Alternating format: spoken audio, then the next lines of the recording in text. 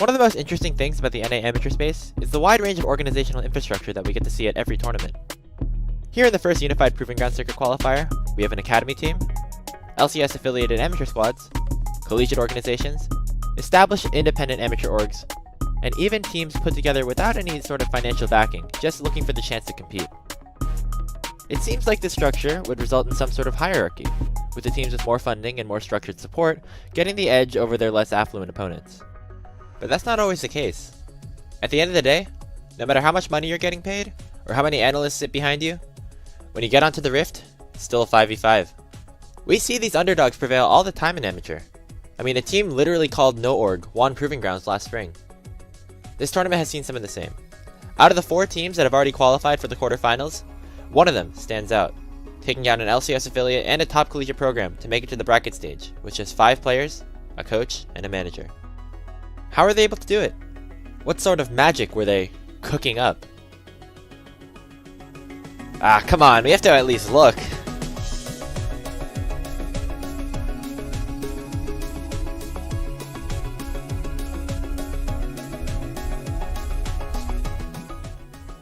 Taco Gaming's roster was put together by, well, Taco, who's been a part of many successful projects over the past year. Even without any financial backing from a larger organization, Taco was able to get a group of super skilled players to compete against many of the best at the PGCQ. You know, as what you can consider a free agent team, you don't really have a lot of leverage to bring players in. You know, I can't promise pay. I, at the time, couldn't promise a coach. The only staff is just me. The first person actually that was interested was Doxa. Said, hey, I'm putting together a free agent team, no contract, sadly no pay, but I'm going to be running it. And then bit by bit, we brought in more people, and we got this amazing squad together. Even in a group many were considering to be hotly contested, TG took down both Evil Genius's Prodigies and Maryville University to secure first seed in Group D. It's been fun to watch this team for their exciting players, flashy picks, and of course, all those sweet juicy memes. Which brings us back to our original question. Does Taco Gaming play better on Taco Tuesdays?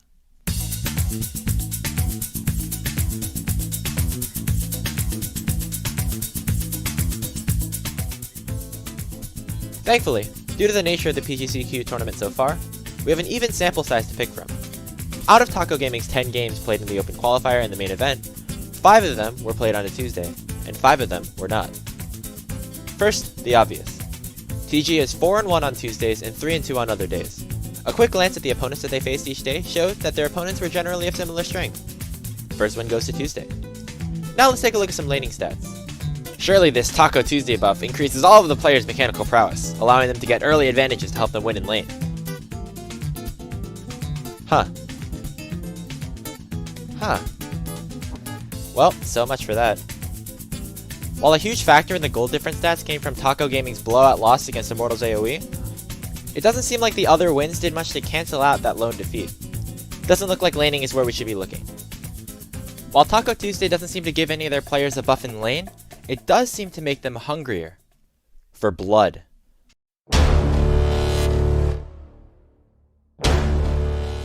When compared to their other days of competition, Taco Gaming racks up significantly more kills, deaths, assists, DPM, and combined kills per minute when it's their special day. This is even more significant when you compare their stats in this category to all other teams at the tournament. And if these numbers aren't enough to convince you, just remember where the tournament's only pentakill came from. That's right, from Taco Gaming on a Tuesday. The final spark does land this time, but it's on a tank, and Lynx gets a pentakill! I wasn't even looking at it, but that is... I know what you're thinking.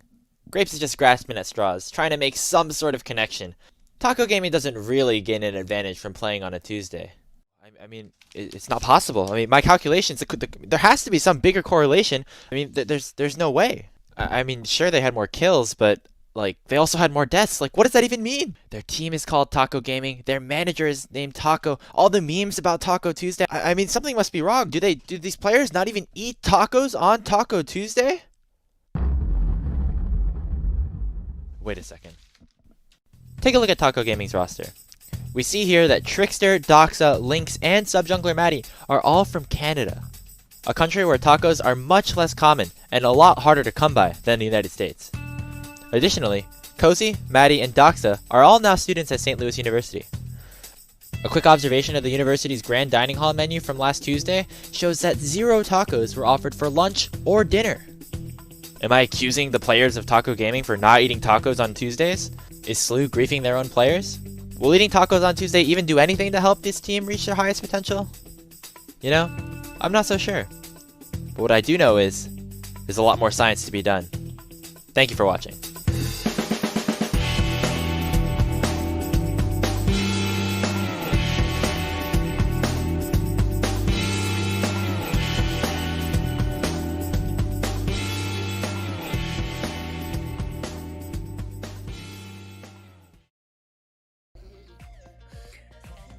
Oh, hello everyone, and welcome to another fantastic day of Proving Grounds here on the Unified Live channel. I'm still trying to recover from that fruit for thought, I'm not gonna lie. Of course, joining me here is the ever fantastic Beatdown Boulevard. How are we feeling today, Beatdown? Feeling so much better now. Thank you, Jolly. I'm really excited for just today's games, especially just because these teams are fighting for that last chance to get into the playoffs, make it to top 8, and I'm really excited to see who's actually going to be able to make it through, and excited to inevitably find out that I'm still in first place in predictions.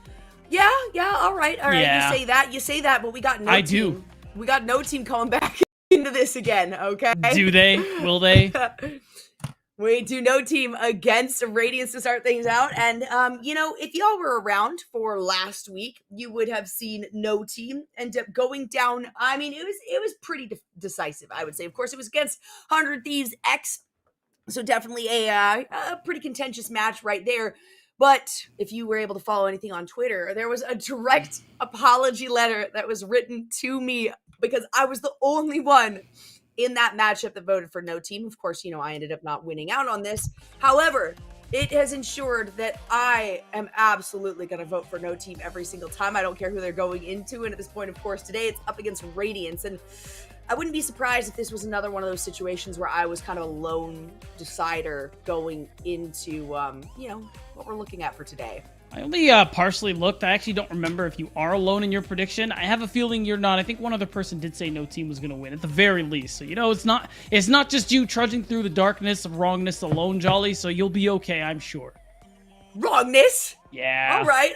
Well, let's take a quick look at those predictions just to see. Look at this. Look at this. Oh my God. You know what? Look at this potential wrongness spread across the board. I'm absolutely loving what I'm seeing right here. We have a big amount of support here for no team. And you are, you know, one of 3 total that actually ended up rooting for Radiance or assuming that Radiance might pick up the win here. Now, is there any particular reason for that, Beatdown? You've heard my reason for no team.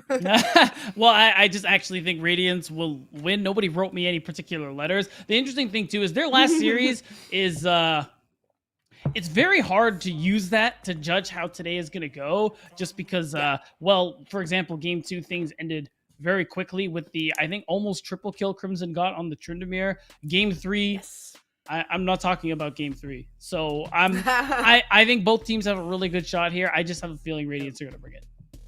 Hard to watch, I think, is the phrase that was used a little bit earlier today. We were kind of reviewing some things, but you know, I think true. A lot of the reason that people probably have a bunch of confidence right now in Radiance has to do with Crimson's performance. Absolutely incredible. True. And this is kind of a player that came in as a bit of a selfish solo queue player, right?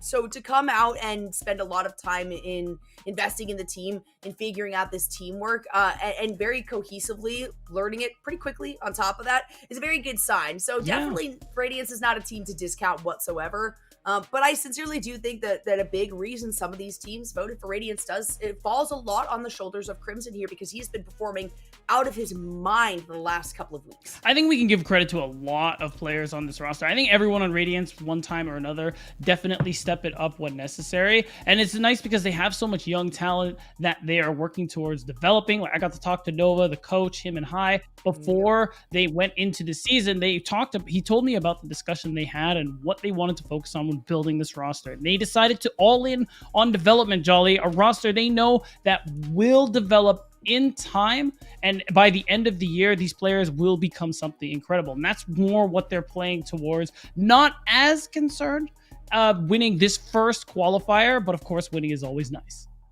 Oh, yeah. And as well as Crimson has been performing over the last, really it was primarily last week, we saw Porsche also pop off so many times with that Gangplank in particular. That is something that I cannot imagine we will see coming through the picks and bans today. There aren't a lot of players that do well on the Gangplank. Porsche is absolutely one of them. Yeah, and hard. I mean, a menace, whether it's throwing out the cannon barrages, whether it's lining up some of these barrels and getting off these pop shots. Honestly, a big part of it is being in potentially what is a losing matchup and still coming out very far ahead, whether or not there is any ganks, any influence or interference coming from the jungles from either side. So a lot of opportunity there for Radiance to try to flex some of their muscles, but they do have, some standout players with some standout performances. It's something I will, before I forget about it, kind of touch on as we go through. And we're talking about maybe some patches, maybe some adjustments, things like that as to where the game is in a state right now. We are, of course, on the tournament realm. So this is a situation where everybody's been freaking out about the whole Chemtech Dragon thing. We still have it, folks, okay? So you are going to potentially see Chemtech Dragon. Of course, that's kind of RNG. That's up to random. But that is absolutely the case. The adjustments as well to like a Kali, and then Chem Tank itself, similar situation, right? We're still sticking with the 12.1 patches, and those things have yet to really be adjusted. Right, and when you think about the build for the Akali, the tank build with the Turbo Chem Tank, still very viable, and a lot of things with the 12.1 patch we're on here. And soon we'll be getting into draft just to kind of see how things are going on. And on that point too, I do want to talk about No Team a little bit. I think they are definitely one of the more interesting teams just because you have a lot of players who have definitely been around in the amateur scene for the most part, and definitely names, if you keep an eye on it, you'll know who a lot of these players are. And I think something that actually Nova expressed when talking was that the draft phase is definitely an interesting time against No Team, just because when you think about a lot of the specialties that these players have, I mean, for the most part, like, Dragoon plays a lot of Darius, and it's something that if you are not careful in your top lane matchup, he will pick it, and he will usually run you down with it. Griffin, of course, often playing the Hecarim. This team loves to try and play for him in those situations as well, which is not something a lot of other teams are doing at the moment. So it's another thing they're going to have to watch out for going into this draft, and it's something we could see from No Team. Yeah, and that is one that, we didn't see up against 100 Thieves, but I know we've seen the Hecarim pulled out once or twice so far in this portion of Proving Grounds. And I gotta say, I don't know if it's going to be as high priority anymore, to be honest, because while, yes, it offers a lot of aggressive engage, I know last week Beatdown, I forget who it was exactly because my notes, I don't want to flip through those and have you guys listen to my papers ruffling. But it is one of those things where the Hecarim ended up having to use that ultimate 9 times out of 10 to escape from a fight, to get over a wall, to disengage. And they ended up pretty decisively losing that matchup. So this might be a situation where while the Hecarim has in the past been high priority, it might be something where Radiance really on this side says, hey, you know what, we don't need to ban this out. If it does get picked up, we have some opportunities. We can pick up a Xin Zhao with something like the Crescent Guard. We can pick up a lot of this potential opportunities to disengage this Hecarim, or even just throw some crowd control down onto the Hecarim. So I think possibly today, just based off of last week's performance, we might see a bit of an adjustment on that. But up until last week, I mean, it was a permaban against No Team. This is one of those things you just don't want to let it through. The Darius is something that can be dealt with, of course, and it has to be situational for Darius to actually be picked up for a game that is cohesive within the win condition for a game, right? Because Darius doesn't really have a particular win condition aside from we're going in hard.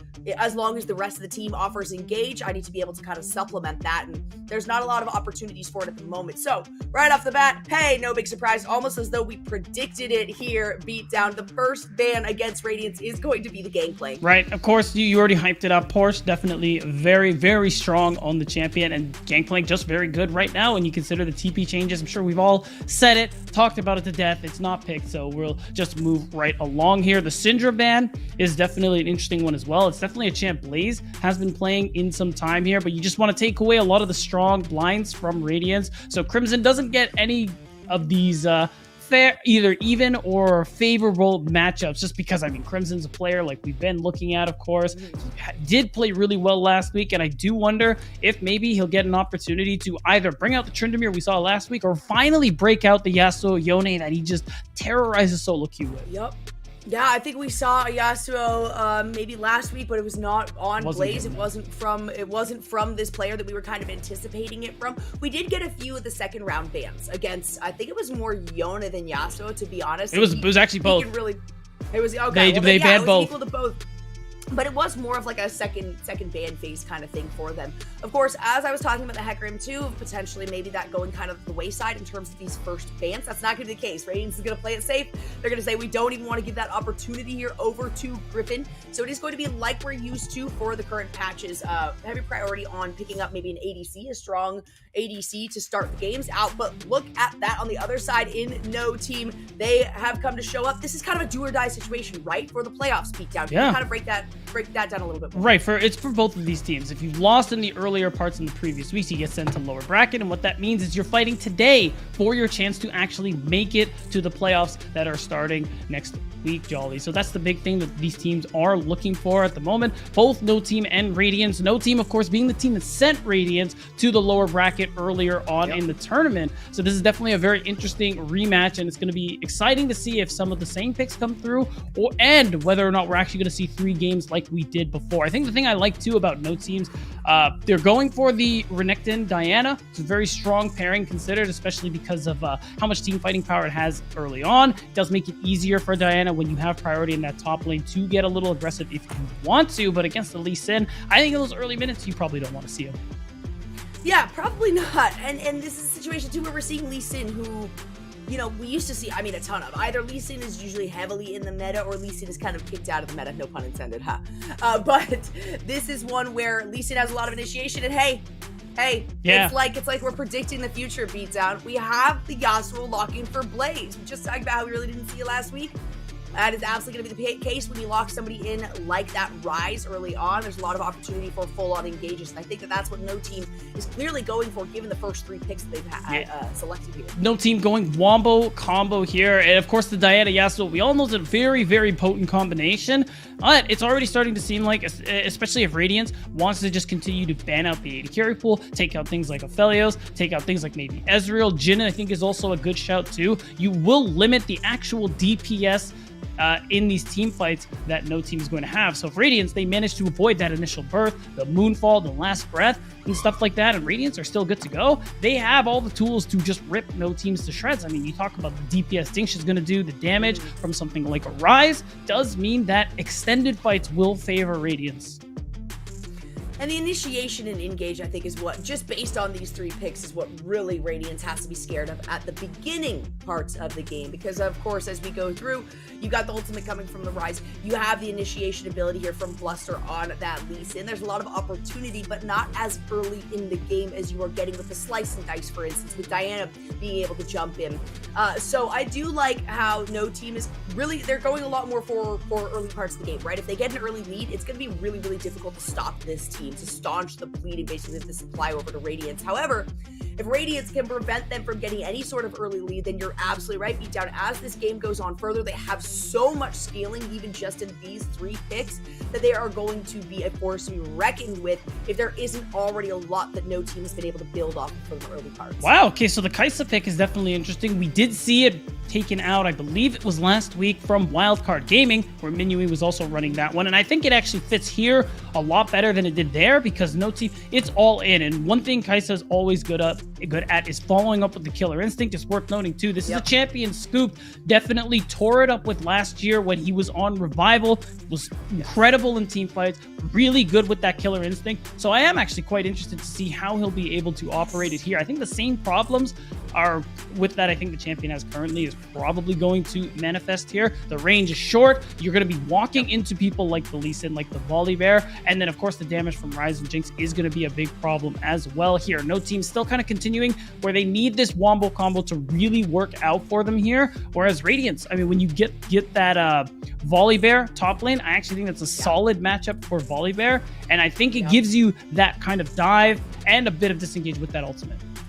Exactly. That really supplies, you know, at least some sort of survivability. If this is a situation where No Team, for instance, gets way far ahead, way early in the game, Volibear offers that not even just disengage, but also just be able to pop in the fight, maybe, you know, either lockdown 1 or 2, honestly, even just using the ultimate to get in there to get a little bit of damage down in a massive AoE, get a little bit of disruption, and then get the heck out of there with the Q.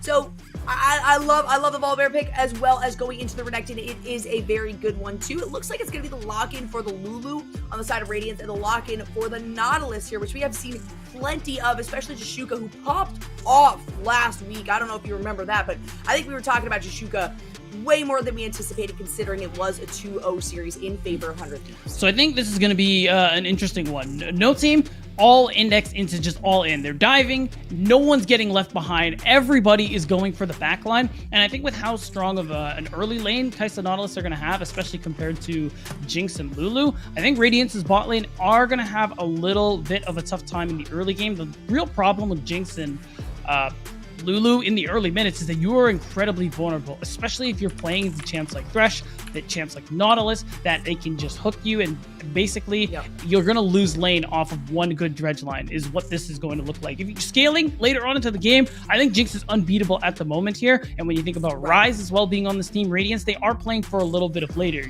Bluster is going to have to be really active around the map. I think in these early minutes is probably more than likely going to play towards topside in the first couple of minutes here, or he might path towards bottom to just try and cover for this very vulnerable lane. Either way, I think Radiance's comp really needs him to make some plays happen in the early game, just because no team are going to be doing that the exact same thing. Yeah, from the very start. Yeah. Right? They have a lot more opportunity, especially with the crowd control as well that is offered here coming out of Jashuka, right? Because sure, you do have some crowd control from the side of Radiance, right? You've got the traps, you've got you've got Porsche, you've got Crimson, each of them with individual like solo crowd controls, right? You've got Light Pulse, who's got the polymorph.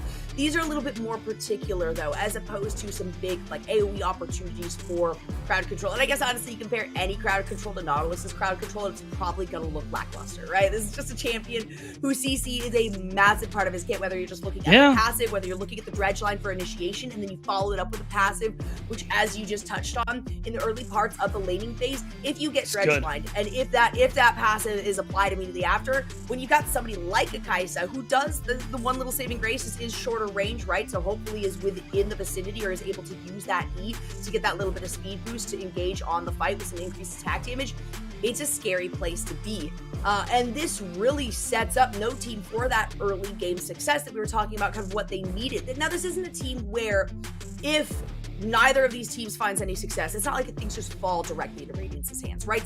They have a lot of scaling opportunities and abilities, but there is still a lot of that you've got to consider on the side of no team. When it comes to these 5v5 fights, you've got so much of this wombo combo opportunity that Radiance cannot discount that as it goes to the late parts of the game, unless they do manage to find themselves a big advantage like toward the mid side. But I do think it's pretty evened out. It's really how it's executed. If Radiance is able to stop that, if Radiance is able to keep no team from getting an early game lead, which is going to be difficult enough on its own with this composition, then it is kind of up to whoever to make the first steps. And either it's Radiance to get a couple extra items and say, hey, we've got the scaling opportunity to where we can win here, or no team saying, all right, we need to collect ourselves into a team fight position pretty early on, because we do need to find some sort of recovery or some sort of way to stop Radiance from popping off and getting very quickly into the late game.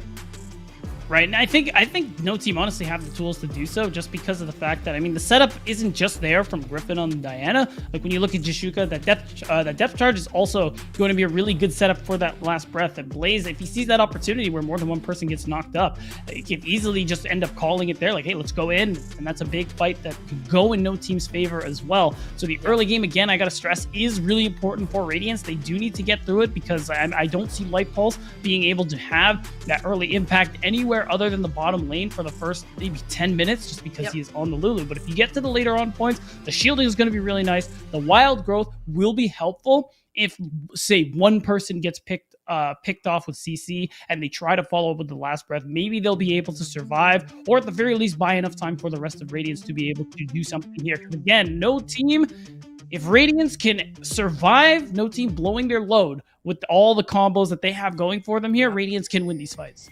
Absolutely. This is definitely it gets a little bit situational towards the latter half of the game if Radiance is able to stop no team from getting an early lead. But I think that's the biggest thing that we're kind of focusing on here. Beatdown, right? I guess if you look at it chronologically, you got to check these boxes. And the one that no team is looking to do is just to say, we get some early pressure. We also absolutely know how aggressive this team is in general. We know that this Diana is going to be absolutely everywhere because Griffin is not one of the junglers that has any problem finding a very early initiation, maybe making half of a jungle clear, and then deciding, all right, I'm going to go gank probably bottom lane or the mid lane. It does look like Jashuka is going to be the one here that is in the bush, kind of spotted out. Raheen and Lightpulse separate themselves, get a little bit of damage off onto Scooped, but nothing big, no big deal, no summoner spells expended. Oh no, Scoop did flash away. That is actually, it's honestly a pretty big deal. The fact is, when you think about Radiance's level 1 versus no teams, they're probably thinking to themselves, oh, wow, we're not going to try and do anything about this one. And oh my gosh, the flash. Griffin. They could chase this. They could chase this. That's a couple go. pots popped. I mean, hey, that's 2 flashes down already on the side of no team. And the check mark or the checkbox that no team is looking to get is be able to get an early lead. This automatically should increase Radiance's, I mean, just give them a little bit of an ego boost going into this game and say, hey, these kind of fallbacks maybe that no team has over us as an advantage, we kind of just eliminated a big portion of. When you're talking about taking the flash from Griffin and Scooped as Dragoon decides to come into this one, it does look like the Q was taken, so no W first on there, but that's totally okay because Blaze is going to pick it up with the Ignite. That means that, gosh, Radiance looking for something clever there. They're just not going to find it thanks to a solid pinch from no team. Yeah, I think part of it is that I want to give a lot of props to Radiance for intentionally, or rather early on, getting some of those flashes. The problem is I don't think going for the red is something you can actually do, especially with that ward that you know they placed there. And another thing too, big props to Jashuka for holding it down. Even if we saw Crimson come through, there's no way somebody would have gotten out before dying. So this is a big deal that no team managed to get that first blood, get some gold into Blaze's pocket here, although he's not going to be able to recall and spend it just yet. I think already talking about how Radiance want to get through this early game and try to safely scale and not fall to no team's wombo combo. I think it's still important enough that no team managed to get that kill. And I mean, early on, this point too, it does set behind Bluster's clear just a little bit. Might end up seeing him try to make a play, or maybe because he's behind, go for the full clear. It's looking like neither is the answer, as he's going to try and go and invade for the blue. The thing is, there is defensive vision there as well. So this is, Bluster might be in a lot of trouble in this early game if Griffin and the rest of no team actually make a move. Could be potentially scary, but honestly, all right, I did, my dishwasher was overflowing for half a moment, so I got to kind of recalibrate right here. No team already sitting at about 300 gold up, it looks like. And, you know, I like the idea of the invade there from Radiance, man. I like the idea, but you gotta know when you've gone too far, right? This is a situation where you say, Dragoon is gone. Well, where do you think Dragoon has gone? If you're on the top side of the map already, this looks like a nice response too, as it's gonna flash away from Poor. Sure, no flash there for Griffin, and no way! The Q is gonna be enough to get the lockdown. No follow-up hit coming out of Griffin. What looks like a fantastic gank does mean that Porsche's gonna get alive. Yeah, get out alive in the meantime. You won't even get a chance to talk right here. Beautiful dash. Bluster will likely go down, but no! Bluster is able to barely stay alive on that one thanks to the follow-up hit on the minion. Beautifully done by Radiance. Yeah, and this is a pretty big deal, especially considering Griffin made that move topside, actually ended up stalling his clear. You do more often than not see Diana players go for the full clear, then the reset, but that doesn't actually come through. So Bluster hasn't fallen too far behind, or at least isn't behind in tempo any longer. So now I think Radiance are in a pretty good position, all things considered here. You have Bluster able to have an impact, got the confirmation from Porsche that his top camps haven't been taken or anything like that, so he still has camps to clear. Yeah, feels pretty good to be in that situation too. And Griffin now almost has this flash back up, right? That's another thing you gotta consider. Same thing with Scooped. Whereas we just saw Porsche utilize theirs. We just saw Bluster utilize theirs to follow up on that kill. Of course, Lightpulse has used the heal down in the bottom side of the map. We got a little bit of a swap here, which is interesting, I do think. The heal is actually on Lightpulse. Raheen has the exhaust, but as I try to say that, an engage comes through. Lightpulse is taking a lot of damage here. Griffin is in the wings, doesn't even get an assist on that fight, but it's enough to push Raheen out of it. Yeah, a little unlucky Jashuka picks it up, but ultimately you force Raheen to back up. You can see Jashuka going to freeze the wave, and I just got word that we're back on screen. Hey. Hello. I know this is not what you want to see. This is not what I want to see. Wow, okay. Well, sorry, gosh, I was talking about myself. Beat down. I apologize. I'm still 50% of that, right? Okay, so it's only good slightly point. harsh. Good point.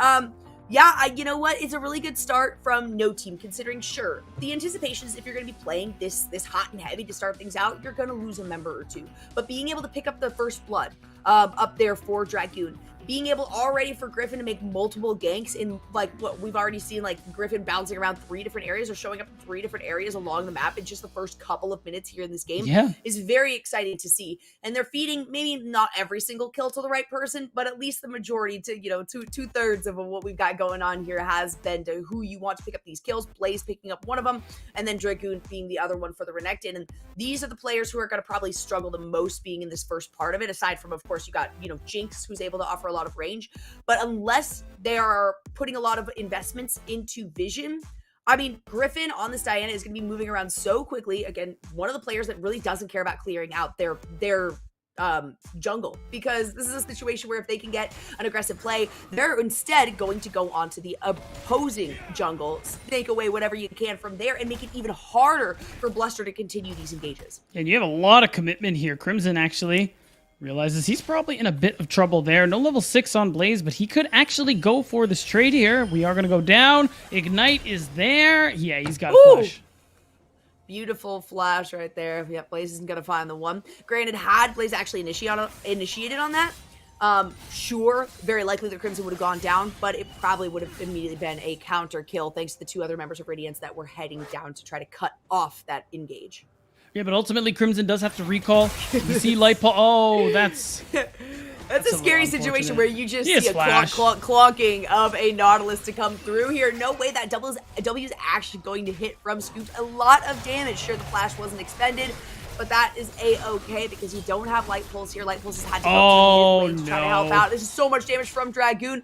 The Dominus does come out. Still no ultimate from Porsche. All it's going to take is a cleave, and there it is. Dragoon is going to find himself now at 1-0-1. Yeah, really clutch timing on that level 6. Porsche is going to end up losing on that one. And no TP means he loses all of that wave, and you can see the experience being lost actually at pretty much all points of the map here. Crimson had to back earlier because he ran into that bush where Blaze was. Bot lane, I mean, Raheen lost all of his health and would have to back up as well. And I mean, this is perfect timing. You can take a look at the XP here. Solo laners of No Team.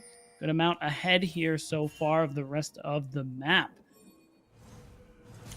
Yeah, interesting to see here. Of course, Dragoon being at the top of that. He did hit level 6, far beyond Porsche, who is so close, right on the cusp, but perfect timing. I mean, honestly, that could not have been better right here for Dragoon to say, hey, you don't have a teleport. I can engage. I have level 6. You're not going to get level 6 by the time this fight comes through. That means you're going to have to wait all the way until you walk back up the lane, which puts Dragoon at like half a level easily above the opposition in Porsche. Right now, things have slowed down just a little bit. The level 6s are coming through, as we were just noting earlier. The other big one is for Griffin and Bluster. Once the junglers reach that level 6, a lot more playmaking is available, and a lot of No Team's playmaking really comes online once we get to that part. And I'm excited to see where that first Diana Yasuo combo is actually going to come through. And for the most part, Blaze has had a good amount of pressure in lane, actually ahead in CS as well, because of the instances Crimson did have to leave. A little bit behind the experiences. We can see Crimson definitely hit that that level 7 early on, but that's just nitpicking at this point. We can see Radiance moving upwards. Too much pressure out here. So this is easy vision coming from Blaze saying, hey, I've got 2 members here in the bottom. That means that No Team is actually chasing them upwards as well. And we can see all of the things coming out, particularly from No Team, saying, hey, this is every single member of Radiance. They are committing absolutely everything to picking up this objective in Shelly. So it's going to be Griffin using the blast cone over to Shuka. Oh, there's the cone. Beautiful moonfall. Oh my goodness. Porsche is going to come out with the Stormbringer out of the backside. Now it is Bluster who is trying to run away. Will they be able to manage it? Yes, thanks to some pots, even through the Ignite. It does not come through, but that's going to be just 1 kill aside. It actually ends up being a 1-for-1 there, and I think the heal from Lightbolt ended up coming out to be pretty big on top. Didn't even have the wild growth available here. You can see it. This is a very risky fight because you have to know this Wombo combo for No Team is available. You can see it come through. Nice Moonfall, nice ultimate there, but part of it was Porsche coming in with the Stormbringer like you talked about. And of course, the fact that they were able to walk back into their own jungle. I actually didn't catch who managed to pick up the Rift Herald. Okay, so it ends up being Bluster who got it. So I think that's actually ends up being pretty positive for Radiance. You go 1 for 1, and you have this opportunity to get yourself some extra turret plates on whatever side of the map you actually want to use it on. Probably top side, just because you already have the lopsided matchup with Dragoon here. But Raheen, you're walking up too close, buddy. That does mean if they're trying to bait Dragoon to come in here, Bluster can help set up a plate with that Dragon's Rage, and that means a lot of turret plates are going to go down if that happens. Yep. The swap already taking place, so we can see now that Porsche does almost have the teleport back up and available. So this is a situation where Radiance can really fully collapse onto Dragoon if they want. Of course, Dragoon has a teleport of his own. Nice little cleave there with the Q, and it is going to be no team who respond on this one. No vision placed in that tri-bush, so Radiance doesn't really have any visibility, to be honest. Of course, now immediately as that ward gets placed down. But that ends up being quite a bit of wasted time coming from Bluster, right? You're sitting up there, you're waiting in the bush, you're expecting maybe to get a little bit more pressure, maybe get something going on here. Shelly does end up coming out on the top side of it. Bluster looking for another opportunity, but those 2 members of No Team are still here in the wings, and there is, again, a lot of crowd control available. Jashuka navigating everywhere along this map, and oh no, Bluster has been caught out by Blaze. That's going to be the dragon kick away. So 1 ultimate down. Blaze still has his if he's able to find any sort of pop-up for the rest of the team. But no, it does look like Radiance is able to keep Bluster alive here. Yeah, I mean, ultimately, the only real thing you benefit there from Radiance's side is you get some turret plates into Bluster's pocket. I don't think Raheen was there and able to actually pick up the ones from the Herald, but he did manage to get some on his own earlier while pushing the turret or the wave into the turrets with Light Pulse. And this is going to be No Team's cue to pick up Dragon number 1 here. If we actually get to a Soul, it is going to be a little late, but I think Soul is definitely a win condition No Team can start to play for as well. They do have a 1 gold lead in their favor too. And something now to worry about with this Wombo combo on their side is that Light Pulse now has that wild growth available. So there's a chance someone on Radiance may survive by that crucial time we talked about and how these team fights will work. As we take a quick look, this looks a lot more intense than it is, guys. Okay, this is less than 1,000 gold of a differential, but you can see how just for half a moment, I mean, Radiance was able to say, hey, we got it in the blue, we got it in the positive, and immediately after that, No Team says, yeah, not for long. We're going to take that right back into our hands, but do keep in mind it is only about 400 differential that we are seeing right now in favor of No Team, so that's really not that big of a deal. I think the bigger part of this is the kills going exactly where No Team wants them to go, and even in the situation where we were watching that Rift Herald fight, right, where Crimson goes down, which is a huge one, and then Griffin goes down, not as big of a deal. Of course, you want your jungle to stay alive as much as possible, but Griffin is definitely playing a supportive role in this one, and in trying to, get these moonfalls, give the ability for Blaze to be able to ultimate in on the response of it. And that also means that Griffin 100% has to go as deep into the fight as Jashuka likely will be. Yeah, I mean, we have this play going on to Dragoon right now. Ooh, it's going to be the dominance that comes out. The slice and dice does not come through. A beautiful dragon kick away by Bluster means that Bluster will be able to pick that one up, and 2v1 is going to work out. Finally, Bluster finding another successful gank. Yeah, and I think the timing on this play is a little interesting just because it's clear Porsche is probably going to be going to answer this bottom wave. At No Team, though, they are going to have a lot of alone time with it. Now that Raheen showed up on this top wave, they know Porsche is coming, but they know they can just start to pick up some gold, start to beat away at this tower. Luckily, it did result in a kill for Dragoon, and splitting plates 3 ways isn't as effective for No Team. The question is just going to be whether or not Raheen can get some turret plates on the top side, and he did get some, it looks like, on his solo, which is going to be a big deal, forcing Dragoon to TP so he doesn't lose the turret. Oh, no, Blaze didn't have any vision of that. Hold on. Blaze does not see that all 4 members are heading up here, not able to get the pings out there. It is a support actually coming out of Dragoon onto the red buff, which could be a very dangerous position here as Bluster has already started that one up. Blaze on the way over. Dragoon's going to be able to get out just fine, but a nice little successful invade here coming from Radiance.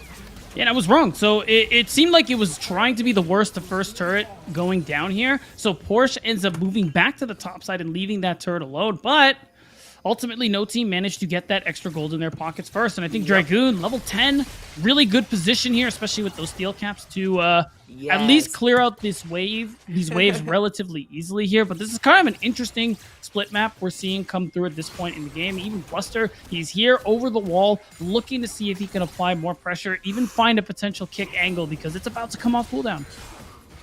so much harassment coming out of Bluster, something we anticipate from Griffin, right? We haven't seen so much of these proactive plays coming from Griffin, more of these response reactive plays. And, you know, of course, I touch on those kinds of things a lot. I think it is very important when it comes to heavy engage, especially when you're trying to find yourself the early lead like no team has been. And so they are up over 1,000 now. That 1K differential has finally been broken here by no team, but question is how long can they keep it that way, especially if Bluster continues to put pressure on this top side. Of course, Dragoon has many an opportunity to get out as this Renekton, having the dominance, having the slice and dice. So there are some pretty solid opportunities for Dragoon to say, yeah, it's fine, Griffin, you know, leave me up here. Even if Bluster continues to put pressure with Raheen and Light Pulse, I should be able to at least make it out alive. And while we saw that situation not come to fruition, we saw Dragoon immediately make the back, pick up the full steel plates. And so that is another big deal, and we can kind of see just based on this divide between AD and AP that both teams have one member really that is providing that AP initiation. Griffin tries to go in right there. We can see the Hextech belt gonna be utilized. Griffin does not get close enough though, potentially looking maybe for a Moonfall because Blaze was trying to find the ultimate. Well, you do manage to trade that Stormbreaker for the Flash. I think that it does end up being pretty worth, but it is interesting that Radiance continuously are just here trading sides of the map, it looks like. But I don't know if you can do that. You can't actually race no team's pushability because of the fact that Rift Herald is here and it is going to take that tier 2, whereas Raheen, I think, is only just making his way to that tier 2 turret. We're looking at a charge onto inhibitor turret before 16 minutes here. That turret's actually just going to go down here. Like, of course, they won't pressure it further, but Radiance, interestingly enough, not looking to scrap with no team. They recognize how strong their wombo combo is. They don't want to engage them unless absolutely necessary. And for the moment, they believe that means trading these turrets, even though Raheen probably won't be able to take this one. Jashuka's trying to look for an engage right here. Wow, look at the that dominance damage. that came out ahead of time. And of course, we do have the ultimate to be followed up. And it's going to be a dragon kick. And oh my gosh, the timing on that stopwatch should be followed up by the ult by Jashuka. Oh, nice was kick. Incredible. Dragoon tries to go back in. Excited. That's Raheen an opportunity for another kill. All of the summoner spells coming out from these three members. Oh my of Radiance. god. In the meantime, on the backside, I didn't even see Blaze show up there. Far too forward to actually be able to do anything there. And Radiance staunch the bleeding of no team, putting pressure on the top side of their base, really, even. Wow, this actually ends up being an incredibly positive play here for Radiance. And I mean, watch it on Raheen. A lot of damage early on, but like we were talking about before, he does end up getting saved by the wild growth. And even though Jashuka walks away, the kick and the polymorph onto Griffin keeps Raheen alive. When we talk about 80 carry field, Jolly, this is what 80 carries are looking for. The way they protect Raheen, who is at like 20% HP the entire time, and in doing so, he still gets a kill in the process. And I do like the swap. You know, I was kind of confused about this. The heal exhaust swap, right? It's pretty standard textbook that the ADC is going to take the heal, and then the support is going to take the exhaust or the ignite, right? And that's, you know, what we're seeing from Scooped and Jashuka, that standard play. But Light Pulse has been sticking right by Raheen's side every single time here, so it's ended up working out very well to where Raheen can kind of get into a sticky situation, throw down the exhaust, pop up a few more shots. If the heal is needed, it's working its way through. Now, the only concern, of course, with this is if Raheen is solo, if there's a situation where Light Pulse gets killed before that heal can pop off, then it's not going to necessarily spell something good for Radiance. And of course, we've got the questions right here. You could only play one champion for the rest of your life. Who would it be? And Raheen says Twisted Fate. Imagine teleporting as an ADC. You don't really have that opportunity very rarely. You say that, but he played it last week against no team in game 3, which it is funny that ends up popping up here tonight. Maybe we will see it again. I personally hope that we don't, but that's not important here. Radiance, on the other hand, is down 1K. I think that's important, as they are still, no team are still maintaining about 1,000 up on them here, and you're starting to see some of these major power spikes come through. Blaze, of course, looking to get the 2 items on that Yasuo, but overall, the wombo combo is still very, very strong here, and I think still at this point, Raheen is looking to get to that 2-item point before he can actually reasonably look to fight here. So I think Radiance are just going to continue dodging no team for the most part. It's been interesting watching them do it so far, where they're just saying, hey, you can take our turrets. Don't worry, we'll take these ones over here. We just don't want to fight. And no team are sitting here like, well, guys, we want to fight you. What's going on? And we can see Scooped is still in the lead as that gold pop-up comes through. Of course, right below that is Raheen. very, very close behind, and Raheen has found quite a bit of success. The team really playing around getting these late game. I mean, there's obviously a bunch of late game players on this one, but particularly looking at the Rise and you're looking at the Jigs here. And so I think Radius has done a very good job of acknowledging that, saying, all right, you know what? We're going to give up plenty of jungle. We're going to make a couple of invades, which is kind of made up for that lack of jungle ability. But you can see 107 to 142 is where we're currently sitting at. That totally feels okay when you're also at 2, 1, and 3 being down, you know, close to 40 CS doesn't make a big difference in the gold and the experience across this. And now we can see again the No Team doing a really good job pressuring this top side of the map here as Radiance clears the bottom side. No Team riddles the top side with wards, and it's tough. We probably won't see a Baron play come through at spawn for No Team, but at some point you are going to have to clear out this vision, and that's what No Team are happy to let them try and do. You walk into them, into these tighter corridors. They're the play. The Moonfall to come through. There's it is going to be the ultimate as well coming out of Blazer. So much damage. So the double kill is picked up here by Scoop, who sure, maybe has to use the heal, but is totally comfortable with that and manages to snag the red buff as well for himself. I take it back. There's probably a 20-minute Baron play coming through here, Jolly. No jungle, no AD carry. You aren't actually in a position to stop this if you're Radiance. However, seems like we have quite a bit of a mix-up here in terms of who is wanting to do what, but they're actually just going to go ahead and trio the Baron.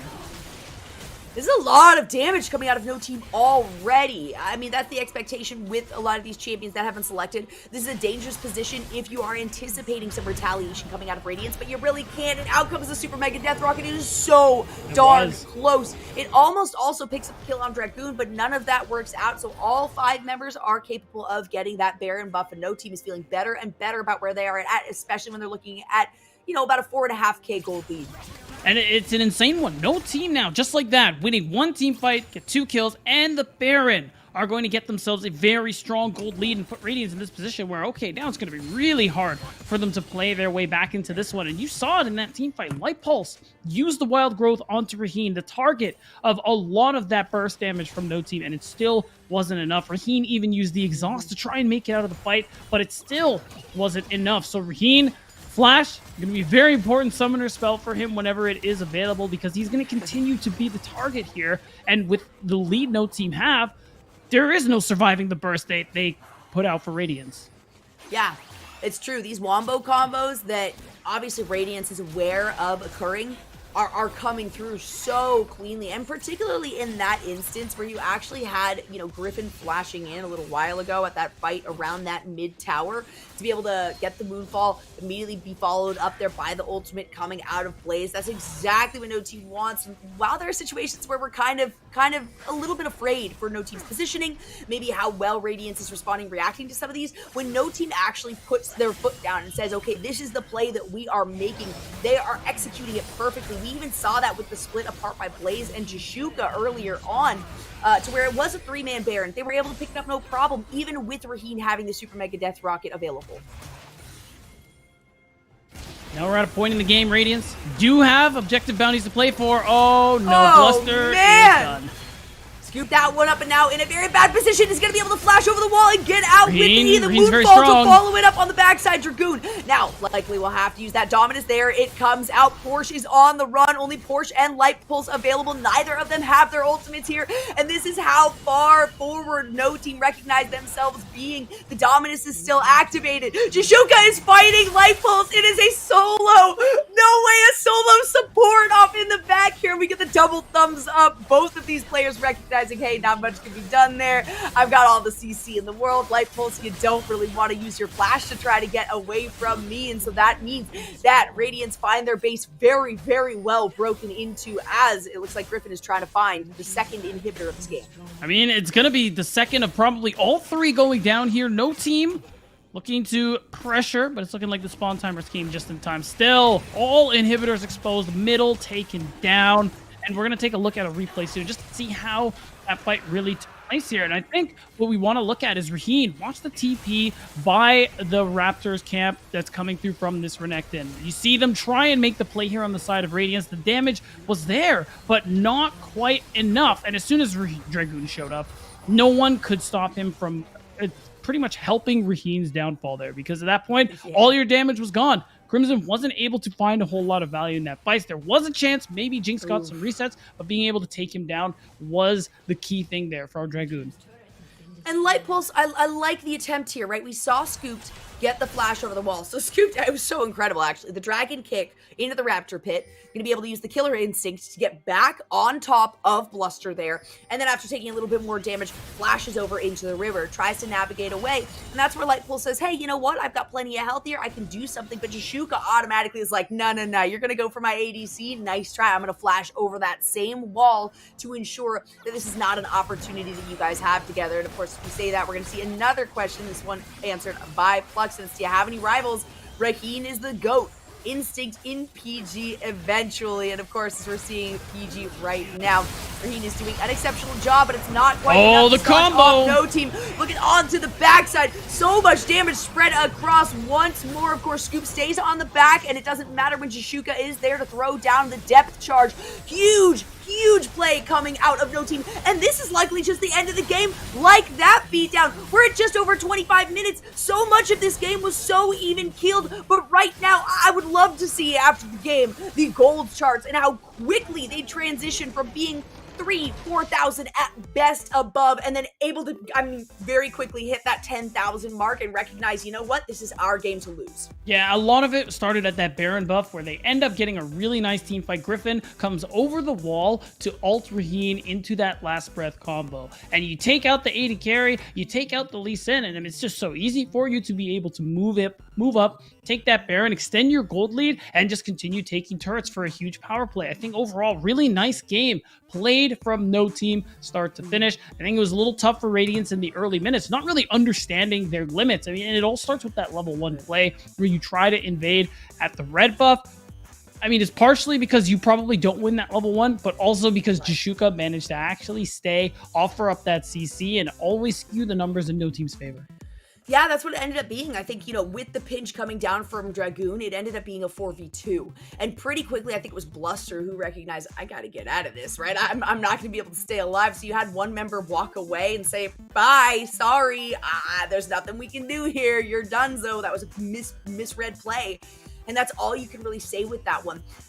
Really not something that you want to hand over to No Team in the early parts of the game. You got to imagine that if anything, it's going to be the reversal here where No Team is kind of looking for an invade in game number 2. They have a little bit of a buffer as this is a best of 3 situation. And so it's going to be Radiance who have to play very, very carefully. And you can't make plays like that, especially that early in the game, to be able to, take down a composition like this. And there you go, the gold difference. Look at how close it was. Even after the 15-minute mark, it dips down a little bit more in favor here of No Team, and then almost gets back up to like a 0 differential.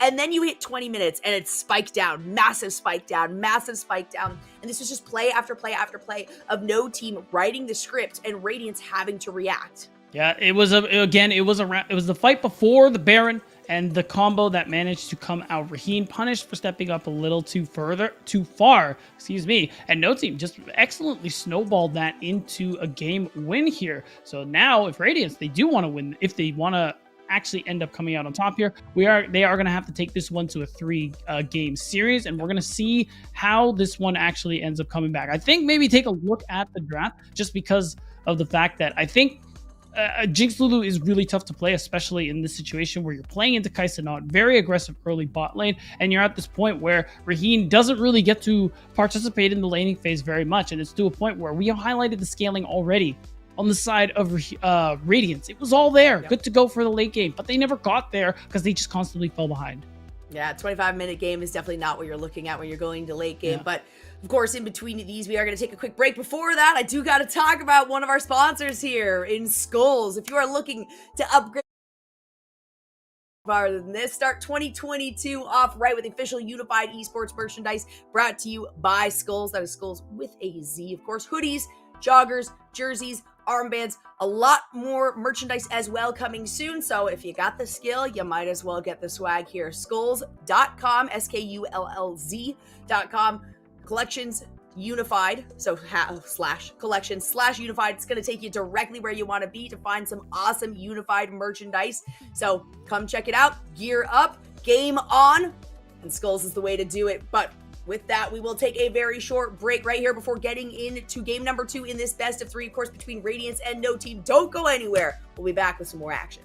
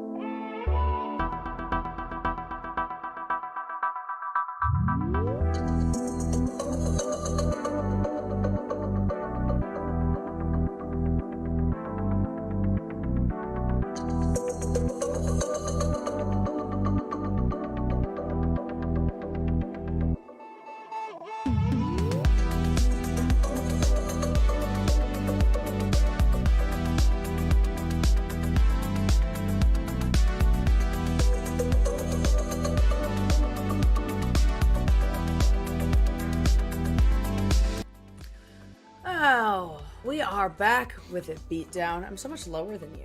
It's probably because you're standing, huh? I am standing.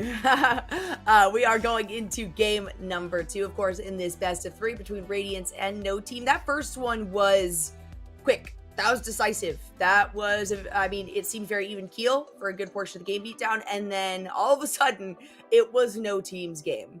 I think, honestly, I think it was No Team's game for a little while from early on, because we already talked about how important the early game was for both teams, but how much more impactful No Team could be in the early minutes, and they made full use of that. Griffin finding a lot of early angles for some pretty effective ganks. Not all of them ended up resulting in kills, but sometimes you get summoner spells out, you get lane pressure because of these situations, and sometimes he did come out with this extra gold, extra kills, and I kind of liked what Radiance were trying to do, or at least I like the idea behind it, where it's like, okay, they have Wombo, they're stronger than us currently, even though we're like kind of even in gold, so we're just not going to fight them. They want to push top, that's great. We're going to push bot and trade turrets. The problem ends up being later on when you are losing pressure on your side of the map, and where they end up being able to walk up, set up whatever vision they want to, and you're at this point where, okay, whole top side is dark. Can I walk up to this mid-tier 1 and auto the wave? This is Raheem usually asking the question, and the answer was almost always no. Right. Yeah, and I do think, you know what, while we were talking a lot about the top half of the map for that, you cannot dismiss the fact that really 2 of the most outstanding players by far on this team of No Team were Scooped and Jashuka, including the early roam that we got from Jashuka. Very early roam, which is kind of concerning. It's difficult to do when you're going up against Jinx, but I think a part of that too, and maybe something that might be able to be cleaned up on the side of Radiance, is way later roaming coming from Light Pulse. When you are Lulu like that and you are leaving a Jinx behind, and you know that there's a massive amount of crowd control coming from this Nautilus who is going to be roaming in response, try to stay down there and help out your Jinx as much as possible, because that would have been kind of a saving grace opportunity maybe for this team.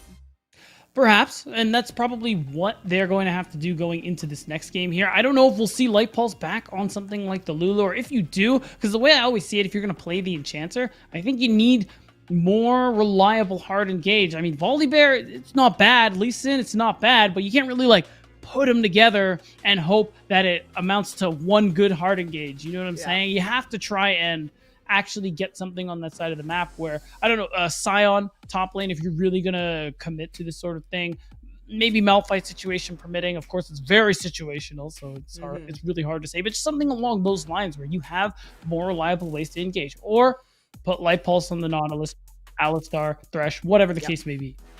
Yeah, definitely an opportunity kind of gone to waste there, with the Nautilus being the final pick, right? That wasn't even like an early pick here for No Team. That was the final pick for No Team.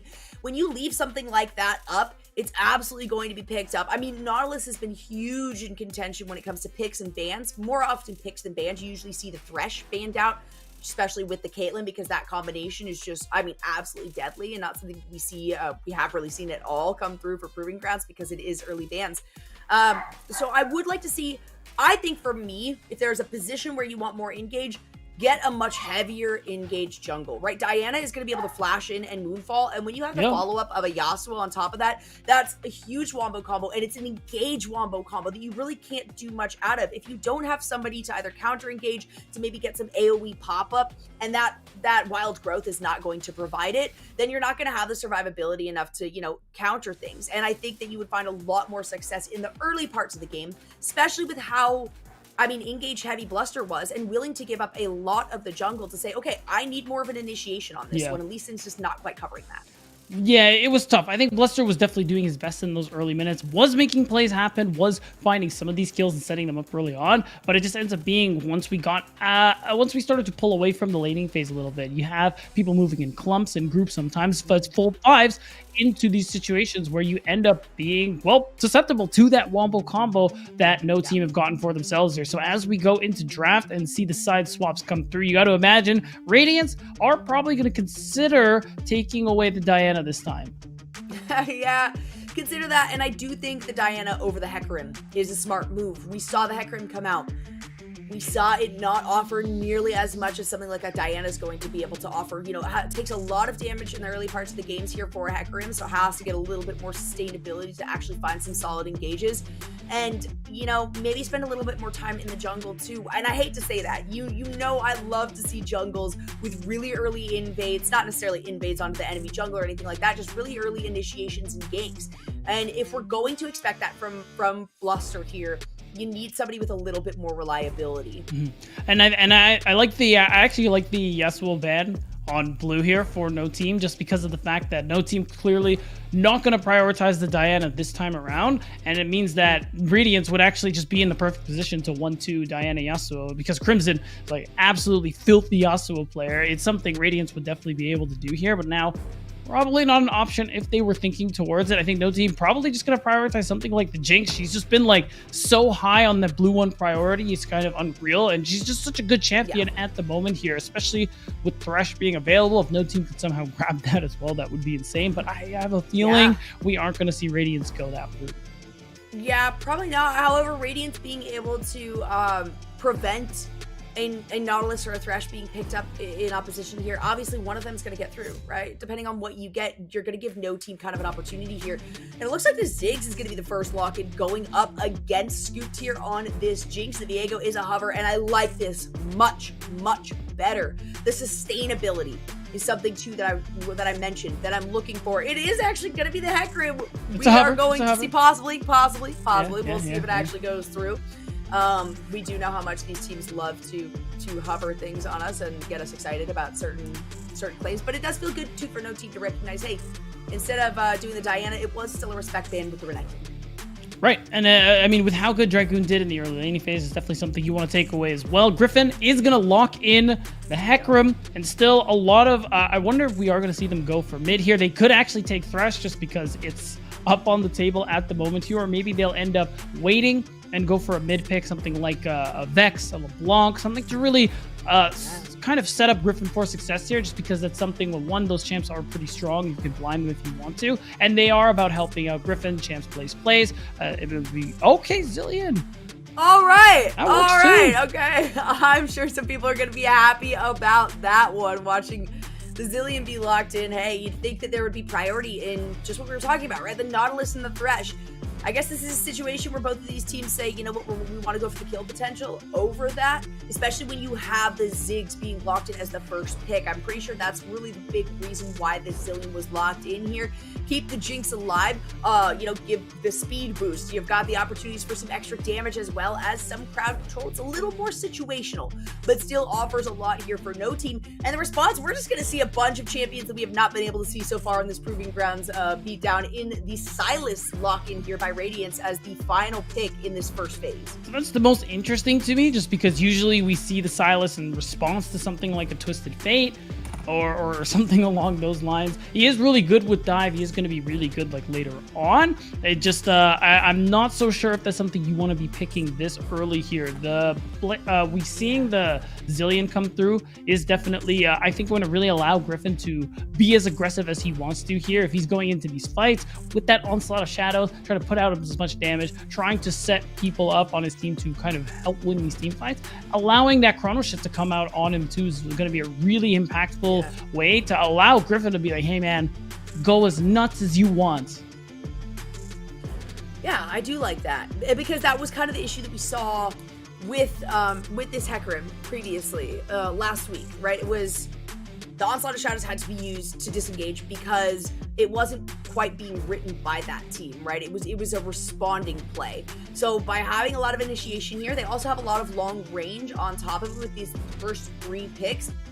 A lot more, especially when you are comparing yourself to Radiance here. So, I mean, we're going to anticipate a lot of movement around the map, just like we saw in the last one. Radiance maybe looking for a little bit more consistency. They are going to lock in the Bard beatdown. I mean, Light Pulse is definitely, if I remember correctly, is a pretty big Bard player. So he has a lot of experience on the champ. This one is definitely, I actually think it's not too bad, considering it's not a chrono shift or anything like that, but you can kind of protect yourself from some of these dives with that ultimate if you want to. You could use the Tempered Fate to also set up plays. You catch somebody out. Light Pulse is able to get that. That could also be very, very valuable here.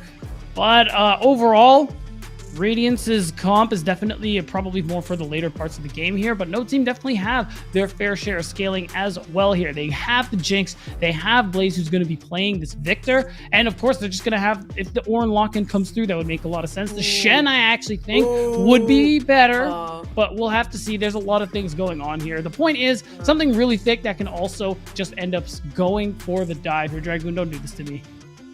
Oh my god. Oh my goodness. All right. Okay. Action on top is great if you're looking for some extra range, if you're looking for some extra AD, if you have an initiation in the front line, if you have a front line at all, really, that is not just like a defensive front line, right? Because obviously Griffin's going to be on the front line here in these initiations, but Griffin now, without anyone to soak up a ton of damage, is going to be taking a ton of his own. And you got to anticipate too, with the Sylas being on the opposite side of this, has a lot of really amazing ultimates to pick and choose from here, all which are going to support the rest of his team in executing what they want to do. So I wanted to see the Shen. I'm not gonna lie. Stage United nice. has come in handy so many times, especially when you have a lot of vulnerable champions like we do see on No Team, but they're very, very confident with these picks, with this composition. I mean, they're looking to end the game once again in 25 minutes or less. They very well could be here, Jolly, and it's going to be tough on Radiance here. I think they do have solid team fight. I think that's what that Wukong was for at the end there. You do have ways to engage this time around better than before. That Cyclone could be really good for team fight setup here, and I'm thinking now this time around, we're going to see Light Pulse have more of an impact on the map in this pick. Of course, because he is playing Bard. Champy's very well versed on Bard, a champion who likes to leave lane, roam around, find these chimes, and of course can have impact in other lanes here, is what I'm looking for. Raheen is playing the Ziggs partially for that reason. You do have scaling to that later parts of the game. You have good wave clear, and you also have the ability to farm by yourself very safely, which is something he wasn't really able to do in game one. Yes. So Radiance are in some ways trying to fix some of the problems they had in game one. The draft is still just it's a little interesting to me. Not what I would expect. Yeah, a lot of it is interesting to me. There's a couple picks where it's like, all right, the Victor. Yeah, we've seen plenty of the Victor, the Viego. Oh, I mean on Radiance's side, like, I think no team's comp is fine. You think their comp is, but what about their front line? What about when a Cyclone comes through, right? What if you do get to the late game, you're not ahead, right, for no team, and then every single person here gets jumped on from it's a clone into a Cyclone that you really can't get out of, right? Then the kit is being entirely utilized to escape, and even then, not a ton of this composition facilitates that. So I get that. I do really like what Radiance has going on, though, because when you consider what you were just talking about, beat down in the roam, and how Bard is one of those champions that easily early roam, especially when you've got a Ziggs, you can leave them alone. Zillion doesn't quite have that luxury. While Jinx, yes, has a lot of some decent range, has some crowd control of her own. Unless you're willing to expend all of your mana on throwing changing over to Pow Pow and like popping off these shots and expecting to get a kill without taking too much damage in response, it means Jashuka is going to have to stay a lot closer to scoops than we saw in the last game, and that kind of opens things up for Radiance. It could, and I'm kind of glad you bring that up, only because the thing that makes Radiance's comp tougher for me to play as well is that you have 3 melee champions. A lot of the damage, of course, is going to come from Raheen, but the rest of it, which is still a lot, is coming from Crimson, Bluster, Porsche on this 3-man top side of the map here. But if you look at No Team, all the damage coming through here, ranged Akshan, you have range Victor, you have range Jinx, and I mean even Jashuka also fits the bill. It's going to be very difficult for Porsche to find some of these angles here to actually close the gap, because more often than not, he's going to lose a lot of his health in the process here. And I mean, the same could be said for Bluster and Crimson as well. You're kind of hoping that No Team engages into you in this instance and kind of gives you that perfect opportunity for a really good Cyclone to come through. Crimson, of course, will be able to steal that onslaught of shadows, and there will be moments there where he can be the engage for Radiance, but of course with the cooldown and the fact that he's playing Sylas and not Hecarim, I don't think that's a completely reliable way to fight every time. There's a little bit more of an opportunity for Radiance, but it is still kind of the same idea as the last game, right? It's a very different composition. Obviously, none of this is the same as what we saw in the last game, but it is definitely later game, right? You're looking for the team fight situations. You're looking to potentially get Porsche into a position to get a Cyclone. You're looking for the onslaught of shadows to be picked up here by Crimson. And you know what? You're absolutely right. When it comes to damage, No Team is looking at the exact same exact same win condition that we saw in the last game, right? Early pressure. This additional range and this extra early damage definitely facilitates that. Here we go. Radiance backs against the wall. Potential from being knocked out of the tournament here in the first close qualifier here at Unified. I mean, it's worth noting, talking to Nova, he really praises his team for their ability to apply feedback sometimes between games here. So even though this draft is definitely one I would call interesting, it can't count out Radiance just yet. We're going to see how they actually apply the feedback that they were probably given for last game. And we're going to see if no team can just continue the dominance. I think my favorite part of this, honestly, is Viego. I think Viego is, no matter what happens to him, his sustainability is unlike any other. We saw the Gwen ban out in the last game, right? And she offers a lot of the same kind of opportunities of, oh, even if I get behind, I can survive a lot longer than potentially a lot of other members can. That heartbreak gives him disengage or engage, same kind of situation with the Hecarim, right, for Griffin. So I really do like the Viego. And if Viego can kind of pump up Sylas in the early parts of this game, that alone is a lot of damage as well that no team is going to have to deal with. And without having a front line, it's going to make things a lot more difficult after we get past the 10-minute mark. But the question is, can no team do what they did in the last game and get so much early pressure that late game doesn't even come to fruition? They definitely have the ability to do so here, with Griffin starting on this top side of the map. Probably, as Hecarim, you do want levels, so maybe we won't see as much action here unless Porsche manages to get a wave shove and there's actually a gank opportunity. I think Griffin is just going to clear bottom to top, pick up a scuttle, show up mid at worst, then just go ahead and recall here. Once that level 6, as quickly as possible, because once you get access to that ultimate, Griffin's going to be able to do a lot of work here. And already in the mid lane, you're seeing the ranged melee example that I'm talking about.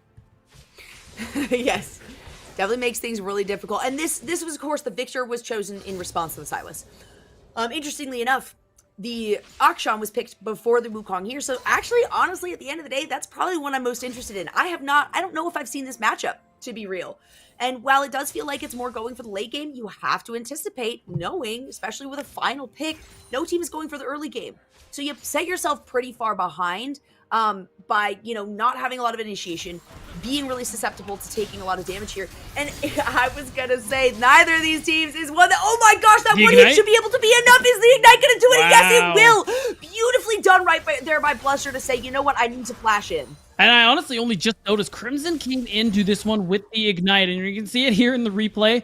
A lot of patience from Bluster, again, on the champ, where, you do want to be power farming early, but he ends up taking the time. He shows up mid, ends up getting stun for stun, and already we have a bit of action playing out on this bottom side of the map here, where, it just ends up being some trades. Double range bot lane does mean you're probably going to get pushed in. Soon we are going to see Light Pulse just move his way out of lane here, but ultimately, nice early kill coming through from Radiance, just being able to try and start this game on the right foot. Not only trying to start it, but successfully starting this game on the right foot. And that's a situation, that's exactly what I was talking about, right? The place that I wanted to see.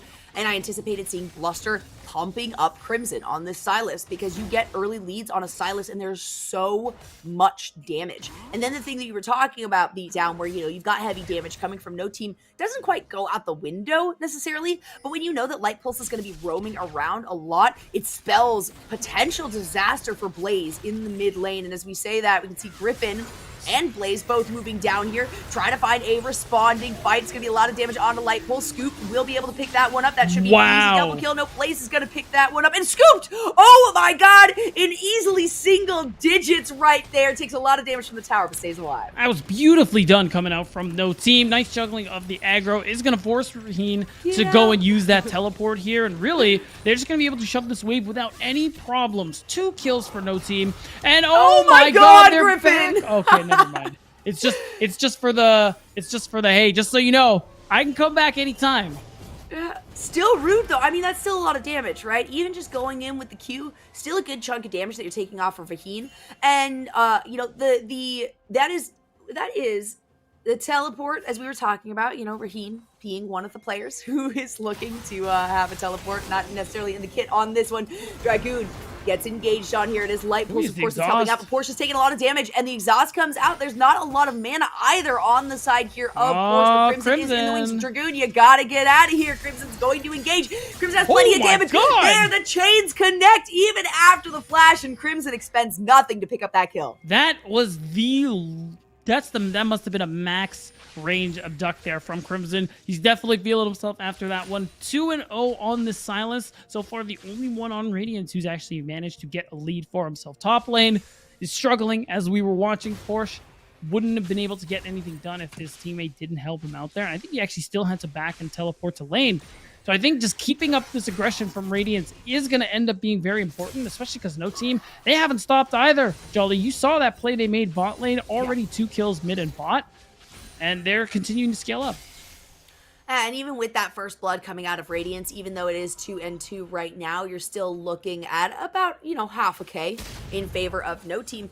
And every little bit they have in their favor can kind of put to boost their mental to say, all right, things are at least kind of going according to plan right here. Of course, Radiance is looking for another play right here. Dragoon is pretty far forward. There no is flash. no vision in the river. That's very far forward considering there's no vision. The Cyclone is going to come out, and so very quickly Porsche takes down Dragoon. Yeah, nice flash into the ultimate just to make sure Dragoon isn't going to be able to use his E to get away here. And Griffin shows up just a little too late. He'll be able to soak up this wave, which will be really nice for him. That might actually be enough to get him to level 6. He'll get access to that Onslaught of Shadows. And now, those dives that we saw already are probably going to be that much stronger, especially now that he's going to recall, he's going to show up on this bottom side of the map, and all this pressure that Scoop and Jashuka have been applying here on this side of the map is just going to be even worse with that ultimate.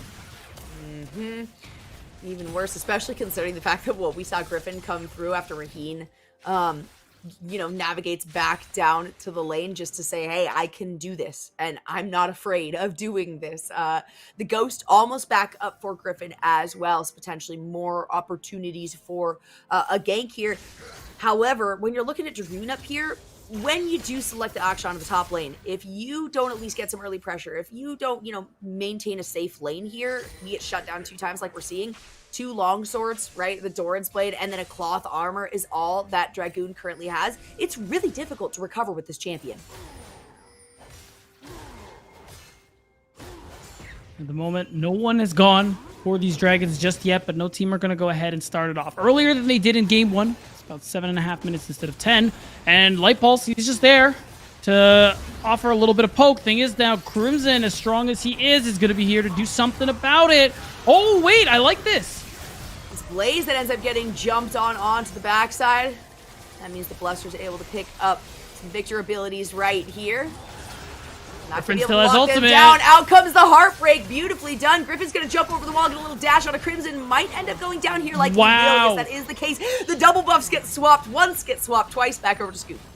Wow, that was a pretty nutty play there coming from Radiance. I like what Crimson was trying to do there. Steals the Hecarim ultimate, tries to make that play onto Blaze, and it ends up working. He doesn't manage to flash over the wall, but ultimately Griffin, I think, did a really good job avoiding this fight, lost the dragon aggro, and basically got to hold on to his ultimate here, because even though Blaze went down, you see he did a lot of nice damage onto Crimson and even Bluster, making this play end up being successful because Raheen, he has a big wave under turret. He can't even help in this. Very unfortunate. Scooped. Solid recognition there. And that's like the 3rd time I think this Scooped has been in like low double digits, possibly single digits right here. So we do love to see an ADC recognize just how far they can go to be able to pick up a kill and not provide a counter for the opposition there. Griffin now is in a very bad position. The ultimate's going to come out from Raheen, and this should be an easy pickup for Radiance for the first Rift Herald. All right, you can see the question. How do you get ready and focused before a match for Griffin? I breathe. Clearly giving him that calm presence of mind to make those calls in those team fights like we saw earlier on. I suggest breathing all the time. I will say, like during a game too. Doesn't it help? Yeah, I think it really does. Yeah, I think it's a big team boost if you're capable of breathing throughout the entirety of the match. See, Charlie, you get it. You got a pro budding in you. I can just feel it. Oh yeah, Yeah, I don't know about that one. Come on. I don't do it before a match though, you know. So maybe I Oh, need to that's try what to. it is. Maybe I need to. Yep, I need to take that in-game prowess to the before game, pre-game, so that I can get myself in the zone, right? Yeah, that makes a lot of sense. Yeah. If we look back as to what's been going on here, Scooped very much loving the double buffs that he has been sitting on at the moment here, and overall, you got a slight lead still in favor of no team. And then when we think about where the lead is coming from, a lot of it is on Scooped, who's 2-0. Up 30 CS, just actually above that. So it's very much accelerated on this pick. Also worth noting, Bluster has been focusing a lot more on making plays and has fallen behind on Griffin, who's just been power farming a lot of the time here. And oh, we talked about Griffin's dive. This is rough. Another opportunity, and finally the onslaught of shadows comes out. It's Oh gonna my be the God. ultimate, the super mega death rocket, perfectly positioned right there. Scoop doesn't even move, just says I can get excited in place. That's just as clean as can be, Jolly. As again, successfully, no team managed to dive Raheen bot lane. They are putting him through the blender this series, it looks like, even though Radiance managed to get themselves that early bonus for taking the first turret. Well, that was funny. And we'll see whether or not Shelly actually manages Shelly to get... flashed. Yeah, Shelly flashed down. Ping timer. But, Are they gonna get... Dragoon should be able to stop this. There we go. Yeah. Okay, woo! Yeah, and the other thing, too, is that you can see it. Radiance put a lot of pressure on this top side because of a Dragoon. He's down in XP. He's down a good amount of gold. And we're going to see if Radiance are actually going to be able to do something with that later on. Just because of how far behind Raheen is, it's going to take much longer for him to be able to actually have an impact in a lot of these team fights. Ooh, especially as we literally just watched. Look at the item pickups as well from Scoop Tiers. We've got full boots. We've got the Gale Force lockdown. We've got the pickup of the refillable potions as well as a longsword. So not only is Raheen behind, but Scoop is feeling really good about this one. Has a 400 gold bounty over his head right now, sitting at 3-0-2. So once again, just like in the last game, I mean, no team has been focusing on, all right, we want to pump up these players. Yeah. It's working out very, very well for them. It has been. They've been doing a really good job last game and this game. I think Scooped, being as fed as he is a great position to be in, despite the lead that no team have, only being like 800 gold. I think you're still in a fantastic position just because of the fact that a fed Wukong is all well and good, Jolly, but if he can't actually get on top of our Jinx or get a solid Cyclone off, that gold doesn't end up actually mattering here. So Porsche, a lot of pressure on him once the TPs unlock, especially to be able to find some of these TP angles or just to find some of these flank angles so that he can be able to make something happen here. Light Pulse, curiously enough, we haven't seen too many interesting ganks with that magical journey, but we might see a play come through. Oh, there it is. There's, as you say it, literally as you say it, the magical journey comes out. Jashuka zooming in, trying to use the sweeper to assist Blaze here in the mid side. I do think, you know, well, yeah, there's a lot on the shoulders of Porsche. Crimson is going to be supplying a lot of damage too. Has finished the Everfrost. You know, it's just a little bit behind in CS, but sitting at 3-1-1. I think Radiance is okay with saying, hey, we're not going to be able to pump up Porsche as much as we wanted, considering we took down Dragoon 2 times in the top lane very early on. But Crimson is still doing quite well. And he is. And I mean, he's 3-1-1 at the moment here. And I did talk about it when he has Griffin's ultimate. He's going to be very impactful in these team fights, but oh my gosh, we missed that! He's not impactful when he is dead. That is a nice move from Dragoon. Oh my god, they're not stopping. Well, they are not. No team looking for Bluster here. The Ignite is going to come Wow. out. Griffin is going to be able to easily pick that one up with a Q. Nice little try The there from Scoop to pick up a kill, and it's a double as the gold drops here. Wow, so much damage coming out from these towers.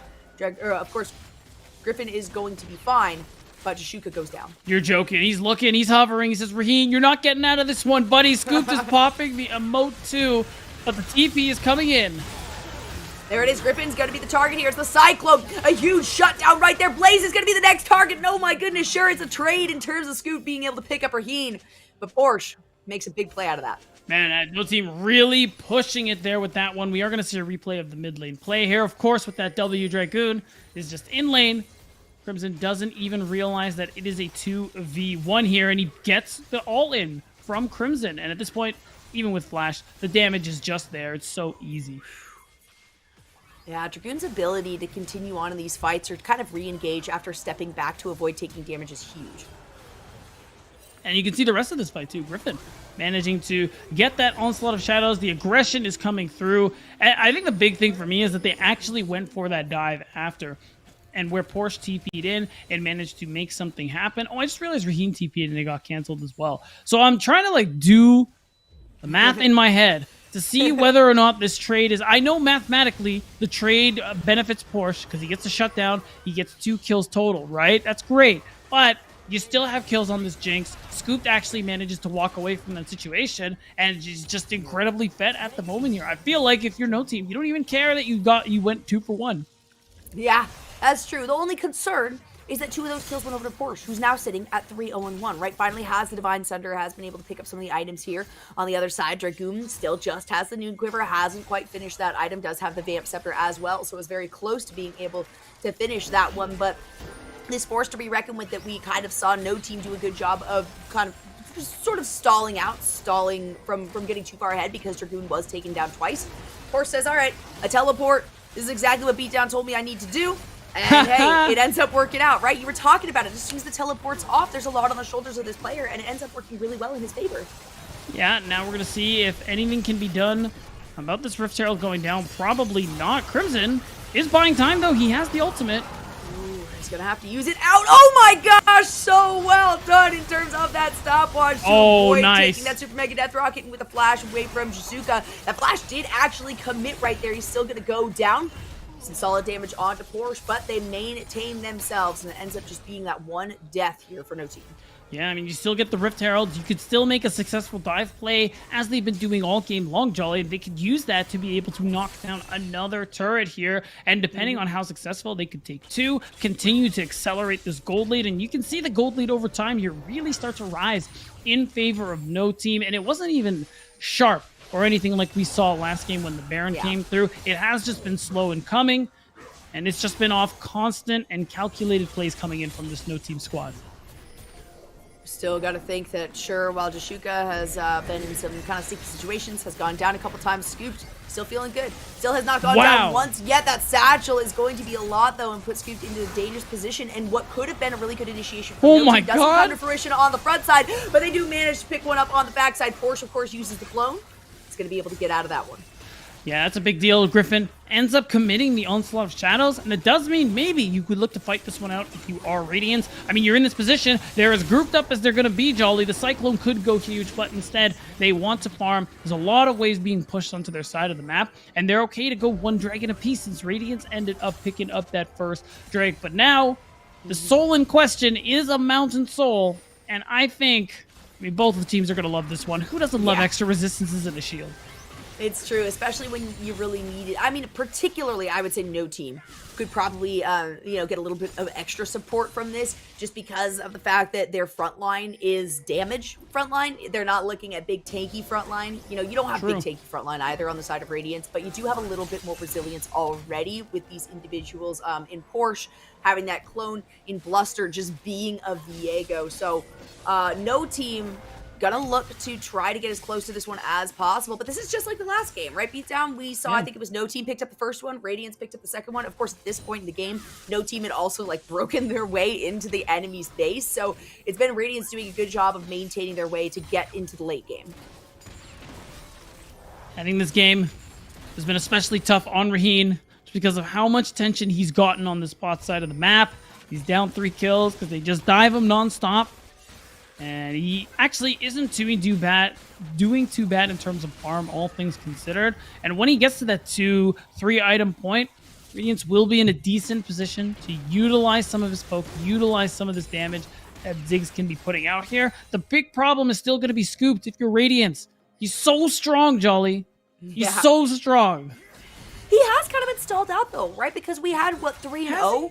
Minutes ago. So, like, yes, Scooped has been able to find solid positioning, but just in that fight, Scooped was not really able to provide as much as we would have liked because of the satchel that came from Raheen, put him really close into danger, forced no team to kind of take the fight down below instead of where they wanted to, and I think that's what Radiance is just looking for now at this point, as Griffin gets jumped on here. The Cyclone, the secondary portion of the Cyclone is coming out. It's a nice little stopwatch right there, but it might not be enough for Jashuka to get out. No, it's going to be a flash forward there from Bluster, who is now looking to get something onto Scoop.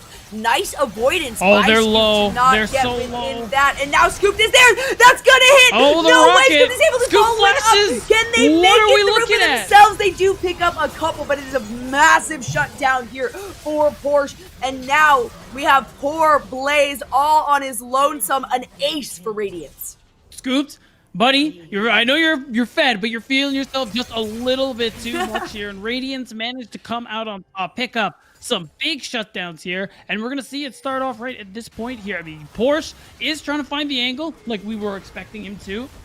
And ultimately, that Tempered Fate, I think, missing ends up being a pretty big deal. Griffin gets forced out of the fight. We talked about Heck from halting defensively and how that is really not beneficial when you have these dive compositions. So even though Blaze TP's in, even though the health bars are super, super low, the Satchel allows them to kill Dragoon, and it allows, well, Scoop to feel like he can 1v9 apparently, but he learned very quickly he's not in a position to do that. Never follow Bard into the portal. Yeah, I think the hope there was that, they could get a pinch play because Blaze was on the other side of it. But when you're able to just swap aggro between these low health champions, it puts Radiance in a beautiful position. And again, a huge, huge shutdown because Scoop was able to pick up 2 more kills from that. And look at the gold differential. It was close to 1,000 in favor of No Team, and they completely flipped that script. Radiance currently in the lead, has 1 extra tower on top of it, is feeling pretty good coming into the 21st minute. Yeah, I think that last fight is going to be pretty much an example of what we need to see from Radiance every time. It's going to be Porsche finding this angle, set up the rest of his team to get in there. And because of the shutdowns picked up, because of the fact that Crimson, he's really getting up there in terms of itemization, building that ability haste, meaning that Kingslayer is getting to be a very low cooldown. And now Dragoon might be in trouble. Oh, nice little dodge right there. The Temper Fate once again is not going to hit.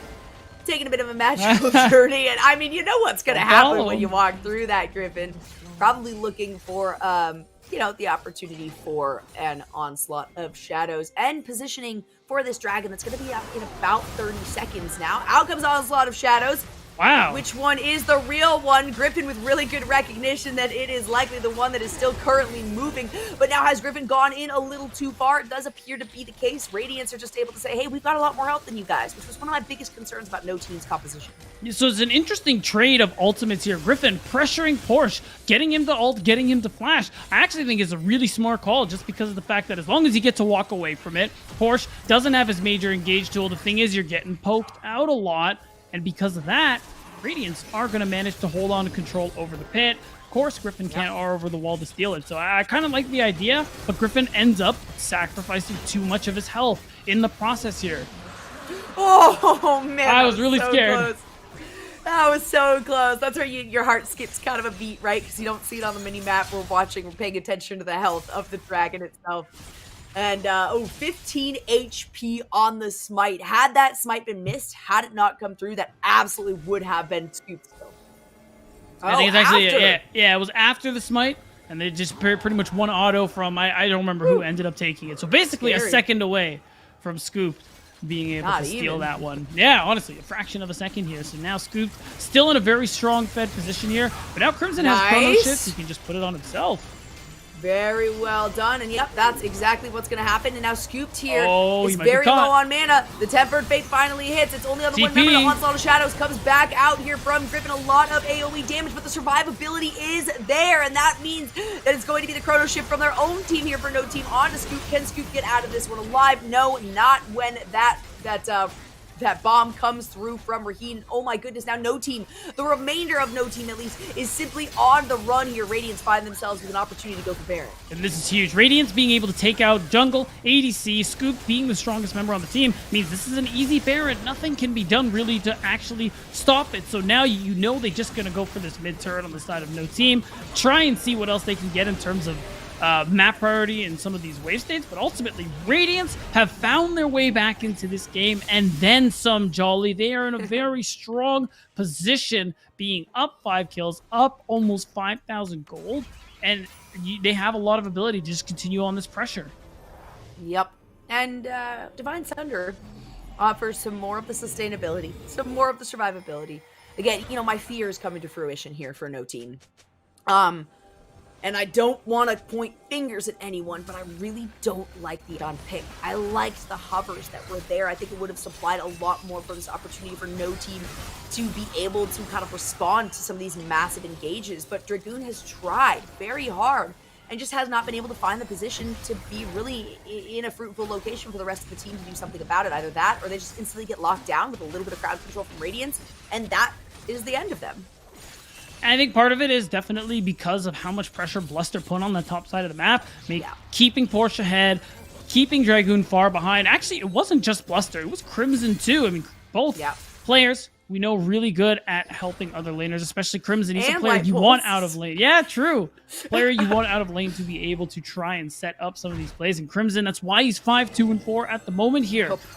Because of all the plays he's been able to make. And now with this Baron buff, Radiance are just going to continue snagging turrets, darken the side of the map for no team, making it difficult for them to be able to walk out and try and play for vision. And because of that, we have a dragon in 2 minutes, Jolly. You're walking up to this dragon, you're walking up to a dark part of the map where you're a bunch of gold down behind, and Porsche is just lying in wait with the Cyclone. This is a very winnable situation here at Game State for Radiance.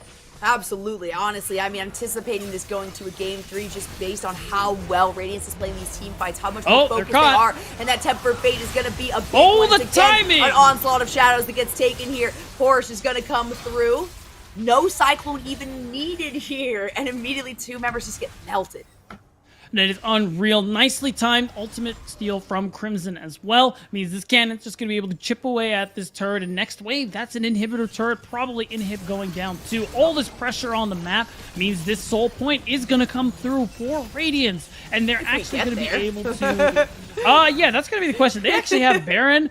Are they going to push this? Oh my gosh, they're going to try to end the game. It's all 5 members. Blaze is still down. Jashuka is still down. It's going to be a massive target. Oh my god, there's the damage. Even with the onslaught of shadows, it's not going to be enough. And oh my goodness, they Radiance win. is looking to end the game that quickly. One massive play is all it takes, and we get pushed out to a game number 3 between No Team and Radiance. Damn. Wow, they really pushed it towards the end there. That was a lot. I just wasn't expecting it. I thought the play was, okay, you know, gonna take some inhibitors, gonna go to Dragon, Soul Point, nice and slow. No, Radiant's not interested in that. They're just speed running game 2. I think almost a really close game time compared to what happened in game 1 with no like team. a minute longer, I think. Maybe even at that. And that's just a really nice bounce back coming through from Radiance. I mean, we did talk about how Nova expressed how good these guys are taking feedback, and well, apparently that ended up working out for them really quickly. And I did like how they ended up putting a lot of focus topside early game, because like you called it out, they made this Akshan pick look not great. Yeah, not only that, but you know, I think you were kind of expressing your concerns at the beginning of this, right after draft, of what Radiance was kind of going to do, how they could execute that. And all I'm seeing is the lack of frontline from no team. Honestly, that was my biggest concern here as we take a look at those post-game stats. And it was barely in no team's favor. I mean, just looking at the goal difference over time, that tiny little sliver up over the top on that blue section, and then how dramatically we just see, I mean, it was the opposite of a mountain, a cavern, something like that. A valley? Through. Yeah, I mean, this feels like a valley seems a little lackluster to express really how quickly Radiance was able to take control of this one. A lot of that having to do with the fact that I think, too, Crimson was recognized, all right, Crimson's doing a lot of damage here, right? We got to put some focus onto Crimson. We got to do something here in this mid lane. And then constantly, Porsche was like, excellent, they forgot about me. I can just TP in, I can Cyclone, and that's the game. I think earlier on, too, when the gold leads were a little closer, when you're in a position where I was kind of expecting no team to be able to take the game, again, it is just this constant pressure that Radiance have been able to put. And interestingly enough, because of all the diving they did onto Raheen, he still managed to get to this point where if you're not focusing him in these team fights, he's at 2 items, he's playing Ziggs, you're going to take a lot of magic damage ultimately in these team fights. So him being able to get that unencumbered, and the fact that Crimson is able to put a lot of pressure onto somebody like Scooped once that itemization came through, once that Kingslayer got in a really low cooldown and he had stasis available, it was very difficult for Scoops to actually get the damage out. And we got to that point where, when again with Hecarim players, if you have to always ult defensively, you're going to have suboptimal team fights.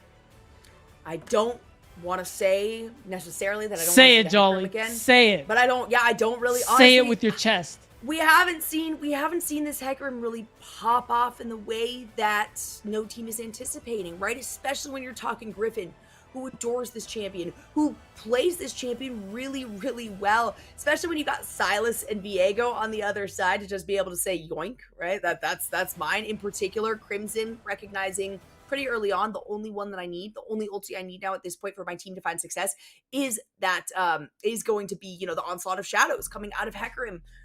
And you just mentioned a little bit ago, beatdown of, Raheem got to the point where you can't really access him, and that was straight up the situation. They could not access him. The initiation was coming from the Viego and from the Silas and from the Wukong as well. Yeah. Even Wukong sometimes being the bait here.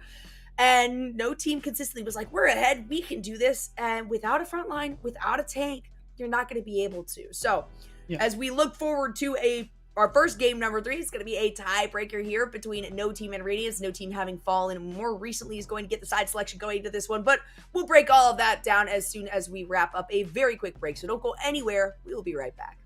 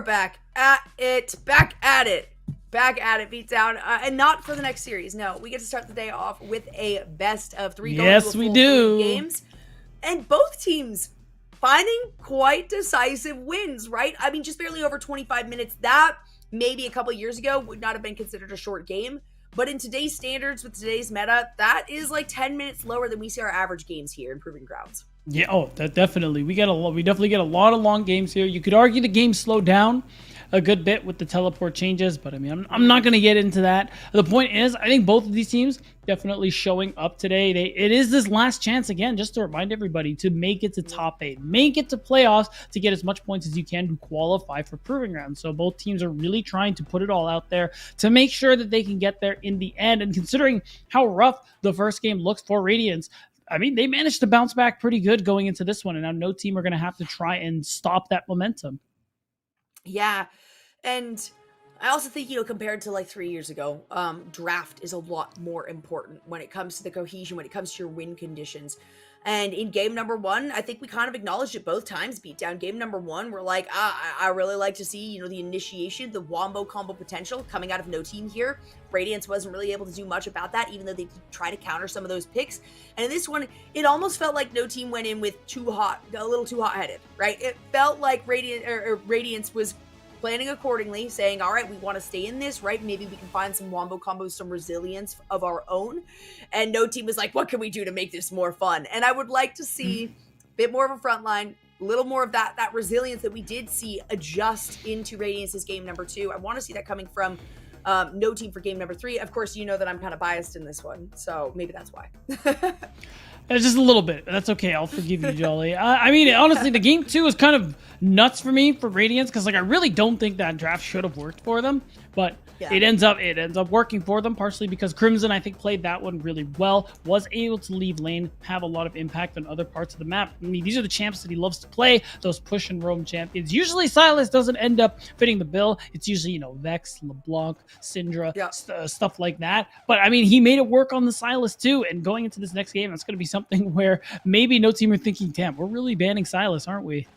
You're right, you definitely do not expect that. We saw several picks kind of come out that we haven't seen in quite a while, or maybe haven't seen at least in our streamed series on broadcast right now. The Silas, seeing the Wukong pop up as well, a lot less frequent, a little bit more situational, and I think this was something that no team said, all right, we're showing our cards.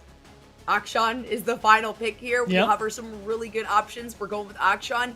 And Radiance said, okay, the Wukong is going to be good for our, maybe it wasn't so much a wombo combo, but it certainly felt like, I mean, maybe not the combo part, but it felt like a wombo because you had everybody go in, and I mean, just the entire team of no team having to scatter themselves away from the fight. And going into game 3 now, I'm really interested to see how draft is going to pan out. I mean, I'm sure both teams are going to try and deny that Diana Yasuo, and it's not going to get through this time around either. But when you think about what champions our team going to be able to, what bans are we going to see come through here? Are we going to ban? You could still see the Griffin Hecarim banned away anyway, because I think there was a couple of worlds where that game goes into no team's favor, and this series ends in a 2-0. So it could still be something that they're going to be very wary of, especially if it ends up being paired with some more, another bruiser, another diver, maybe more CC or something along those lines. Then it could end up working out as well. So in this game 3 scenario, maybe we see them take it out. It is a big possibility, either banning it or picking it again, because the problem wasn't necessarily the Hecarim. I mean, I just said at the end before that break, I would prefer to see something else. I still would. I still would prefer to see something else. I would like to see the exact problem, right, that I said I had with Radiance from game number 1 was the Lee Sin. Sure, maybe some good initiation, not as good in terms of the sustainability, the survivability that I'm looking for. If they pick up the Viego, I'm all down on that. Viego has, I mean, it honestly doesn't, mathematically doesn't quite make sense to me still how much sustainability Viego has, whether it's the very beginning of the game or if you get into late game, it's almost impossible to take this guy down unless you have, it's a 2v1, 3v1 or 2 scenario. So the Hecarim, probably not the biggest problem. My biggest problem for this team was still the Akshan selection as the final pick for this team when there was an opportunity to find some frontliners, some more crowd control, as you just mentioned there, Beatdown. So, yeah, the Hecarim is an option. In an ideal world, that's not my biggest problem, though. In an ideal world, the thing that is touched upon is Dragoon. We got to put you on something a little more consistent.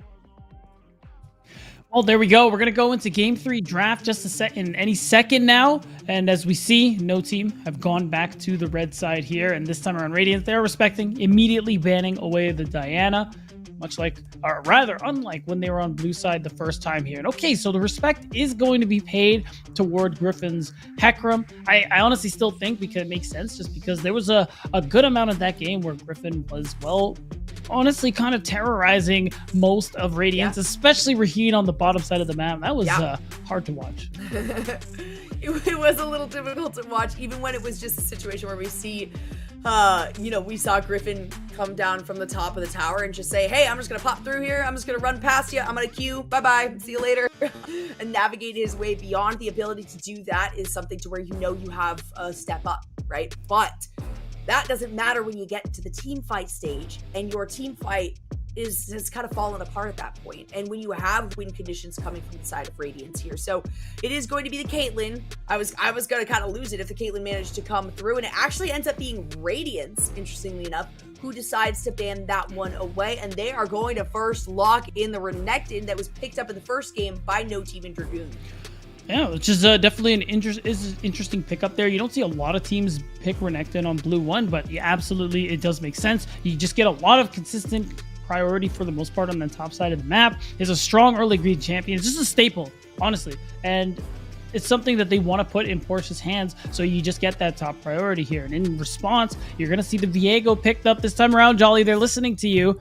And No Team could still go for that Jinx if they really want to go for it. Or maybe they'll pick AD carry after. That would be honestly a great start to this one for No Team. We saw how well Scoop did. I think we had some callouts in chat. I've been occasionally kind of peeking over at that. Some callouts in chat for, the Kai'Sa to come back. That is more of a situational opportunity, right? So I love these first two lock-ins right here. The Viego, the Jinx. Of course, Radiance is going to say, hey, we can kind of replay that bottom lane one more time. Potentially locking in the Ziggs. This is just a hover, though. It could still be picked. I think it's fine, especially if you do want to put Light Pulse again on a roaming support where he's going to have a lot of impact on other parts of the map. But I think for now, it's probably going to be a jungle that you're looking towards here. And the Xin Zhao makes a lot of sense. You already, right off the bat, have a really strong top jungle there. And the Yasuo would actually be a little surprising. The Twisted Fate, there you go. That's more of what I'm expecting here. And a flex pick. I mean, technically, I don't like that you said that, but it's correct. So I won't fault you for it. But it's no longer correct because I honestly think it was going to be a Raheen pick right there. I sincerely think if that was locked in, it's a flex pick. But I do think the intention was for Raheen. I much prefer the selection of the Ziggs going into this one. Again, we talked about it before the start of the last match. The early game pressure that you have and the ability to allow Light Pulse to roam up earlier than usual is, those doors are open thanks to this Ziggs being selected in. And oh my goodness, beatdown. I think I've talked about some of the most busted champions in terms of the late game. And it's like my brain, I have like numbers going in the back of my mind. Like, why do they work so well given what they have to offer? Gwen and Viego, they're strong. You can get them down to this much health and somehow they pop all the way back up towards the end of a fight as soon as others initiate, and they can do 2v1s as well. I think that's something that No Team is kind of looking to set themselves up for. Hey, if we get into sticky situations like we did before, we have some survivability on the line. Right, and already you see them a lot of late game damage when you look at the first three that they have picked here. I mean, Radiant still have this option, and they have set themselves up for a really strong early game here. So I think, again, we're going to see Bluster play towards this top side of the map just to ensure that Porsche can get ahead, and that overall they can use that lead to take control of some of these early objectives, things like Rift Heralds and the like, so that you can just continue to accelerate your lead, because late game is going to be pretty tough if Radiants are even or behind here. And that's why I like that. You're getting rid of LeBlanc. You're probably going to get rid of, okay, it's going to end up being the Lulu, just so you don't have that late game safety, which, I mean, if you get through the early game, it wouldn't really be impactful in this composition. So you just want to make sure that Blaze and Jishuka aren't going to be able to, one, for Blaze, have that impact early on into the game by pushing and roaming, and Jishuka to be able to offer the shielding. Of course, there are other healing and shielding champs available. I don't think they should actually go that route, just because this composition is still looking very squishy. And I mean, Rakan is squishy, but he's kind of the exception. He's one of the best Yeah. engaged champs in the game, so it's fine. Yeah, and when you're kind of lacking range with the Gwen and the Viego like you are here, having the quickness, having the battle dance to get in, get a little bit of survivability, as well as the grand entrance, gives a lot of opportunities for Jashuka to just set things up for the rest of the team. And Rakan feels definitely like a very Jashuka style champion. Very early roaming capabilities, a lot of disruption in what the other team is trying to execute in their team fights. And so the recognition there is coming through from Radiant saying, all right, you know what, we need some maybe of this long range CC, some of these opportunities to where somebody can kind of stall out, throw down the solar flare, say, hey, we are committing to this fight and you guys can't get out of it. So I like what I'm seeing on both of these sides. I also like the fact that we kind of got color schemes on either. Oh yeah, I kind of see what you're getting at. You got the gold, a lot of gold, yellow on Radiance's side. I think Jashuka's the only one breaking it, but you got a lot of blue, those like softer colors on No Team's side. But I think overall, I kind of like what Radiance have here. They see the fact that there's not a whole lot of tanks, not very much health stacking, although I'm sure Dragoon is going to get something along those lines in terms of health stacking in the top lane. But the fact that you see that in their composition, going Victor, going Ziggs, I think you'll have enough damage. No one's really going to be stacking too much MR, although Dragoon's probably going to go the Turbo Chem tank. So I think early on, you have a lot of impact with this top side here for Radiance, and you still have ways to get back into this late game. The thing that's also going to be pretty cool, I think, is that we are actually seeing Blaze on the Akali in the mid lane, which is still a really strong pick at the moment here. You do have a lot of dive and the ability to bypass the front line. So I think that's what Blaze and Jashuka particularly are trying to do. Trying to get access to this back line, trying to set up the rest of the team for success. And Blaze, he wants to just get some of these kills. No team's composition is straight up, you can't catch me. That's seriously what this team comp is. Honestly, it looks so incredibly frustrating to go up against, but luckily for Radiance, they do have some of these initiation potentials. They also do have some pretty decent range, at least coming from Raheen and Crimson. The rest of the team is going to be faltering a little bit. And so I think with the composition that, nice try, coming from No Team is going to be really difficult for these members, or, especially the Renekton and the Xin Zhao, to kind of make the plays that they want to. And I like both of these teams a lot. I do. If I had to favor one, just in terms of composition, you know how cracked I think Gwen and Viego are. Yeah. So I do feel like No Team is going to be able to achieve the late game way before it gets to late game. Yeah, that's going to be the tough one. It's a lot of that's going to end up being on Jashuka and partially on Griffin to be able to find a lot of these early angles, because they're the only ones really with any effective CC to make plays happen in the early parts of the game. And they have to also be very wary of where Bluster is going to be. I think jungle tracking, especially in these early minutes, will be crucial, just because Radiance, you can kind of infer Bluster is going to go onto the top side, but getting an idea on that timer, getting to know before it happens is going to be important, especially because Dragoon, Gwen, you don't really take flash very often. So if you do manage to catch him unawares, Bluster and Porsche are going to be able to get an early kill. Yeah, if you can catch up to Dragoon. Right, of course. Right? And having that W ability, that's, a big part of that you can't catch me, right? You got that, you've got the Shroud, you've got, Viego too with the Heartbreak of, all right, or Heartbreaker, I'm going over the wall. Like, I'm out of bounds for you guys. And they do have follow-ups here for Radiance on top of that too. I wouldn't be surprised, for the most part, we've been seeing focus from Bluster and Griffin towards the top half of the map, whether it is mid lane or really just top lane in general. Both of these bottom lanes, I wouldn't be surprised if we got maybe a little bit of early opportunities in the bottom, because both of them are so very aggressive, right? You're looking at full-on initiations, you're looking at poke damage, but at the same time, when you compare Rakan and a Leona in this situation, I mean, that's a full go-in. That is, you either check yes or you check no on whether or not you're fighting in these situations, and sometimes the other team kind of blows that decision away and says, well, it's not up to you anymore. Right, and I kind of agree with you. I think we'll see No Team try and actually put a little pressure on the bottom side of the map, especially if you see Griffin able to get that early push, or rather, not Griffin, if rather Griffin's bot lane is going to end up getting pushed in, you find an angle to just continue adding pressure to Raheen like they did last game. Maybe Scoop will be in a better position this time if he manages to get a similar lead, because you do have a lot of good engage coming in from Jashuka, and we saw what he was able to do on the Nautilus in game one. If we can see something similar in this game, and Scooped has a early game like before, No Team are looking like they are going to lock their spot in top 8. Absolutely. I love production giving us this shot perspective every single time to start the game out. We don't normally see that guy's face, right? We hear his voice, but we don't necessarily get to see that guy's face unless we're zooming in and taking a peek. This is the last opportunity now, Beatdown. One of these teams is not going to be making it forward and potentially getting into the playoffs here. One of these teams is going to be kind of sending, not sending themselves home, of course, but being sent home. Neither of them want that to happen. Both of them have fought so hard, and oh no, Jashuka, you're walking into the bush. That might be enough. The Ignite does come through. Obviously, the W was taken for the start here for Jashuka, and oh my goodness, he got out. He got out, Beatdown. Come on. Didn't have to blow summoners either, but that early vision game we talked about was part of why I think we saw Jashuka go for that play. Radiance, though, did end up reading it here. Because of it, you see there was the opportunity for a deep ward to be placed for Radiance's side, and of course a defensive ward as well. Griffin probably wants to know whether or not he's going to be losing his top buff or an invade is actually going to come through here. I think this time around Radiance aren't going to go for it.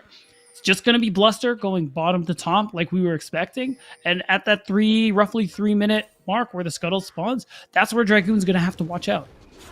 Yes. Very dangerous situation going up there, especially considering how aggressive Radiance has been on trying to take that. Granted, I guess in the first game, both games we had Radiance taking the first Rift Herald as I double check my notes here. So that's definitely something that Dragoon is going to have to watch out for. And Griffin is also going to have to try to retaliate upon or maybe get the first move on, right? Because if you're able to take down Porsche, it really reduces the opportunities for Radiance to kind of make the instant move onto that first Rift Herald. Damn, already coming on the light poles, man. Yeah, I mean, it's tough for Heen. Ziggs normally not doing a whole lot in the early minutes in terms of damage. That's okay. Is able to farm pretty reliably while being pushed in here. And I think that is what matters. So I'm looking at the supports more to see how they're going to be able to have that impact outside of lane. Just because, again, I don't think we'll see too much action in the 2v2 unless Griffin ends up showing up. We'll have to see. I mean, based on the fact that this is the tiebreaker, right? This is kind of the last opportunity. Any massive mistakes will likely be hugely capitalized on by the opposition. So while we've seen a lot of Bluster and Griffin showing their faces incredibly early, like right around that level 3 mark, I won't be surprised if we do see them kind of take a step back here and say, all right, you know what? I want to clear a few more camps. I want to get maybe an item, maybe do one recall before I actually show my face into one of these, because the last thing you want is to give either of these teams kind of an early opportunity, especially given the fact that the win conditions are different from what we saw in games 1 and 2. That being said, Bluster is actually going to go ahead and go for the Scuttle Crab and then go for that top play. There's a ward in the Tri-Brush, so he's going to get spotted out. Dragoon should know that this is happening. I mean, you could potentially dive this, but the wave is not very large, so I don't think that's the play. Wow, the stun! Huge. Oh my gosh, the flash away right there. Jashuka saying, I'm going in. Wait, no, I'm not going in. I'm going out. A flash out of that. So sure, a flash goes down, but Light Pulse does get picked up. Man, that's pretty unlucky. Or if you look for Light Pulse and Raheen in the bottom lane, you could see Jashuka does end up going, or gets hit by the satchel rather, but is able to get away with the battle dance and that grand entrance. And because of the timely appearance of Griffin, First Blood ends up going that way. Raheen can't do anything about those low health bars because of his low mana pool at the time here. Although I think Jashuka's in trouble. We could look bot. Okay, well, he's recalling. You know what? Prod just knows. Yeah. Look at though already that no team is put towards the bottom side of the map, and that really reinforces our anticipations beatdown of maybe Griffin focusing more towards that side. You don't want Raheen to get ahead. You don't want Light Pulse to be able to make some early moves towards some of these other lanes, because that could absolutely spell the demise of Blaze, of Dragoon, depending on how far forward they're capable of going. And we saw Light Pulse so many times go up to help out Porsche in that previous game, which ended up working very, very well for them. Blaze, unfortunately, has the wave in a very awkward spot where he's not going to be able to do a whole lot in terms of actually farming this wave. And this is pretty much how it's going to go up until level 6. Blaze isn't going to be able to do too much. Light Pulse, though, is hovering. He gets spotted out. Ooh, isn't able to clear the ward. The ping's but ultimately, coming through. yeah, you can't do much about it. Jashuka tried, actually. That was, Jashuka tried, was looking for the pinch right there, but some good pressure from Crimson and also a quick reaction from a Light Pulse means that play is not going to come to fruition here. Bluster looking for something on Dragoon. The W is going to be popped. A little bit of an opportunity there for some snips, but Porsche takes damage. Oh my gosh, and barely maintains himself to stay alive. I actually think the level 6 is the only reason Porsche doesn't die there. Either way, nicely executed dive coming from Radiance is about what we expected here. And just getting this early kill for Porsche is going to be a big deal. He comes back to lane with that Iron Spike Whip. Bluster, same purchase made, means that his jungle clear is going to be getting that much quicker. And even though he's losing some camps here to Griffin, I think ultimately, not a bad start to this early game for Radiance. No, not at all. Sure, a little bit behind in gold, but, you know, even kills and good reactions and responses.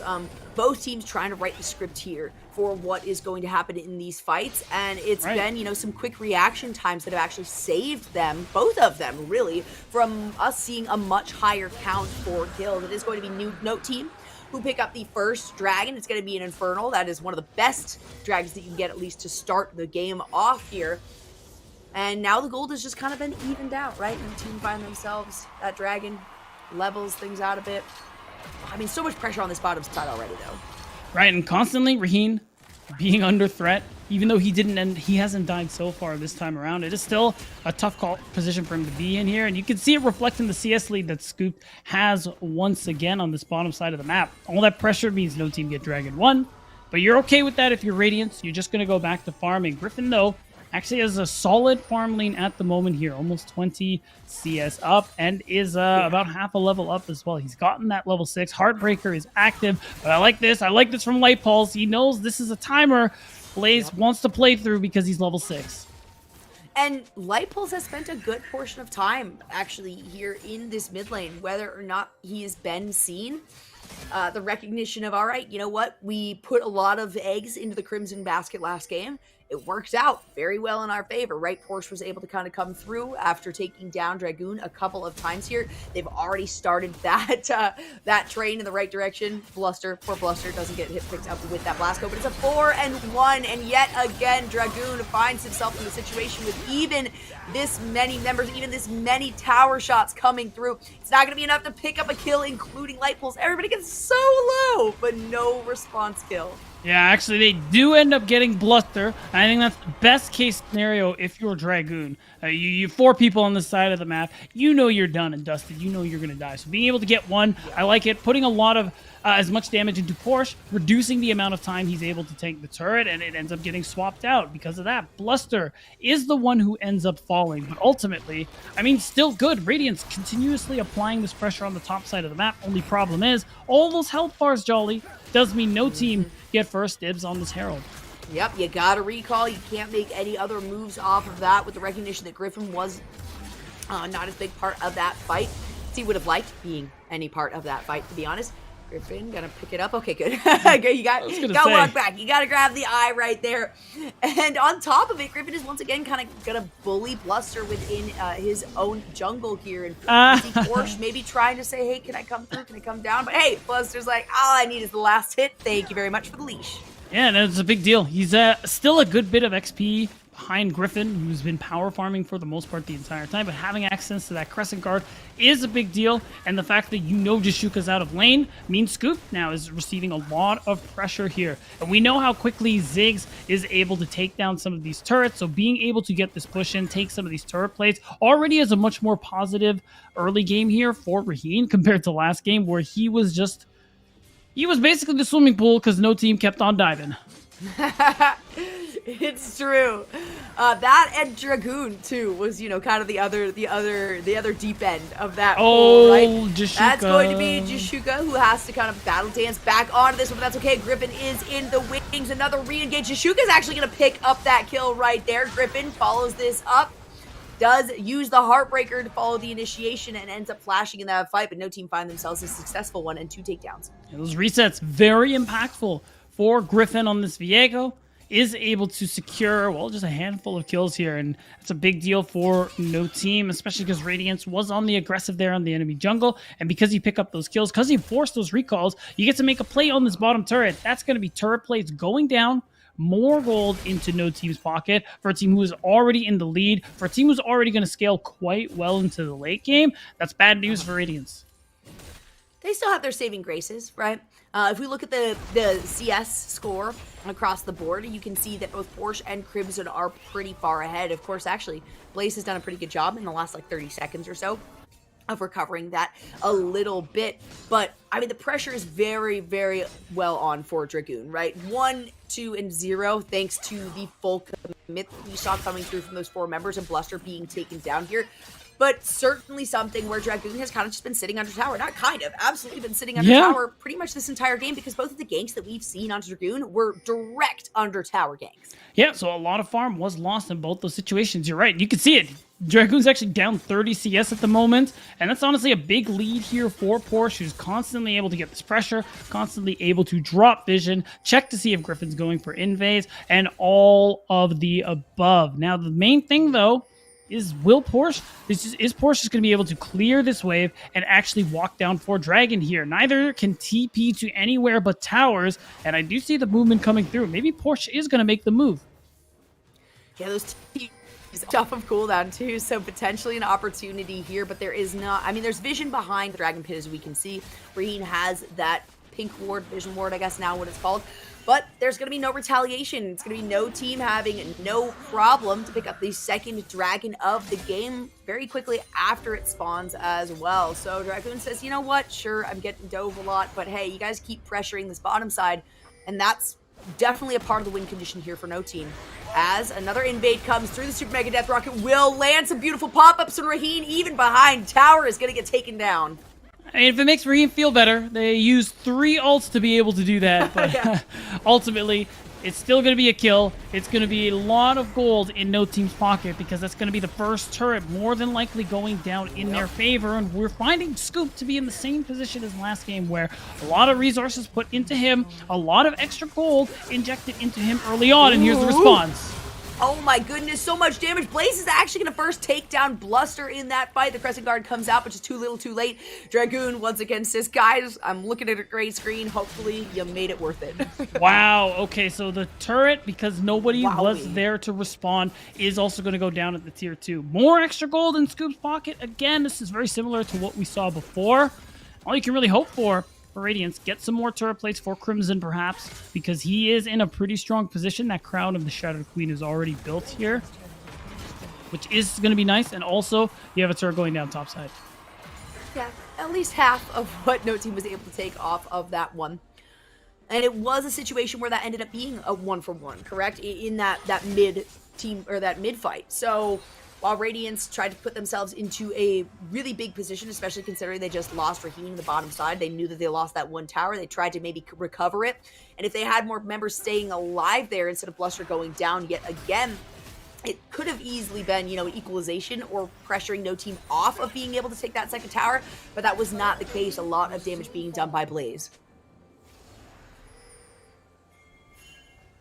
Oh, now we might have a skirmish on our hands here. Nothing to really play for. We're still about under a minute from the next Herald. But with the rotations coming through, that bot wave pushed in where it is, looks like Radiance, they really want to put their all into this Herald play. There's still a wave top, though, that someone's going to have to answer soon. And at this point, if you're no team, you're actually just chilling at the moment. You're not really worried about what is going to go down here, especially with Blaze getting close to that level 11 mark. TPs have been unleashed, so now both top laners can join the action if there's a ward placed. We do see a lot of the pings coming out because there was a pretty deep ward placed there by Porsche after getting the push on that first tower on the top side down. So pings did come out just to say, hey, we see Dragoon navigating his way down towards the Rift Herald pit. Of course, that ends up dropping pretty quickly afterwards. So no plays to come of it, and you're right, beat down. All right. We don't even need to try to play proactively because we've already been successful in so many of these proactive plays. Then now we can just kind of play reactively, but it's still a bit in our control as long as we have vision, which has been a massive priority for this team. We're going to have CNL Light Pulse, has the Solar Flare ready to go, is going to be looking for some kind of angle to go in here as the Herald will be secured for Radiance. Will there be a fight after? Yes, there absolutely will. Crescent Guard is going to shove 2 of these members off on the backside. Blaze finds 1 over there onto Crimson. Scooped, of course, finds yet another, and no team managed to take down 3 members while only losing their support. And a lot of damage. You can see it there from the stats from Blaze. Manages to pick up the double kill. Isn't going the tank build. Is going the full assassin. Fastest 100 to 0 you've ever seen build. And it is just unreal. Raheem, though. Wow, that is a nice setup for Scoop, who's just continuously getting further and further ahead. He's getting all this extra gold. And no team firmly in control in this game 3. That's absolutely the case here, Beatdown. Poor Raheem. Now 0-2-1, of course, you know, has only gone down the 2 times. But man, you're looking at 3-0-3 in the opposition. Right, and we're going to see what happens here. The Rift Herald, of course, as we know, is secured, but the one we're watching is Jashuka. All of Radiance are grouped up after this fight, so the perfect use of the quickness into that grand entrance is going to be able to just set it all up here. The damage is there. Scooped is in a perfect position to just continue resetting, getting excited. It's just so easy for no team to be able to come out on top there. Jashuka doing what Jashuka does best, right? Going in saying, hey, you know what, if I die, at least I know that I am feeding my ADC plenty of kills right here. And we can see with the next dragon coming up, it is Radiance who are trying to prepare themselves for this one. It will be Soul Point if no team is able to pick this one up. We can see that it is a Chemtech dragon. On top of that, nice little sweeper there is going to reveal Porsche and Light Pulse. Still some vision that ends up getting taken down here. Radiance very quickly acknowledge, hey, you know what, we'll throw Shelly in. That's going to force some members of no team back for at least a moment, maybe giving us some priority on positioning for this dragon. And it's going to have to be there for Radiance. They can't let no team go for the Soul Point, but it's going in. A 3-man grand entrance is going to be absolutely beautiful. Blaze does so much on that, throwing out the ultimate. Porsche uses the Dominus and literally just has to run away as the lone surviving member. Not even enough time for me to do proper play-by-play on this because it's straight up a grand entrance into Blaze destroying everyone. And you can see it. No team are playing these fights so well. They did it in the last one, and they're doing it here too. I'm going to hold to talk about it in case we end up getting a replay, but ultimately no team managed to secure themselves that Soul Point. And of course, it is the strongest soul in the game, Jolly. It is going to be that Chemtech Dragon giving them effectively a second life. And we're going to see it in the replay. Watch Dragoon, big charm, and immediately the needlework comes through. You're able to throw that. Everybody is nice and lined up for the needlework, nice and lined up for the perfect execution. It just couldn't be easier for no team. And now you're looking at 10 kills over. The gold doesn't quite reflect all of the objectives right now that no team has over the side of Radiance, but it is certainly making things a lot more difficult when you're looking at almost 2 items built in the opposition, having just kind of finished up your first item. You know, even with the survivability of Porsche and Blusher both having that gore drinker, it is not enough. Again, I mean, I gotta touch on the fact that we literally saw Porsche.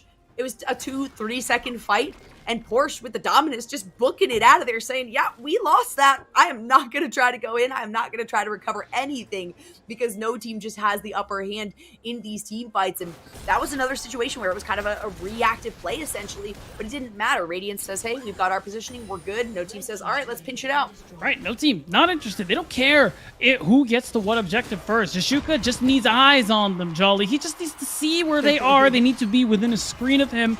And in classic Rakan fashion, he's able to set up these fights beautifully. He did a great job in Game 1 on the Nautilus, and now in Game 3, with tournament lives on the line, he's doing it again. And this is looking a lot better than Game 2, where no team were in a similar situation. Yes, they were, and they went down pretty quickly too, right? We're getting close to that 25-minute mark that we have experienced the last 2 games here, which is the ending of the game. Of course, we're about 6 minutes away from that as 19 just passes through, but that means that we're only about 1 minute away from the Baron spawning, and no team has found a lot of success there, clearly prepping themselves to be able to move here. And if we take another quick look at the vision, things have very quickly adjusted for Radiance to be much more defensive. They've got too much pressure that has come through on the bottom lane, and just like you talked about for that previous fight in the previous game, when you get that vision blocked out completely towards the bottom side of the game, and then you try to position yourself for the dragon, it's going to give a big opportunity over to No Team. Nice little recall stall out there. Jashuka can't make it back, but does have Griffin in the wings. Out comes the Solar Flare. Light Pulse looking for the opportunity to throw out the Zenith Blade, but does not get close enough. No, and that's too bad. That was a really nice play, a potential catch-out that maybe would have allowed the Baron to come through, but instead, it is going to allow Radiance to be able to push deep into the enemy jungle here and hopefully try and find something. There, the Zenith Blade does come through, but the rest of Radiance is not there to fight things out. That means Jashuka, Griffin, and Scoop to have a pinch here, and poor Light Pulse is like, I got it. The rest of the team's like, yeah, we gotta get out of here. In the meantime, of course, Blaze finally gets taken down here. A big shutdown for Crimson thanks to the flash and the ultimate, but on top of it, Jashuka is gonna find yet another kill. Now it is Porsche just trying to run away as quickly as possible, but that is an excited Jinx is gonna pick up a double kill. You know what? Let's make that into a triple kill. Oh my god, Scoop couldn't be more excited right now, Jolly, as again, Radiance end up falling in these fights, and it's just so easy. The fastest 100-0 you've probably ever seen with No Team to be able to just rip Radiance apart, and this gold lead just continues to grow, and it's going to grow even further with that turret going down, with this Baron being taken, and No Team pretty much have the keys to move the top 8. I love it. And the recognition, too, that they can supply so much damage here. Dragoon's like, yeah, I'll tank this one. I've got so much damage coming out from Scooped. You got like 1 or 2 recalls. At the same time, you've got Griffin saying, all right, I'll push. I'll throw some vision down around this enemy jungle. We are sitting very pretty. And now we're looking, I mean, it's looking even better and better for No Team to be aiming for that 25 win goal, at least, that we saw in games 1 and 2. Right, and they're well on their way to doing that. You can see total damage so far. Gotta give Crimson props. He's up there, second most, but it's Dragoon who's up a good amount here on everybody else. And honestly, it's been tough for Radiance. You can see it. Raheen hasn't been able to do a whole lot just yet in some of these fights just because of how quickly he ends up getting bursted down. You're at a point where Radiance really have to depend on a pick, catching someone out, not playing in these 5v5s. Problem is, they have a very, very compelling reason to 5v5 in the next 15 seconds. They sincerely do. You're looking at potentially giving up the full soul here for No Team as they are on soul point. It's going to be Light Pulse who walks a little too far forward. That's one of the nice things. Oh my goodness, it's going to be coming from this Chem Tech Dragon. In goes Dragoon on the other side. They're looking for the pinch here. Beautifully popped up. Raheen doesn't even get to hit the ground before getting taken down right there. Griffin looking maybe for something else, and that is going to be the case. Out comes the ultimate. Out comes the flash. Wow. Out comes the needlework on top of it from Dragoon on the backside. And No Team don't even want the dragon. They say, hey, you know what? We have enough damage here. We have enough pressure. We have the Baron buff just like in that game number 1. We don't need to focus on these objectives if we can win the game and kill the Nexus instead. Well, they still have the Baron buff. It is live and good to go, Jolly, but nothing can be done here. These spawn timers are long enough where No Team could very well end the game, but also the health bars are low. It's hard to see how they exactly want to play this one out. Maybe they just take mid and bot inhib and then walk away, but the teleport's actually coming through. They're just looking for the end. All right, Scooped is high enough. I think that is what No Team is saying. Yeah, sure, we're all low, but Scooped is almost at full health, all right? We can continue this fight as we take another look at that replay of the fight around the Baron. And this one is tough. You're trying to make a play from the Chem Fog. Again, Light Pulse, he's trying to find somebody that he can pick off, hopefully. And now because he's getting engaged on, hopefully he can get something done here, but they just end up turning on him so very well. And in the 5v4, there isn't much else to say. Again, Raheen gets obliterated, and they can just continue chasing them down. Even with the minimal range coming from these champions like Gwen, like Viego, it's still plenty to come in, take the front line, take the aggro, and allow Scoop to just deal as much damage as possible. Same thing with Blaze, who's just so squirmy right now. It's so hard to lock down this player. And the ones who you want to stay alive, the ones who you want to offer the kills to, have yet to die this game beat down. That's true, yeah. Griffin and Scooped, Deathless here in Game 3 have been playing excellently, and overall, like being up 10 kills this whole time, it really shows in the damage No Team are able to dish out. And at this point, because bottom and mid inhib are down, all they're going to do is just pressure this top side of the map. Jichuka, he's 2 levels up. He has the Chemtech Soul and is very, very comfortable just walking up, threatening, saying, hey, Light Pulse, what are you going to do, buddy? You going to push in? You going to push? I don't think so. Yeah, the dragon must actually take it, right? We're still like, We're looking, unless that marker has not been updated, because I'm not seeing it on the mini map right there. Oh no, Either yeah, way, Soul. Okay, yeah. So that needs to be updated right there, because we only see the 3 dragons, right? You see that there's no dragon Oh to yes, hit. yes, Like, that's right. That's right. yeah, you can see that. And when you see that it is live right there, there's some vision being held by no team, but they're almost offering it up like bait, right? Yeah, it's like, come on. I know you want to clear this. And at this point, they're just going to be able to easily threaten this top inhibitor, and we're going to get to a point where Radiance is going to have to make their last stand here. Again, tournament lives on the line, and this is a very precarious position they find themselves in. We have hit that 25-minute mark. No team looking to my close God. this one out. Oh my It's God. about 7K, and oh my goodness, the ultimate coming out of Scooped. It's only a 3v5. Can the rest of the team get there in time? Scooped might be pushed out here by Bluster, and that's really not what they want. But Blaze is going to be finding out Crimson here, should be able to pick up the kill. Does get taken down on his own. Actually ends up getting the resurrect thanks to that ridiculous... Oh my goodness! That Soul's cool, Thanks to that was close for the zombie to go in on that one. Oh man, but you know what? Doesn't even matter. Even with the split fight, even where Radiant says, you know what? Oof. Even with Radiant saying, I can take something on this, poor Raheen not only gets shut down, but gets shut out of this game entirely. And while we can see Griffin on the backside saying, hey, I'll buff my stats, I'll get another Scuttle Crab right here.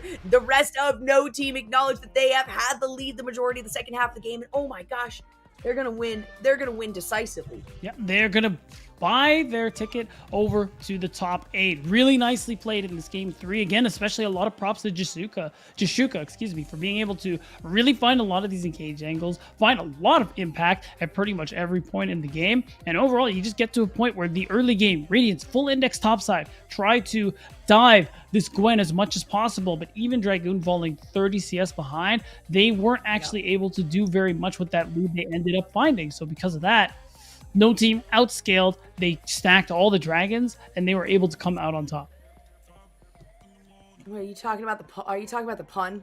Production's giving me a little pun showing, as we got shot at tone. I guess you can say no team is better than them. Oh, what? Yeah. I mean, either way, like we can just keep talking about like the actual match. Yeah, it's true. What ended up it's absolutely spectacular. Honestly, it was. I had faith in no team, right?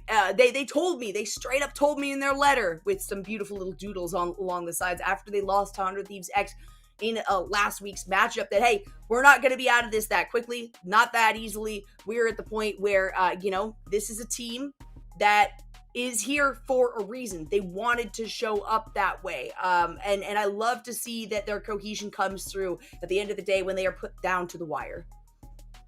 Right, and that's pretty much what we ended up seeing. Like, the team play was really good, and clearly when they had these opportunities, no team play very confidently and understand their limits, their win cons, and it showed in the way that they ended up team fighting here. And I think this is honestly a better look than what we saw from them last week as well, so it bodes very well for how they're going to perform, I think, in top 8.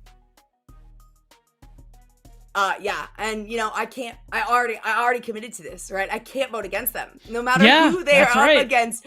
The level of commitment that this team has put forward, whether it's to showing up for their fans, whether it's to, just providing growth by week, we have straight up seen it. We've been able to document it here. You're able to go back and watch the replays of how well this team has improved over the last couple of weeks in Proving Grounds here. So very exciting to see them make their way through. Of course, it is sad to say goodbye to Radiance on this day in the Proving Grounds. They fought very hard as well. This is not a team to discount whatsoever.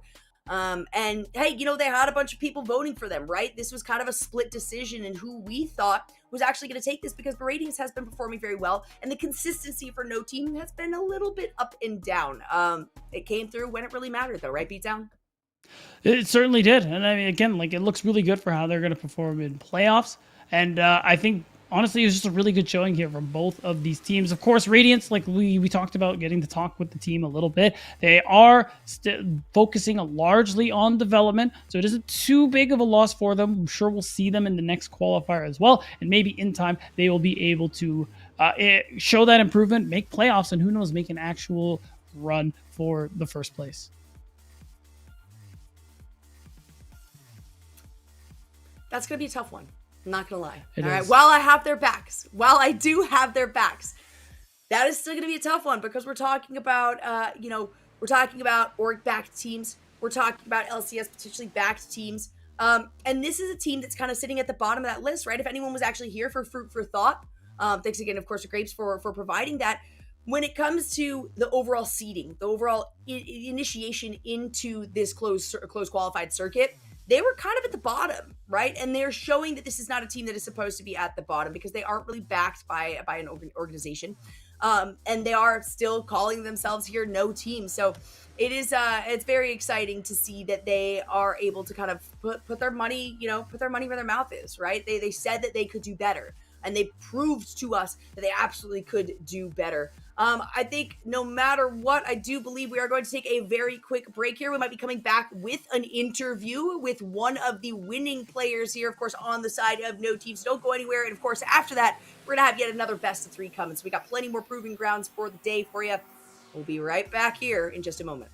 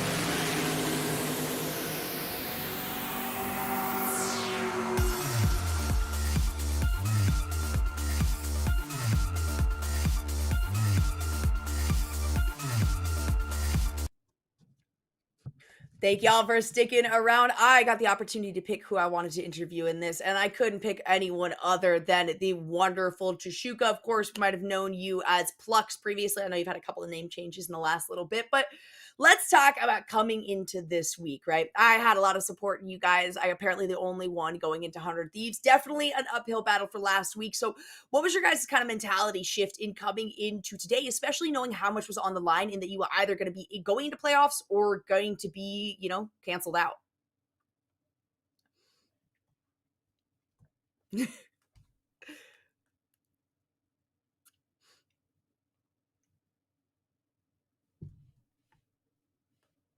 And we were like really confident coming into this game. We've scrimmed them a lot of times. Like they're probably our most faced team so far. So really confident going into it, and luckily pulled off the win. Oh yeah. Yeah. Yeah.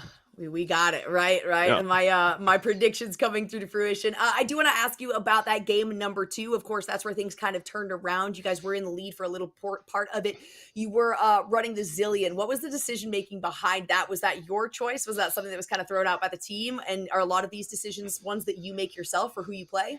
Yeah. So if there's any like support pick that's not like Leona, Thresh, maybe like Nautilus, it's just me saying, I want to play this, and I think it looks good here.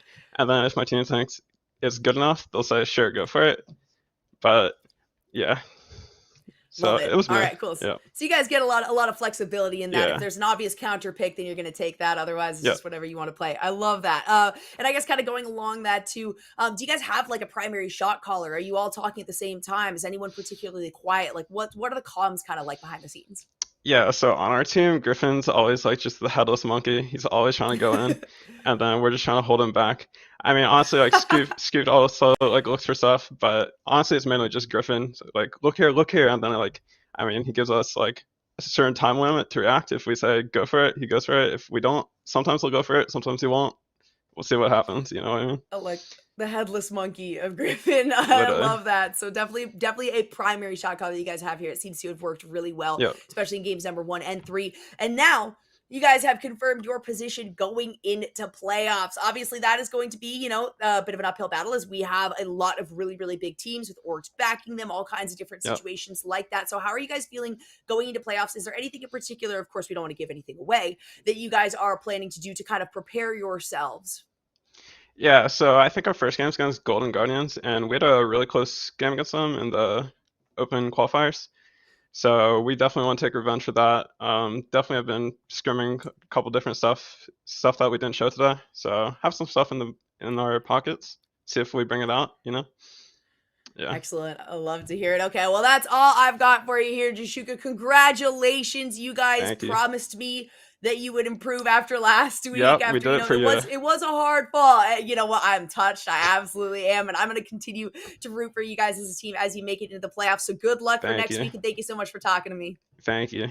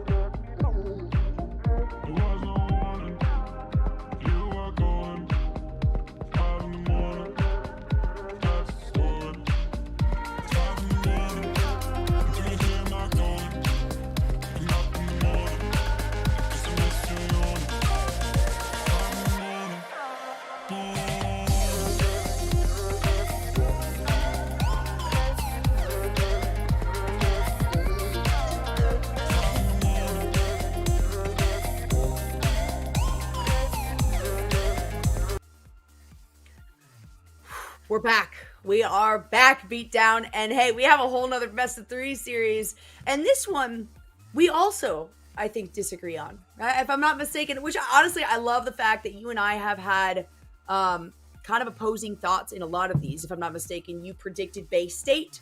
I did, yeah. And I predicted Wildcard. There have been a lot of kind of crazy things coming to fruition, though. Today, of course, no team ended up taking that. If you guys didn't end up seeing, EGP did end up beating Maryville University. So I think that's, 2 of our predictions kind of out the window right there. But that is okay. I am incredibly excited about this one. Honestly, I thought that this would be more contentious of the 2. However, I tend to be wrong in these kinds of things. It always ends up being the one that I think is going to be a much closer game that turns into a sweep. And it's the same kind of situation, right? One of these teams is going to end up going home. One of these teams is going to go to the playoffs. Right, the situation is the same as it was in our first series of the night. It is loser goes home, and the winner gets their spot in the top 8. This time around, it's going to be Wildcard Gaming versus Bay State Maroon, and they're fighting for the same thing, to win or go home. And honestly, both teams definitely ended up having their share of misfortune, ending up being sent down here to the lower parts of the bracket, but they do get that second chance to be able to try and climb their way back up. Yes, that's what we love here. Second chances, but that's all you get, okay? No more than 2. Right.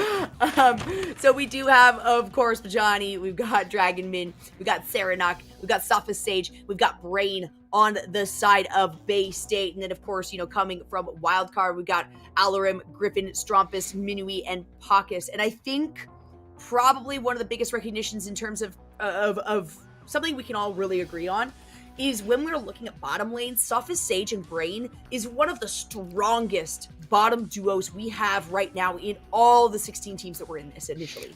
They are really strong, and honestly, one of the bright spots here for the Bay State roster. Of course, I think their solo laners are also quite good, Saranok and Bajani, and I think Dragonman is also pretty strong as well in the jungle. But I think overall, Sophist Sage, Brainy, definitely a high point at the Nerd Street Winter Qualifier, I think it was last weekend. They had a really strong showing, especially Sophist Sage, playing out of his mind most of the time. Did manage to get his Caitlyn, but also does really well on the Jhin pick. He can pretty much play any of the stuff that is meta at the moment here. Yeah. And I just wonder what wildcard are actually going to let him get through. So this bottom lane 2v2, I think is probably going to be the most interesting one to me, because I think that is where Bay State have an advantage. Yeah, I would agree. I would say just kind of looking at base stats, to compare like Sophist Sage and Minui. Sophist Sage has, as of late in the last couple of weeks, really, really good statistics and is potentially sometimes a saving grace for this team, right? Some of the other areas, while they are really good solo lanes, might end up falling behind. And Sophist Sage does so well that, I mean, seriously, they can play from behind and they're totally okay with this.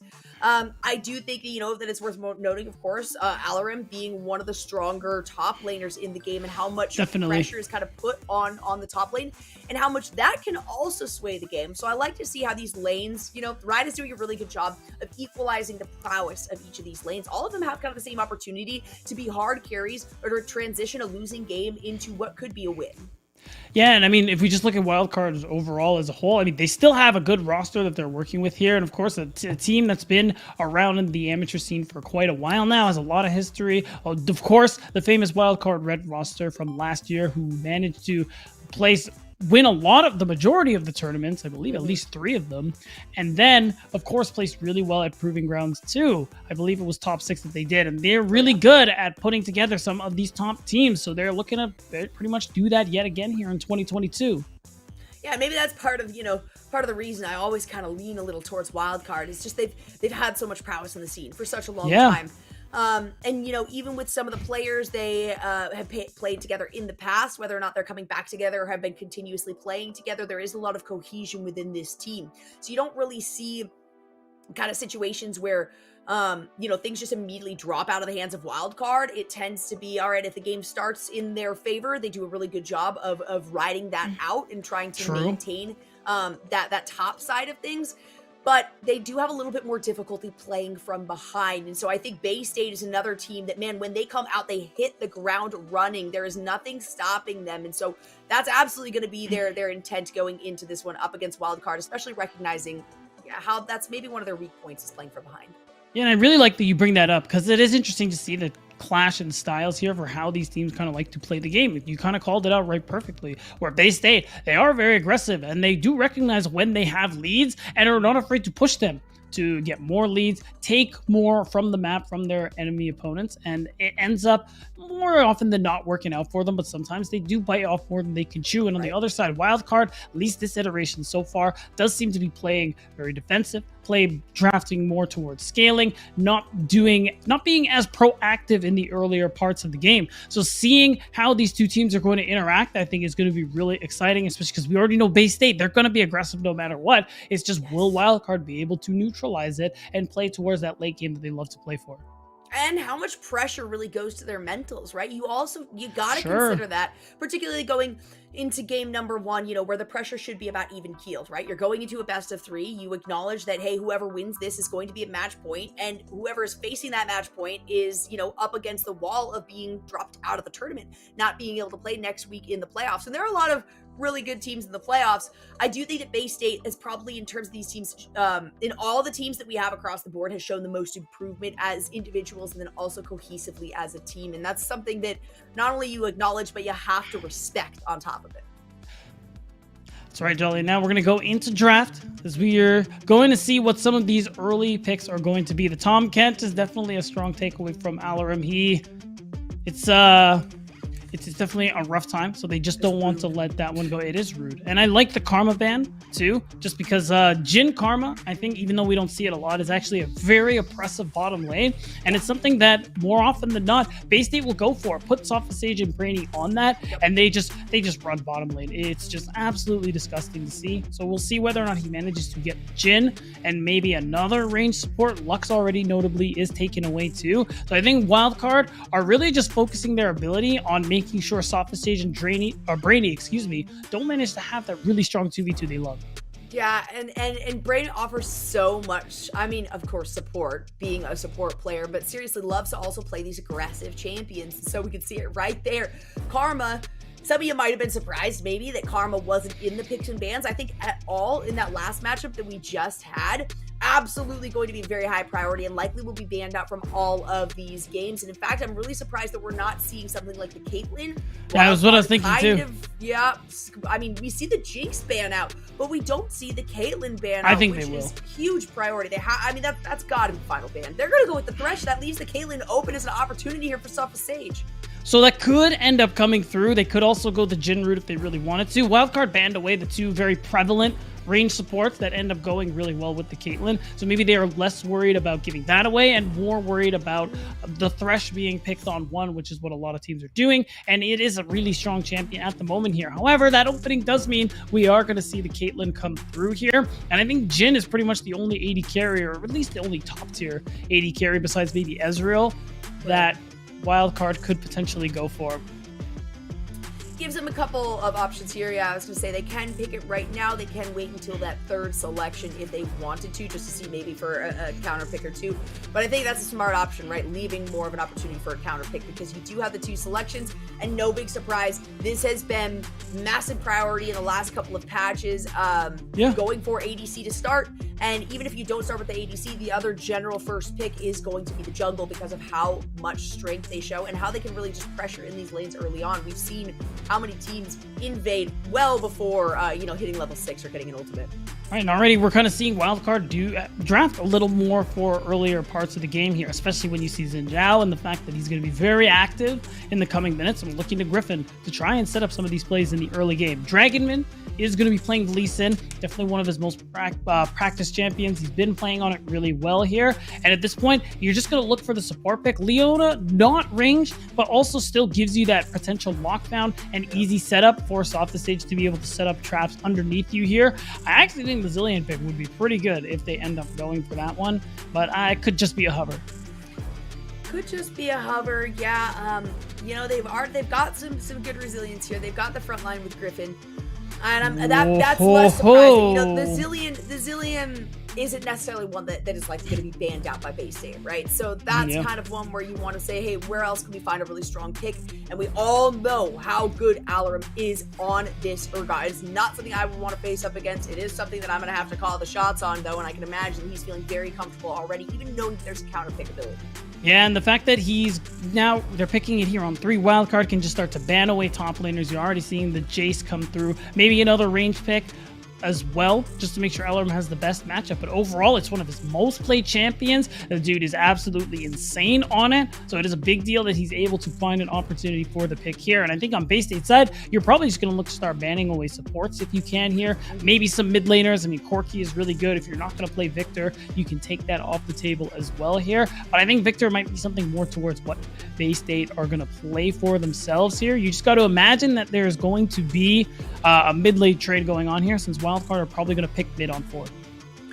Yeah, preventing the Corki scaling from being added to this already high scaling composition that's on the side of Wildcard is definitely a good thing.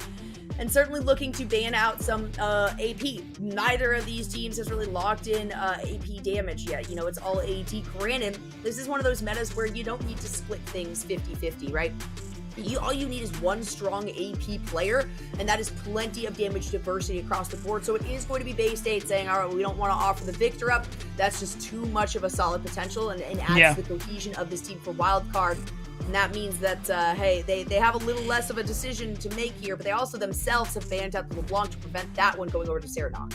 Okay, so they're going to go for the Rel instead in favor of just giving Paucus a champion. They already know what this...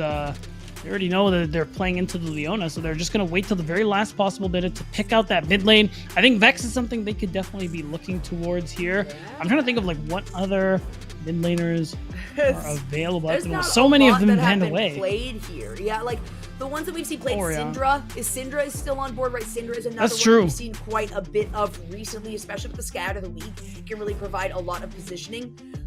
It does get kind of scary with having Scout of the Week when you have something like Curtain Call, when you have something like the ultimate from Urgot, to where if you actually Scout of the Week, you could miss an ultimate that is expended from one of your teammates. So it's something you do want to kind of avoid here, as the final decision is being made by base state. They're hovering the Garen, and that's actually literally when I was thinking you were talking about the range top laners. Instantly, my other thought is, Jace and Gnar are both very good into this Urgot. Of course, given the prowess that Alarum has on Urgot, how much can you really do with that? We'll have to see. Yeah, it's going to be tough, especially with how susceptible to dives Gnar is early. When you think about Griffin, he's probably going to be trying to make that move to the top side of the map and immediately try to punish Bajani and really try to set him behind as much as he can in the earlier parts of the game, just to make sure he's not having that much of an impact later on here. And it's looking like Strumpus is going to go for the Azir, actually a champion he's got a lot of time on. Even when he played for Supernova, it was a champ that he would definitely lean on when it was a little more popular here. So the DPS, the scaling is absolutely there for Wildcard's side. And I think on the other end here at base state, they just have that more front to back team fight going for them here. Early in the game, I think is the most interesting thing to me, because I kind of suspect Griffin is going to be pathing away from bot lane in the early couple of minutes just to try and punish this Gnar early on. Oh, it's not actually a Gnar, it's a Renekton. Oh, it's Renekton. Well, Wow, we got baited. For no reason. I mean, that's We straight got baited. So never mind that part. Griffin's probably going to start top to bottom, and it's going to be about the bottom side of the map. Oh, Wait, it is a Gnar. It is a Gnar. Okay, Oh. okay. Okay. It is a Gnar. My All notes right, are all filled right. with scribbles now. Okay, so I much prefer the Gnar into this Urgot for this matchup, at least for the early parts of the game, right? It is still something that Griffin is going to want to path up to help Alarim out because, as Renekton, when it gets into the later parts of the game, as long as you're not put very far behind, it is an absolutely survivable matchup. However, Gnar has a lot more opportunity, especially when you're talking about the fear beyond death, right? When you have the potential to get into Mega Gnar to grow your health or expand your health to where fear beyond death doesn't actually capitalize on a kill, it's a pretty sneaky play that you can make.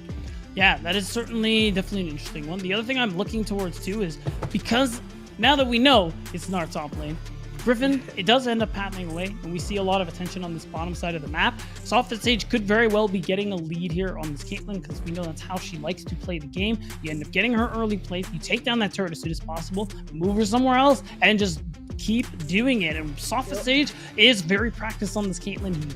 Lately, he's been playing it quite a bit, and when he manages to get it, the dude is nuts in team fights. His positioning is really quite good and something to watch out for. So they are going to have to try and really get on top of him. You have a lot of engage for Wildcard side, which is really good for this because you have Rel with that Pharaohmancy. You have Griffin who can go in. I mean, Alarim could do it realistically too as well. So there's a lot of ways to pressure this Caitlyn.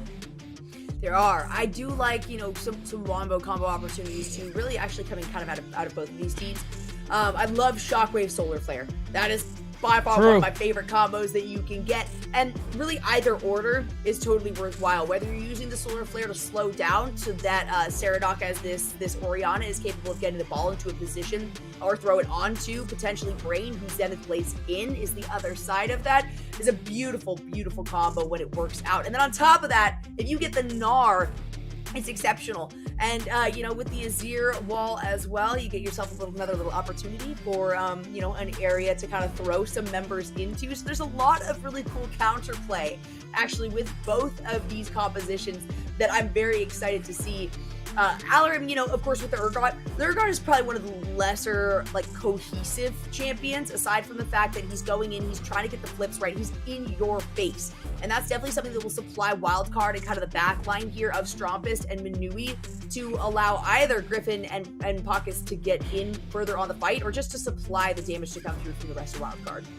Right, and that's why the early game, I think, is going to be very interesting for both these teams. Again, Wildcard probably wanting to pressure top a little bit more early on in base state, trying to play through this bottom lane. Dragonman is the Lee said I'm watching too, just for base state side, to see how they're going to be able to navigate this early game, because there's going to be a lot of pressure on him to find some of these angles early and help Brainy set up some of these plays in the early minutes of the game. On Wildcard side, although they can be very active, I think they're very happy with how they're going to be in the later parts of the game, just with how much damage Trump is going to be able to do on this Azir. Yeah, that, and Alarim definitely does. You want to hit level 6 before you're even engaging in any of these team fights, right? You're not dealing a ton of damage. You have to put yourself into kind of a precarious position to be able to actually supply all of that damage, to be able to rotate and get the passive pops off, and use it all effectively, as opposed to just what's directly in front of you. But it definitely sets up for sure for a lot of success from Manui and Pockets. That's probably, honestly, I've seen a lot of these matchups before. But because we've been talking about so much about Brain, about Soft Sage, about Manui and Pockets, this is really going to be my biggest point of contention. I'm going to want to keep eyes on this bottom lane as much as possible, and the same could likely be said about these junglers. Yeah, I think that's perfectly fair. Like, with how these things have changed in terms of the teleport changes in season 12, bot lane 2v2 has definitely become a much larger point of focus, especially since top laners can't join in anymore. But finally, the wait is over. We don't have to vamp anymore, Jolly. We're gonna get into game one. Yeah, we don't have to guess what's going to happen for any more of this. We get to finally see what is going to happen. We're about 48 seconds into this one, but nothing exciting has taken place yet on the Rift. A couple of pings coming out. You can see that Alarim does have eyes right now on Dragonman and is just letting the team know that this Lee Sin is towards the top side of the map, but a pretty standard start otherwise from the rest of the team here. So far, things gonna be pretty chill early on. I don't think we're gonna see any exciting invades like our previous series. Yeah. Yeah, a little more boring, but that's normal, right? Wow. Especially, it's true. All right, hey, I go from a caster's perspective. From a perspective of, the people viewing, of course, we have a little bit of a client issue right now, so we're going to try to fix that up before actually going into game. Much better to acknowledge these things before the game is underway and before things are actually taking place.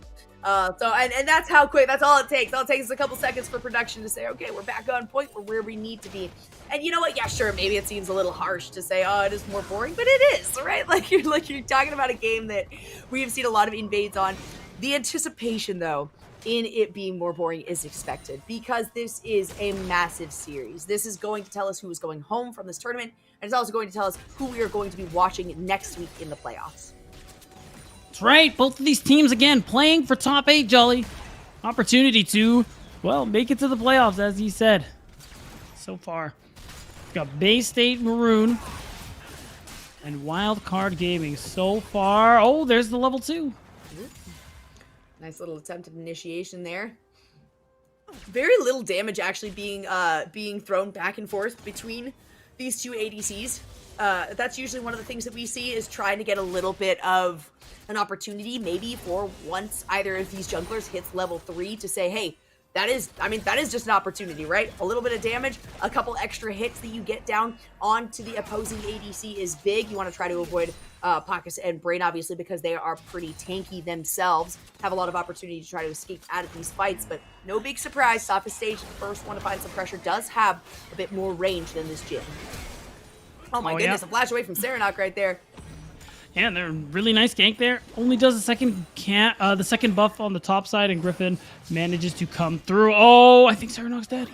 That looks like if Griffin's going to take one tower shot and not risk losing more shots or the double buff right there.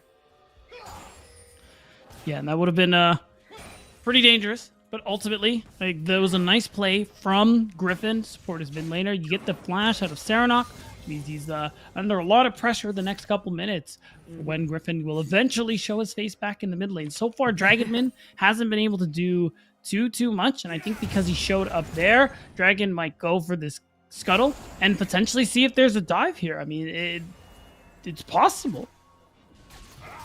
Yeah, Okay, probably just poking. Yeah, maybe throwing down some vision there. I'm not even sure if a ward was actually placed. We'll see when the recall comes through here from Dragonman. Serenok already having to go back, though, and use the teleport on the re-engage. So that is 2 summoner spells down from this mid laner. Gives a lot of opportunity for Griffin to say, yeah, mid lane is the place that I want to be. It is the place I want to focus right now. Slow start beatdown. I was literally going to say, not a whole lot has really taken place at the moment here. I mean, because Serenok ended up getting pressured a lot. I think just good CS from Strumpus. He is already up.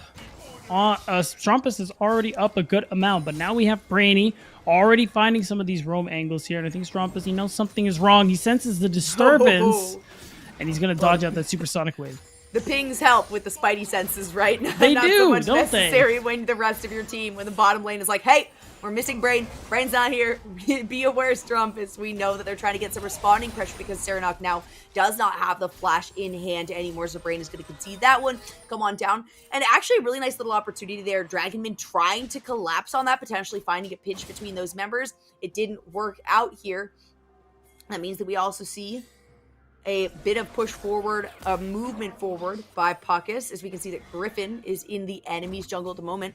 Once again, looking for something on Serenok. This is no surprise. If you get the flash down from the mid lane, you force out the teleport relatively early, you're setting yourself up for a nice opportunity for a first blood, and that is going to do it. Hand it over to Strumpus. You couldn't be happier. Really easy slip and slide coming through from Strumpus to make sure he gets the extra damage, and that's the first blood. It's going to be really nice, punishing Serenok for that early positioning and getting early kill. I think it was Strumpus who picked it up, but you can see it. There's that ward right there. Serenok doesn't realize what's happening before it's too late, and he just can't flash out either. And it is Strumpus who picks up the kill. Big deal. Oh my gosh, but Johnny is going to probably be able to find this one. No way, now taking a lot of damage. That's going to Wait, be did a he dodge die? by Okay. Alarim here. And Bajani, oh my goodness, Bajani very, very close to losing his life after committing to that fight. And, you know, all it would have taken was the Q. I think he was just waiting for that, like, second and a half maybe for the cooldown to come off. But Alarim's like, yeah, try it. I can just walk away from that one. In the meantime, so we stop the stage. Who gets jumped on here? A little bit of responding damage on to Manui. Manui is very low on AP, or on mana, and we just got a little heads up. It was 80 HP right there on the Urgot, and Alarim was able to stay alive. Yeah, that is pretty nice for him, being able to get back with his life, but ultimately he will TP back to lane as well here. You can see Brainy already on the move, is trying to clear some vision and maybe just show his face mid in case Griffin wants to go for another play here. But because he passed the ward, of course, Minui and Pockets are aware. Hey, listen, Sophist, you're by yourself. Why don't you slow down a little? Yeah, not a bad decision to do that. Of course, it is going to be, you know, a lot of damage coming from both of these players' autos, from both the Caitlyn and the Jhin, which is why we tend to see the Jhin picked up in response to the Caitlyn, or vice versa if there is an opportunity to do that, because they are pretty even keeled, right? In terms of champions, they're some of the closest, auto attack damage. You've got a little bit of extra range, right? You've got some opportunities, a little bit more particular, but opportunities for crowd control. So we love to see them staying very, very even keeled here. Only two creeps, only a 2 CS difference between them.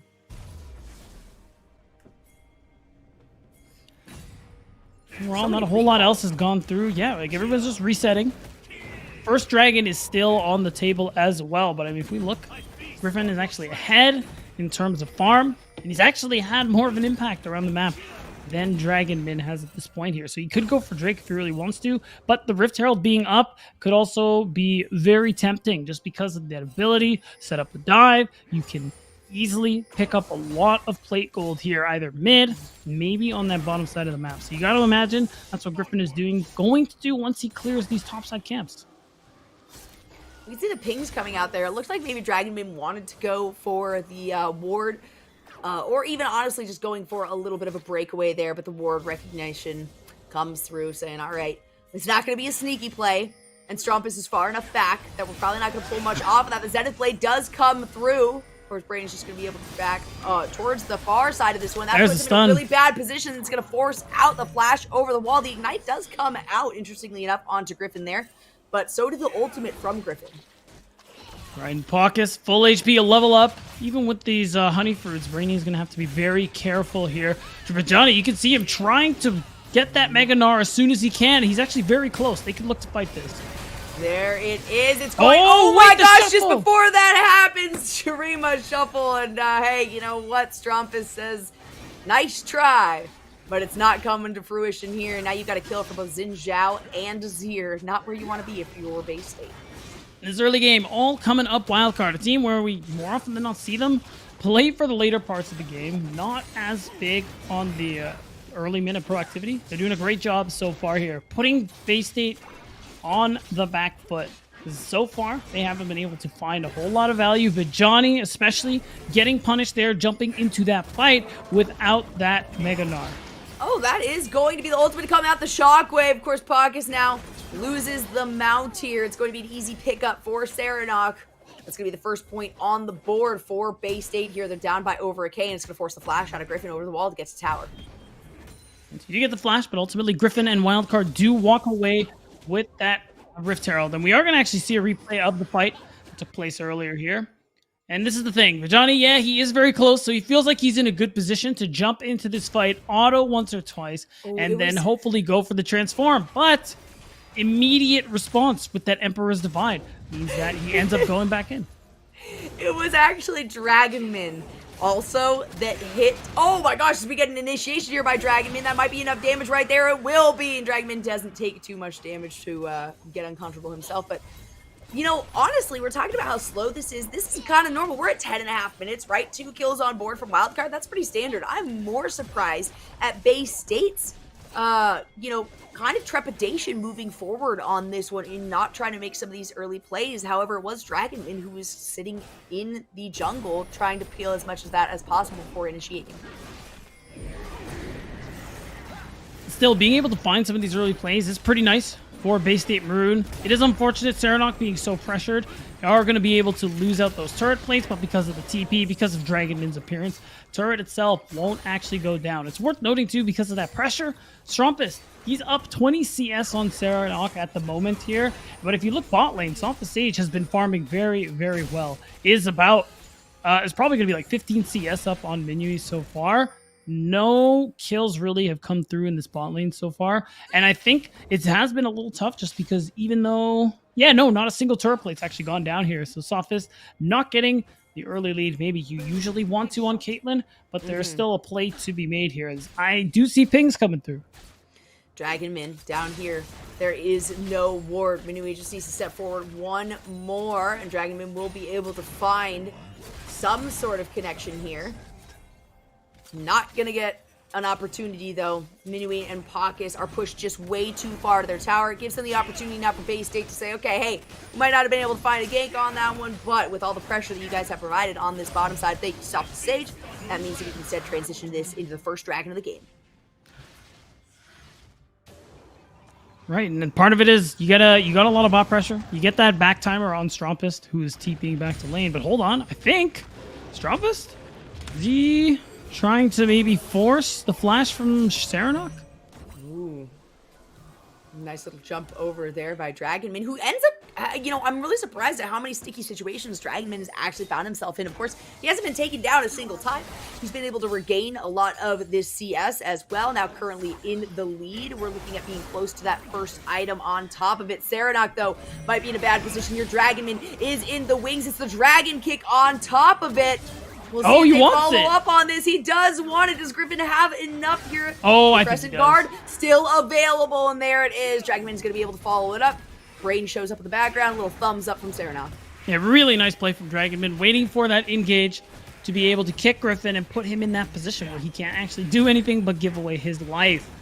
Still a good early game for both of these teams here. A lot of back and forth thus far. And I think really it's what these fights are going to come down to is whether or not the carries are going to be able to do damage. Right.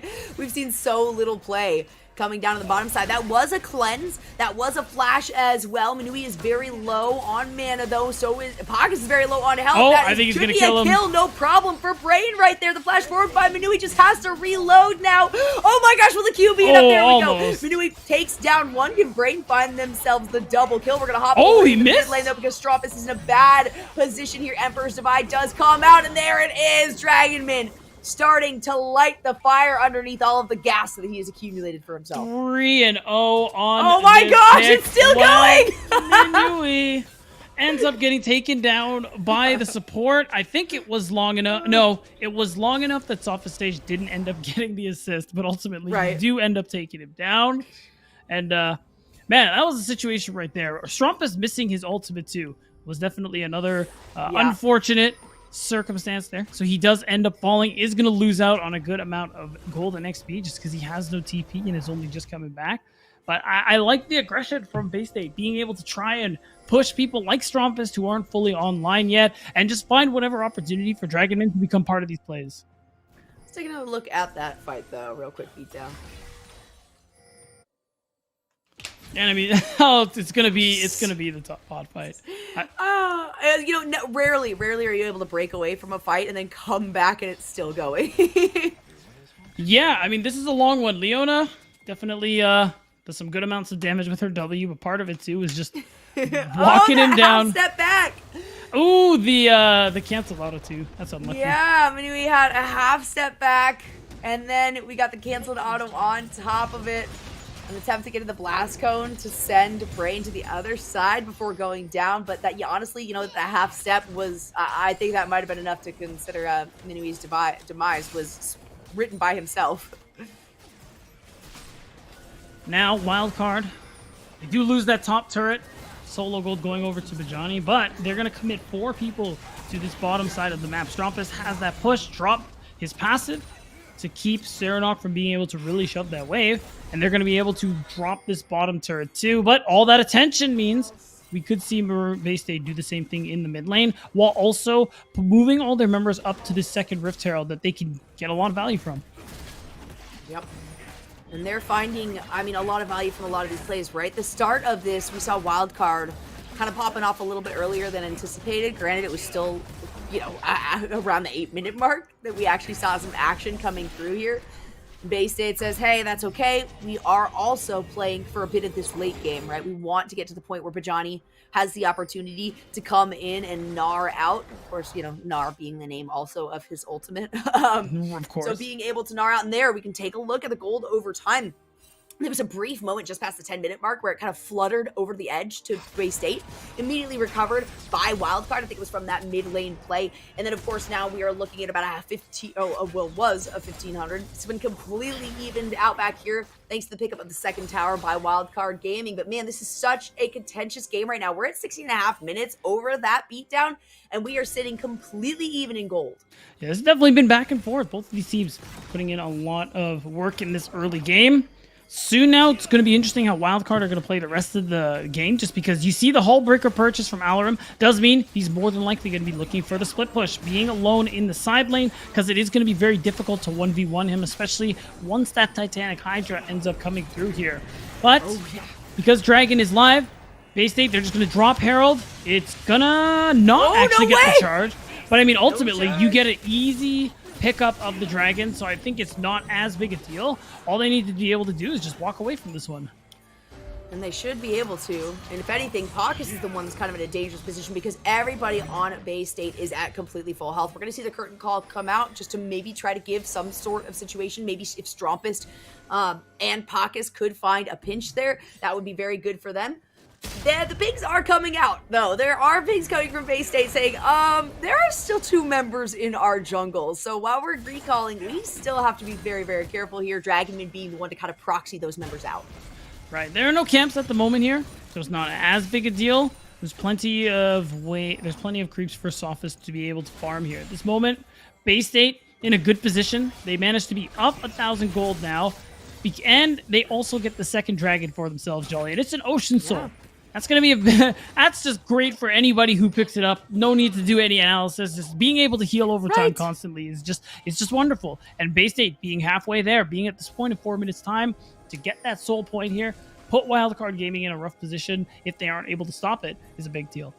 Yeah, anyone who says Cloud Soul is like a lackluster soul just clearly has not played the I said it. You've said it. Come on. It's so, honestly, it's so helpful for these teams who are looking to kind of make the proactive play on these engages or trying to force out some offensive vision and give themselves an opportunity to take advantage of that. If you've got some extra speed to boost you up, my goodness, I do think it is still a very, very strong Dragon Soul. Of course, you know, not when we've got something like the busted Chemtech Dragon on board, and the Hextech Dragon as well is very, very strong here, but I still do think it's a little bit underrated as a soul. Yeah, now that you mentioned Hextech Soul, I don't think we've seen very much of it, but hold that thought. No. Woo, nice engage right there. Minui try to follow it up with the Deadly Flourish. Dragonman is going to take a lot of damage, but that's okay because on the other side, Paucus also goes down. Out comes the curtain call. Already available. Sofa Sage is going to be the target here. Has to flash over the wall and manages to use that net, the 50 caliber net, to get out of any more potential damage. Wildcard find themselves in a good position. Yeah, they do, Jolly. They managed to find pretty big pick there. Even though it is 1-for-1, you still get some summoners out of Sofa Sage. You would have been in a tough position here. Now, not a whole lot to really fight for as Bajani is just continuing to farm up in the side lane. Is going to get a very thick Demolish proc and another turret to go into his pocket. Bajani has been picking up a lot of gold here in the side lane, Jolly. And he is really starting to come online here. Like you talked about it. It's a good matchup for Gnar. And how well Bajani has been able to run it early, I think is going to come to fruition later on. You can see the total gold is in favor of Strompus. Yeah, it is huge. He's second highest. For a top laner in general, let alone a Gnar, to be second highest over both a Jhin and a Caitlyn, that's actually pretty massive. Bajani, you know, I said it. I was like, this is a good matchup for Bajani, right? Having the counter pick ability. Gnar is definitely one of my... Gnar and Jace are the 2 first picks that I'm going to go with if I see a lock-in for an Urgot. But my question was, you know, how good is Alarim at this Urgot? We've seen it's incredibly good, but apparently not good enough. Well, we'll see. Still plenty of time for him to be able to flex his muscles on one of his most played champions. Again, he is playing more for the side lane with this Hullbreaker build, so we'll have to see how that one ends up playing out. At the moment, with Baron coming up here, and a lot of vision to be set up, Wildcard are going to push mid. They're going to move their way to this side of the map in the river just to try and set up whatever vision lines they can here. Because being able to play for Baron is something that's probably good for them, because Alarum, I think, offers a good amount of damage. But I still think ultimately Wildcard, when they make Baron plays, they're probably going to play to turn.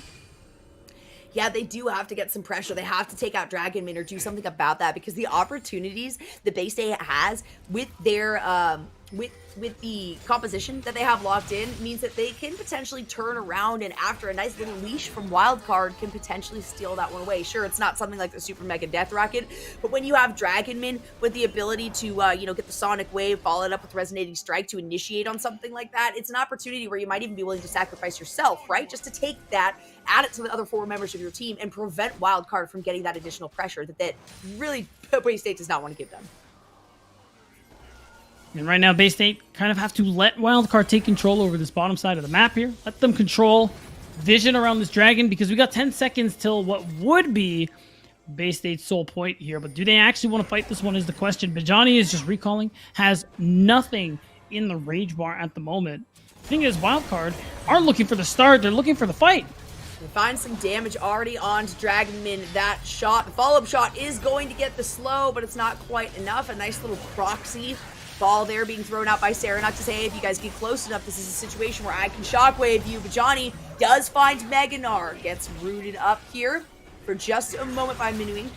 And he's been doing a great job of utilizing that curtain call the moment it becomes available. Brain maybe looking for an opportunity to find, no ultimate available, of course, but to find a Zenith Blade and a follow-up Q onto the rest of the team. They're really just looking to set Sarah Knock up for a shockwave. It's going to be tough. He's had a lot of trouble setting those up in the last couple of minutes here. The damage, though, he is definitely up there. And we don't have anyone from Wildcard actually trying to start off this dragon. We have Bajani's TPing in. Now the dragon's been started. No Meganar available. Wildcard should be free to burst this one down. A lot of damage. As he talked about, that Urgot is going to provide a very... Oh, they're going in. The fight breaks out. It's going to be a lot of damage to slow on to Sophist stage. And oh my gosh, look at how much we can see Pak is taking on the backside. But in the meantime, Alarum and Griffin were not able to provide nearly as much as Bay State was in that fight. They did manage to take down Serenok, so a trade for... Oh my gosh, a trade for support is definitely worthwhile. But that is going to be it. Just a 1-for-1 dragon picked up by Wildcard. I think it was a really, really nice play there from Pockets specifically. As soon as the play goes in, as soon as Brain goes in, he finds that crash down with the Magnet Storm to make sure the follow-up isn't there, applying a lot of pressure onto Dragonman, onto Sage, onto Serenok, so that they can't find value in these team fights, actually put out the damage. So in doing so, Wildcard managed to get the dragon, come out on top, I think, in this fight, and just continue having pressure here in this mid lane. You have this Azir who's just constantly able to push. And what does that mean? You get first move on the Baron pit more often than not. And look at the difference, too, in creep. You're looking at 40 advantage for Strumpist. Strumpist on Azir is scary alone. And it's going to make it pretty hard for Serenok in the early parts of the game to be able to, get some sort of pressure in the mid lane. Of course, we do have a single kill apiece. But that's something that Strumpist is just going to continue to excel at, right? You've got so much additional range. You have so many opportunities to engage, disengage, poke out some of these heavy members and apply a little bit of a slow on top of it. So we do like to see Strumpist working this champion very well. And a lot of comfortability on the side of Wildcard Gaming. You got to acknowledge that, Alarum on one of his favorites, Strumpist on one of his favorites. Griffin on definitely somebody we've seen play a lot of recently. Oh, we saw the Solar Flare come out mid, doesn't end up finding very much, and all Bay State get for themselves is a little pressure here with this wave being cleared, and finally a turn to be able to clear up vision on this top side. But ultimately, in this game state, a big thing to depend yourself on is Bajani. Whether or not he's going to be able to get the Meganar is a big deal. Curtain call once again being used here, mostly to just pressure Bay State off of his mid tower, allow for a Wildcard Gaming to reconvene here in the mid lane. And it's kind of been like an ARAM for the last few minutes here. Beatdown, right? We've seen so many of these fights just coming down to 5v5s, 4v4s, whatever it is. around, you know, whether it's this top side of the river or literally in that mid lane. Now we can see maybe an attempt at some pressure here to respond to the top side, but it is going to be a recall. The pinks came out for Maroon, but no moves are being made. And, you know, we're at 26 minutes in. We've only got 13 kills on the board. We've still got to acknowledge this is a very slow game. Yeah, and ultimately, like, because of how even these fights are, or rather these teams are in terms of gold and whatnot, these fights are going to be on a knife's edge, where it's going to be very important how these teams are executing them. And I already said it for Bay State, it's going to be about Bajani getting that Mega Gnar when and being able to use it in these team fights. And for Wildcard, it's Pockets to keep finding some of these engages that he has found, being able to isolate the core damage-dealing members of Bay State Maroon and just put them in a position where they can't answer the damage Wildcard are putting out. Yep. Ooh, look at the damage coming from Suffolk Sage, though. And this bottom side, of course, where we were kind of anticipating a lot of the action, maybe not the action to come through, but a lot of this even-keeled fighting to come through, is where we're seeing all three of the bounties, of course, on the heads of, funny enough, Suffolk Sage and Brain, who is sitting at 2-0-2 thanks to almost a double kill fight on the bottom side pretty early in the game. And you can see total damage so far here. Of course, is Strumpus by a good margin. Suffolk Sage is there behind him. But ultimately, Strumpus on one of his most famed picks, the Azir, has been doing a lot of work this game. Still up 40 CS like he highlighted. Insane damage numbers. And is just team fight ready here. 2 items deep. He has the stopwatch as well. So if he wants to go in for a nice ultimate play where you EQ and try and get this long range CC off, and he can just stopwatch and manage to buy time for his team to join the fight, especially with this next dragon coming up here. I think it's a big deal. Yeah, and that's the only one so far on the board as well. With, you know, that stopwatch being picked up here by Strumpus. That's generally something that when it gets to like 20, 25 minutes in, you tend to see a few more of those pickups, but I think because of how slowly this game is going, they'd rather stack up some damage and some survivability on top of it for the rest of the teams. And you see Dragonman constantly fishing here for some of these kills. Bay State, though, putting more pressure on the top side here instead of the bottom side. I mean, nobody is there to answer that bottom wave that Alarum just shoved in. Now he's recalled and TP'd back. He is 2.5 items deep. Now Bajani has no ult to play with. Now comes the curtain call yet again. Griffin looking for an initiation. The Solar Flare is going to come out. Here comes the Sonic Wave. It's not going to be followed up by the Resonating Strike by Dragonman. Going to throw out yet another one. That one won't hit, though. Bajani takes quite a bit of damage. Now needs to regain, or has to wait a little bit, and then regain that rage to be able to really participate in this fight, being so low in health, but it's already building back up. Right, yeah, it is pretty close to the end there where he gets that Mega Gnar. If he's able to find the ultimate, that bar filled, then this is the way to do it. It would be Soul Point. He can't steal it. Thought he was going to try to hop over the wall with so many members close, maybe try to throw them alongside, but that is a very risky play. Even if you get the dragon, how much is that worth if you end up losing your life and potentially losing the life of another member of your team? So they're going to recognize that, hey, you know what? We did what we could. It's going to be 2-2 for these dragons.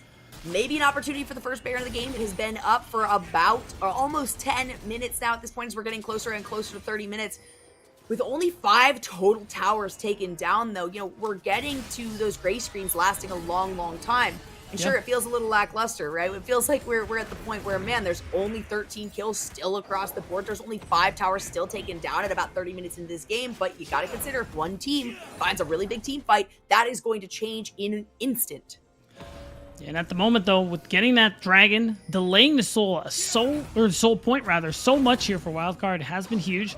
You can see them set up a little vision on the top side of the map, just so they get an inkling on whether or not the Baron is started, because they got a lot of gold there recently and want to just go ahead and spend it. I think Bay State, it's tough because a lot of these fights, they haven't been able to, well, fight, because a lot of it, their success ends up coming from Dragonman getting a nice insect kick onto somebody and ending up getting a pick that way. But Bajani hasn't been hitting with these Mega Gnar so far.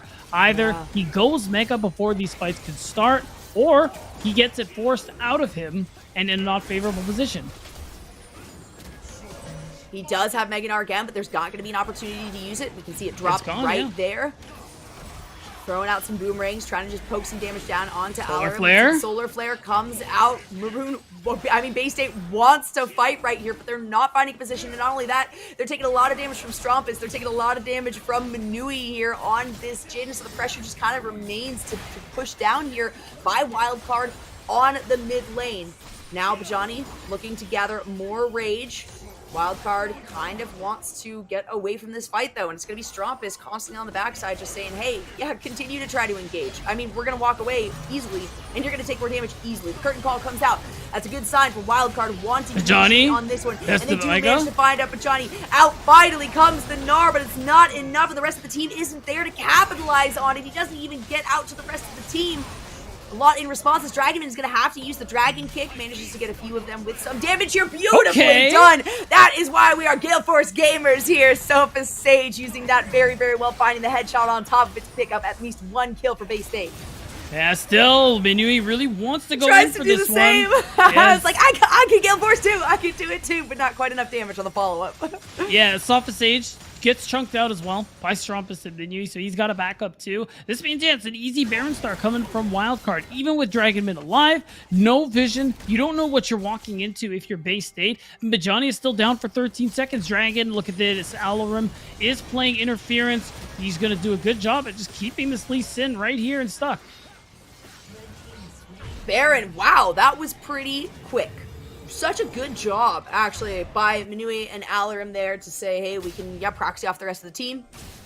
We can take the aggro here. Alarim is at the point now. And there we see right there, the Sterix gauge is going to be picked up, so a lot more survivability coming out of this player, even though he had a little bit of a rough time. It's not as though Bajani was fed on the counter side, right? We're looking at literally 0 kills in the top lane, but 3 deaths between the 3 of them. Of course, all of those do transition over as there's 5 assists between them, having moved over to the mid lane, but this continues to just be a straight-up ARAM beatdown. That's right. They've been very largely grouping up for the most part here, pushing side waves now and then, but really not a whole lot of side laning done, especially with Alarim going the Hullbreaker build. You'd think he would go for more of that style, but I mean, as soon as he can shove out a big wave, he ends up showing up for the team for some of these fights. But with Wildcard now having the Baron, Bay State, they're starting to get desperate just a little bit. They're starting to fall behind and struggle in some of these skirmishes. They need to try and find a pick or something. But Bajani, who's now level 16, who's getting towards his 3rd item, he's going to have to find an angle because he hasn't been able to all game. Hasn't. He's been shut down multiple times. The couple of times that he's actually been in a position where he's like, hey, team, I can go in, right? I've got my Mega Gnar up and available. I have the opportunity to go on multiple of them as Alarim decides to flash forward on that one. I'm not sure if that was a misclick right there, but didn't really get anything off of it because Serenok is still very, very high in health here. Wildcard trying to utilize as much of this Baron buff as possible, and they're going to use the passive here from Strumpus to the mid. And the side laning is finally coming through for Alarim with this Baron buff. He's such a problem, as now all he has to do is hang out, let the double cannon knock down the turret, and he can walk away while his team do the same thing in the mid wave. Mid and top, it's so hard for Bay State to do anything as their base is slowly falling apart around them. There's still a minute left on this Baron, and I love the fact that we do have the Baron play gold. It's at 3,600. It's been kind of increasing and decreasing, but it has been stuck right around that point. Of course, it's going to increase to almost 3,900 here as they manage to pick up yet the inhibitor in the mid side. There's only 1 inhibitor down, but it is an exposed inhibitor on the top. And Wildcard Gaming have really pushed things over the edge. We're looking at 7 towers. Oh no, that is a sad Dragonman who now has to face the gray screen for almost a full minute. Oh man, this is so rough. Like you said, spawn timers are getting long, and now Wildcard have gotten 3 dragons in a row, Jolly. That's 3 ocean drakes individually. The damage, or rather the healing over time is already something pretty substantial, but the fact that they could potentially get that 4th with the soul would be the nail in the coffin here. Wildcard already up 5k, and ultimately, Bay State Maroon, thick lead on their 80 carry Sophus Sage, but he's not able to do anything with it here. He just can't fight, Jolly. Yep. It's true, even with the Gale Force for repositioning, even with so much damage coming off of these autos, we also haven't really seen many successful ace in the holes, right? There's been either these members are going down during the team fights for Wildcard Gaming, or they're just way too strong for the ace in the hole to be even be worth throwing out. I am not sure if I count the number of times I've seen that ultimate come out from Sophos Sage. And ultimately, Wildcard just continue to pick up tower after tower. You can just starting to see this itemization is just ridiculous here. Strumpist is at 4 items, has the death cap. You have the GA built for Griffin, so you can really get in there in some of these team fights. And Minui, 4 items deep. This is also in a very, very powerful position. At this point, Bay State are going to need a miracle. I mean, maybe a couple miracles. Yeah. Multiple would really help them out a lot more. It's not the biggest gold lead we've seen, right? But I talked about it even 6 minutes ago, and you just brought it up again, these timers. And there we see the ace in the hole come out from Sophos Sage, but what does it do? It just kind of removes the shield that is currently on Strump, is still at 100% health. And when they've got 3 ocean dragons on top of that, really how much they're going healing. to get? Not much, especially if you aren't going to do any follow-up. Because now he just heals right back up to full. We're 36 minutes in the game, Jolly. One good fight from Wildcard will close it out. Absolutely. It's going to take more like 2 to come from Bay State, specifically because there are 2 towers right now defending every single inhibitor at the moment, whereas 8 of them have gone down. Looks like Bay State is trying to defend, at least with Serenok, this top side inhibitor, because Alarim is continuing to look to side lane pressure here. Now Bajani looking for an opportunity for an ultimate. Gets pitched out here. Oh, It's he's getting Griffin low. that is the target, and just too darn low to be able to do that much navigation out, and it is going to be Fear Beyond Depth that ends up taking that one player. Bajani, first one to go down. Brain will also go down in this fight. Sophos Sage has to use both summoner spells right here to stay alive, and man, things are looking harder and harder for Bay State. Out comes that ace in the hole ultimate, gonna follow it up with a Q, but no opportunity there to Gale Force in. And yet just another inhibitor down. More gold in Wildcard's pocket. They are just completely in control here. Not forcing themselves, though, to be able to end the game here. And we can see it again. This is kind of what we wanted from Bajani, to try and find something. But Serenok, he's not close by. He's trying to clear that wave. And Sophos Sage has to be very careful of the supers that are there and attacking him. But Bajani, he just goes in. And there isn't really a whole lot of follow-up here. So even though he gets a decent stun off, look at the health bars. Aside from Minui on this Jhin, I don't think anybody was really in any danger of falling here on the side of Wildcard. Yeah, and it was a really good shockwave as well coming out from Serenok that managed to pick up that kill there onto Minui. But we see that Alarim is just on the front line saying, go ahead, hit me. It's going to do nothing. Your big front line in Bajani is already down. Brain is the other one. Both of those members were down and fell pretty early on in that fight, meaning Bay State recognizes we can't do much here. This is just too much of a front line coming out of Alarim, even with pockets maybe not as deep in the fight as he would like to be.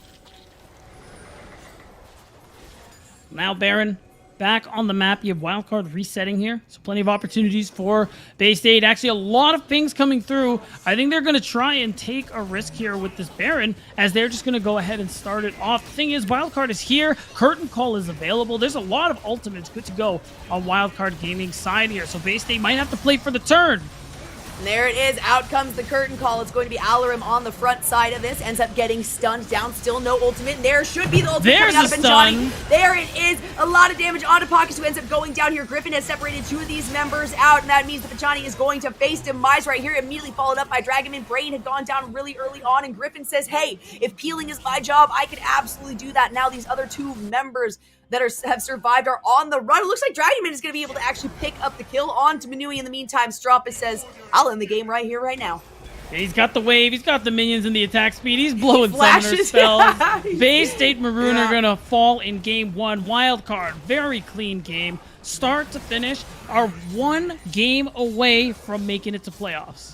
Almost 40 minutes. I don't think those 10 seconds are going to actually pass with the damage here that Strumpist is able to offer up, and that will be the case. Still a very long, hard-fought game that eventually Wildcard is able to take the W on, and you're absolutely right here. Beatdown facing match point for Bay State to try to stay in this fight, and not only that, but to remain in this tournament. That's right, Bay State Not off to the greatest start here in game one. I mean, ultimately, I think the draft was okay. It just came up to, in these team fights, I kept talking about it. The Gnar, you need to be able to find some of these angles, and it just ended up falling through so many times that even when it did end up working, even when Bajani did manage to find a good timing and a good ult, no one was actually able to follow it up. And even at the end, that was probably the best ult we saw from him. It's too late. You're down 6k gold. You don't have the damage to be able to finish anybody off. I think something that I would like to see is you've actually mentioned the Vex multiple times. I think the Vex would supply a lot of what both of these teams are going for, of these heavy initiations, right? You got like the Killer Instinct style ultimate coming out of that champion, and the amount of damage that you can supply in that small little AoE area. When it comes to having something, like an Orianna, of course, if you're talking about the mid laner, that's where she's going to go anyway.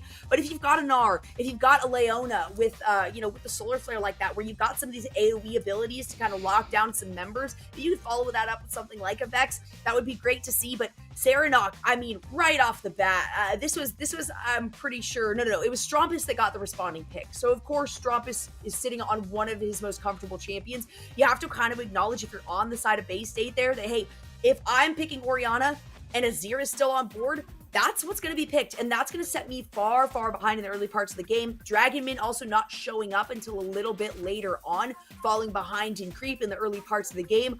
Honestly, it was a 40-minute game. Right, it was kind of lackluster, but I'm pretty sure that the majority of gold, was held by Wildcard. And we can take a look right there. Yeah, when you're talking about a 1,200 gold difference, and that's the maximum that you're able to get in the game, the first good part of it, the first 10 minutes plus, were in favor of Wildcard.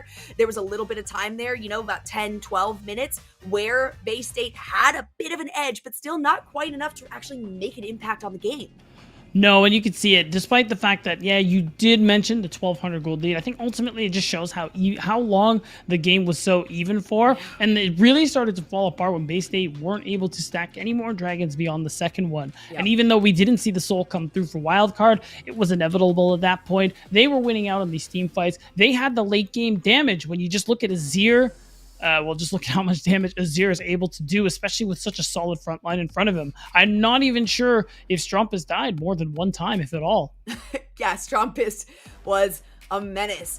And with so many well-performing players on here getting the champions that they want to get, and that's, including looking at the bans of Karma, Lux, Thresh from Wildcard, the first three ones, Tom Kench, which is against Alarim, Rise, and Jinx, very particular ones for, same thing, it was Alarim and Strumpus, and then just taking away Jinx because, hey, we need to take away a strong ADC.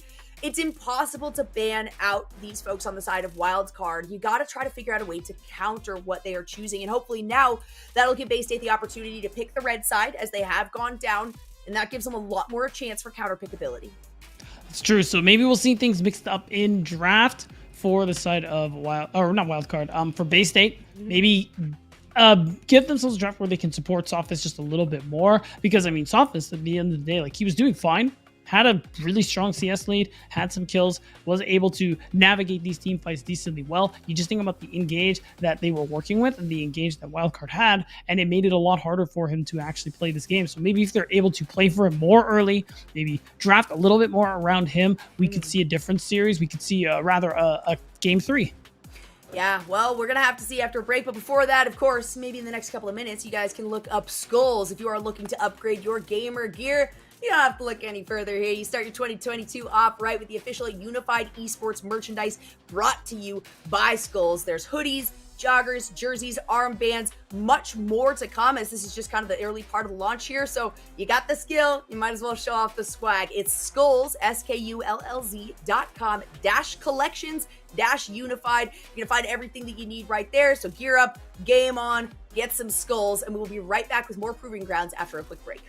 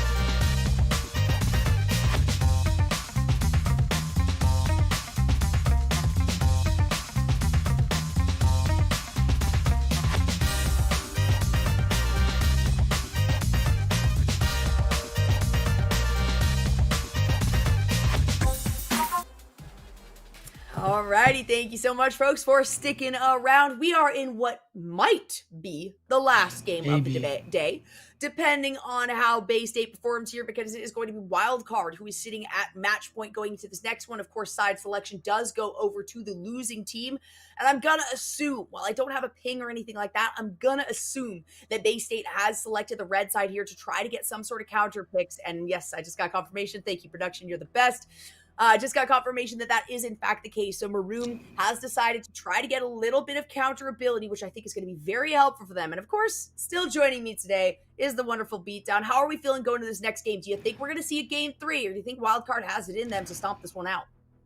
Ooh, that's it's a little tough. I think it's possible that we could very well see a game 3. I don't think it's necessarily done and dusted, especially with that last one being 40 minutes long, despite Wildcard being in a really good spot for a lot of it. So it's possible, especially if you end up securing a maybe slightly different draft on the side of Bay State. To probably deny the Azir from Strompus, as he was a big damage dealer in that last game as well. I think it's just going to end up being a little draft dependent here. Because if we talk about like the actual play, I thought Bay State played fine early on. Yeah. It wasn't too bad. They were trying to be proactive. Dragonman especially was finding some of these plays early, some of these kills, really trying to get the ball rolling for the team. It's just the team fights didn't work out. So maybe if you're going to play around soft stage, just draft something a little easier to execute. And that's probably how you get to game 3.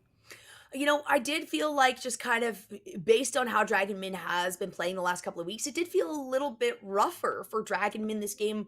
Honestly, kind of through the whole thing. You had a little bit of bullying coming out of Griffin through the majority of things. And, you know, this was, I think it was second pick, if I'm not mistaken. However, they were on blue side. So, you know, the Xin Zhao was the second pick. It was revealed before the second pick comes through from that blue side in being the Lee Sin. So, you know, trying to maybe say, hey, Lee Sin is one of those that we have seen a lot of. As of late, we haven't quite seen as much success, right? The Xin Zhao comes in and obviously offers a very particular role in a lot of these win conditions. And a lot of that has to do with, you know, just getting the initiation and the engage, disrupting them maybe with the Crescent Guard, things like that. True. So, you know, while I like the Lee Sin, while I know for some players, and, you know, it is one of their strongest picks in general, I think maybe a little bit more sustainability. I'll go back to that from what we were seeing in the previous series. Sustainability is something that would really help this team out of the jungle. Yeah, fair. I mean, Xin is just so much more straightforward when it comes to actually trying to set up plays, whereas Lee Sin, you have to find a lot of right opportunities. It's a lot easier to deny you as the Lee Sin player. So we'll see if Dragonman wants to actually continue going down that route. We could see a complete change up here in the draft as we're gonna start that one off very shortly here. So this is still the last chance here for Bay State. Again, both of these teams are playing for a chance at playoffs to be able to actually make top 8, get the most points they can to try and qualify for proving grounds here. The Wildcard looking like they're ready to just knock them out 2-0. Yeah, feeling pretty good about some of the predictions here. I'm beating Maybe down. some of them. All right, maybe some of them. It's true. I think we're pretty even keeled at the moment right now, especially with the other series still going on as first game has just gone down. But we are going to be heading straight into the draft here, of course. And like we mentioned before, it is going to be Wildcard now on the blue side, having to make that first pick. Bay State on the red side. Even if it was the Caitlyn, that was a big first pick. Caitlyn is a big first pick. And man, while Suffolk stage really popped off there, it just wasn't quite enough to push things into favor of Bay State as much as they would have hoped. And seeing the Karma and Lux ban kind of makes me think Wildcard aren't actually interested in playing Caitlyn themselves. They're just making sure, again, that that combo doesn't come through for Bay State side. Sophist and Brainy don't get the Caitlyn Lux, the Jin Karma, or whatever the case may be. So they're just going to try and cover all of their bases here, as Bay State going to do a lot of the same banning before as well. This first stage, definitely, no matter what side, just making sure the other team can't get specific picks here. This last one's going to be interesting. Will Bay State take away the Caitlyn just to make sure that they can deny it, or will they actually look to ban that Azir?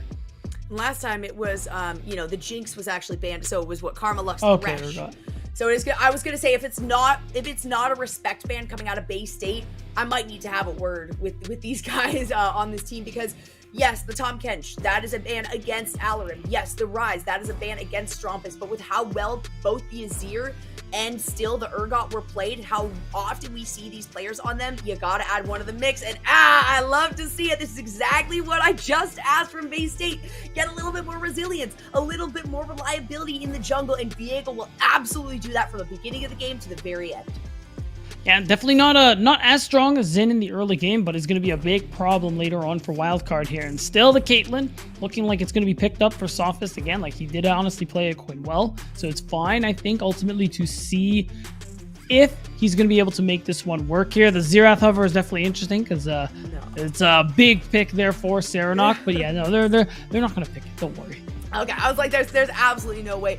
I mean, not only sure taking it away, but that's such an easy counter ability. I mean, seriously, you set yourself up with some pretty direct crowd control, and it is going to be the Jin in response here. So Wildcard starting things off in a very similar manner. It was just those two first picks flipped, and now we've got a hover here. Strophus is looking to have some fun, very clearly. You had the Xerath hover, all right, now you have the Cassiopeia hover. This is one that I have not seen in quite a while because of the ability that you have to shut down this champion.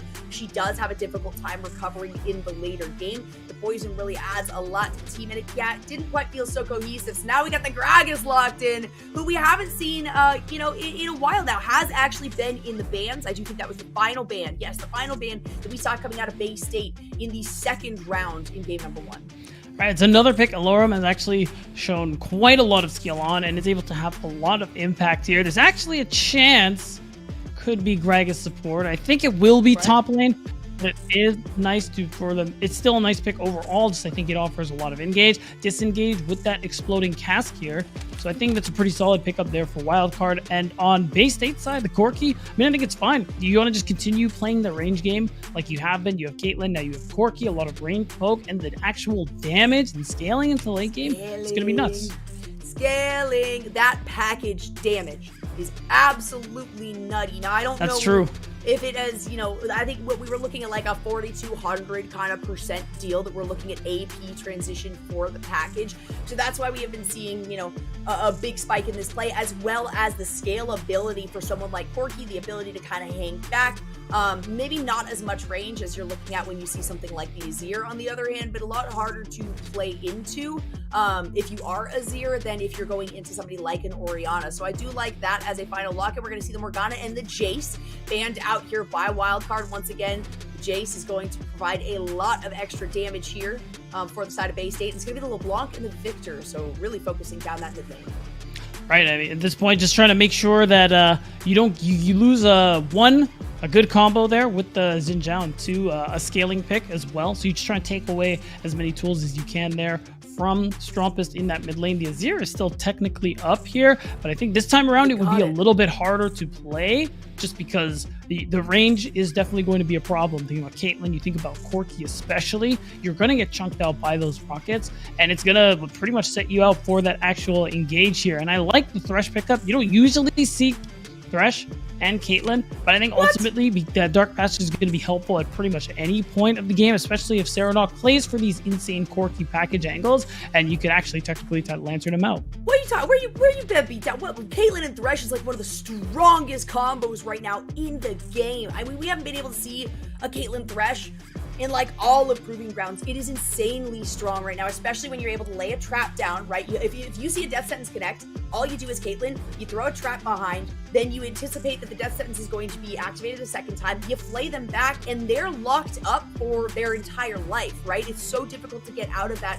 And with Caitlyn having the range that she does, it's going to allow a lot of proxy ability coming out of the Thresh. I do, of course, like the response, because on the other side, another one of the strongest combos out there right now is going to be somebody like Jhin combined with the Nautilus, who has just so much crowd control to offer. So Wildcard is also going to pick up the Orianna here and say, hey, we saw you try to play it, we'll show you how it's done. Wildcard is a big fan of pulling that kind of play out. And then the final login is going to be the Renekton to go up against this Gragas in Alarim. Yeah, so you do get this ability to be able to push things out early on the top side of the map for Bay State, and this time around you do have easier to execute team fight. I think at any point in the game, Vajani, as long as he has R off, he can just press the button. Doesn't have to worry about any Gnar, any of this and that. Just needs to find out which is true of any case, in whether it's Gnar or Renekton. The ability to just find that angle to be able to pressure someone like Minui or Strumpus. That's what you're looking to do here in these team fights. And if you end up getting an early lead, it's going to make your job in that regard that much easier. Yeah, some good initiation to follow up, on this long range that we've got from Serenok and Safa Sage. I'm liking the composition that we've got here from Bay State much more. Not that I wasn't a fan of the previous composition. Like I said, the Gnar was a great counter pick into there and had some good potential. But, really I was kind of looking at the mid lane, the jungle, to have a little bit more of an opportunity for some survivability. And Viego, I mean, I could talk about how busted Viego is all day long. He is a champion that played from behind can become still an overpowered person on the Rift. So I like the idea here that Bay State is like, we're going to do the same kind of thing, right? We're going to play more, into, I guess, a bit of a late game, not so much as Wildcard was looking to do previously. And now Wildcard has kind of not flipped the script, but they've opened themselves up for, hey, if we do fall behind, we have late game potential, but we're still going to want to be putting on a lot of pressure in the early game, because that's where we're going to be able to just kind of roll over the top of Bay State if we can get advantages over some of the players that they have picked in being squishy, with like the Corki, the Caitlyn, things like that. Yeah, and I think the thing that's working in Wildcard's favor is you do have a lot of CC with the ultimates and long-range engage here. If you think about that dredge line there coming from Pockus and the Nautilus that he's playing. But I think the other thing too is that Gragas is honestly a really interesting champ to engage with, especially because much like those other top laners, you want to find an angle, but your angle doesn't necessarily need to be like right up close melee range. As long as you're close enough to throw a cast in the middle of a group of enemy players, you can basically knock a squishy into your team, and it's easy for you to just end up blowing him up here. So that's something members like Safa Sage, Serenok are going to especially have to be very wary of, because Alarim is going to be looking for them. Yeah, Alarim's going to be looking for them, and also looking to make a quick transition towards the mid lane. We saw it happen really quickly, actually, considering how slow the game was to start, considering how long that first game dragged on for.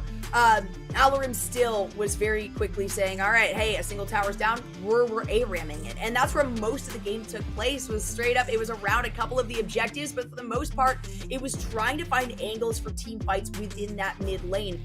And with a couple of these adjustments here, it gives them some more opportunities for that. I do like the fact that Strumpus has the Orianna as well. That is a lot of mass potential for the remainder of the team to jump in.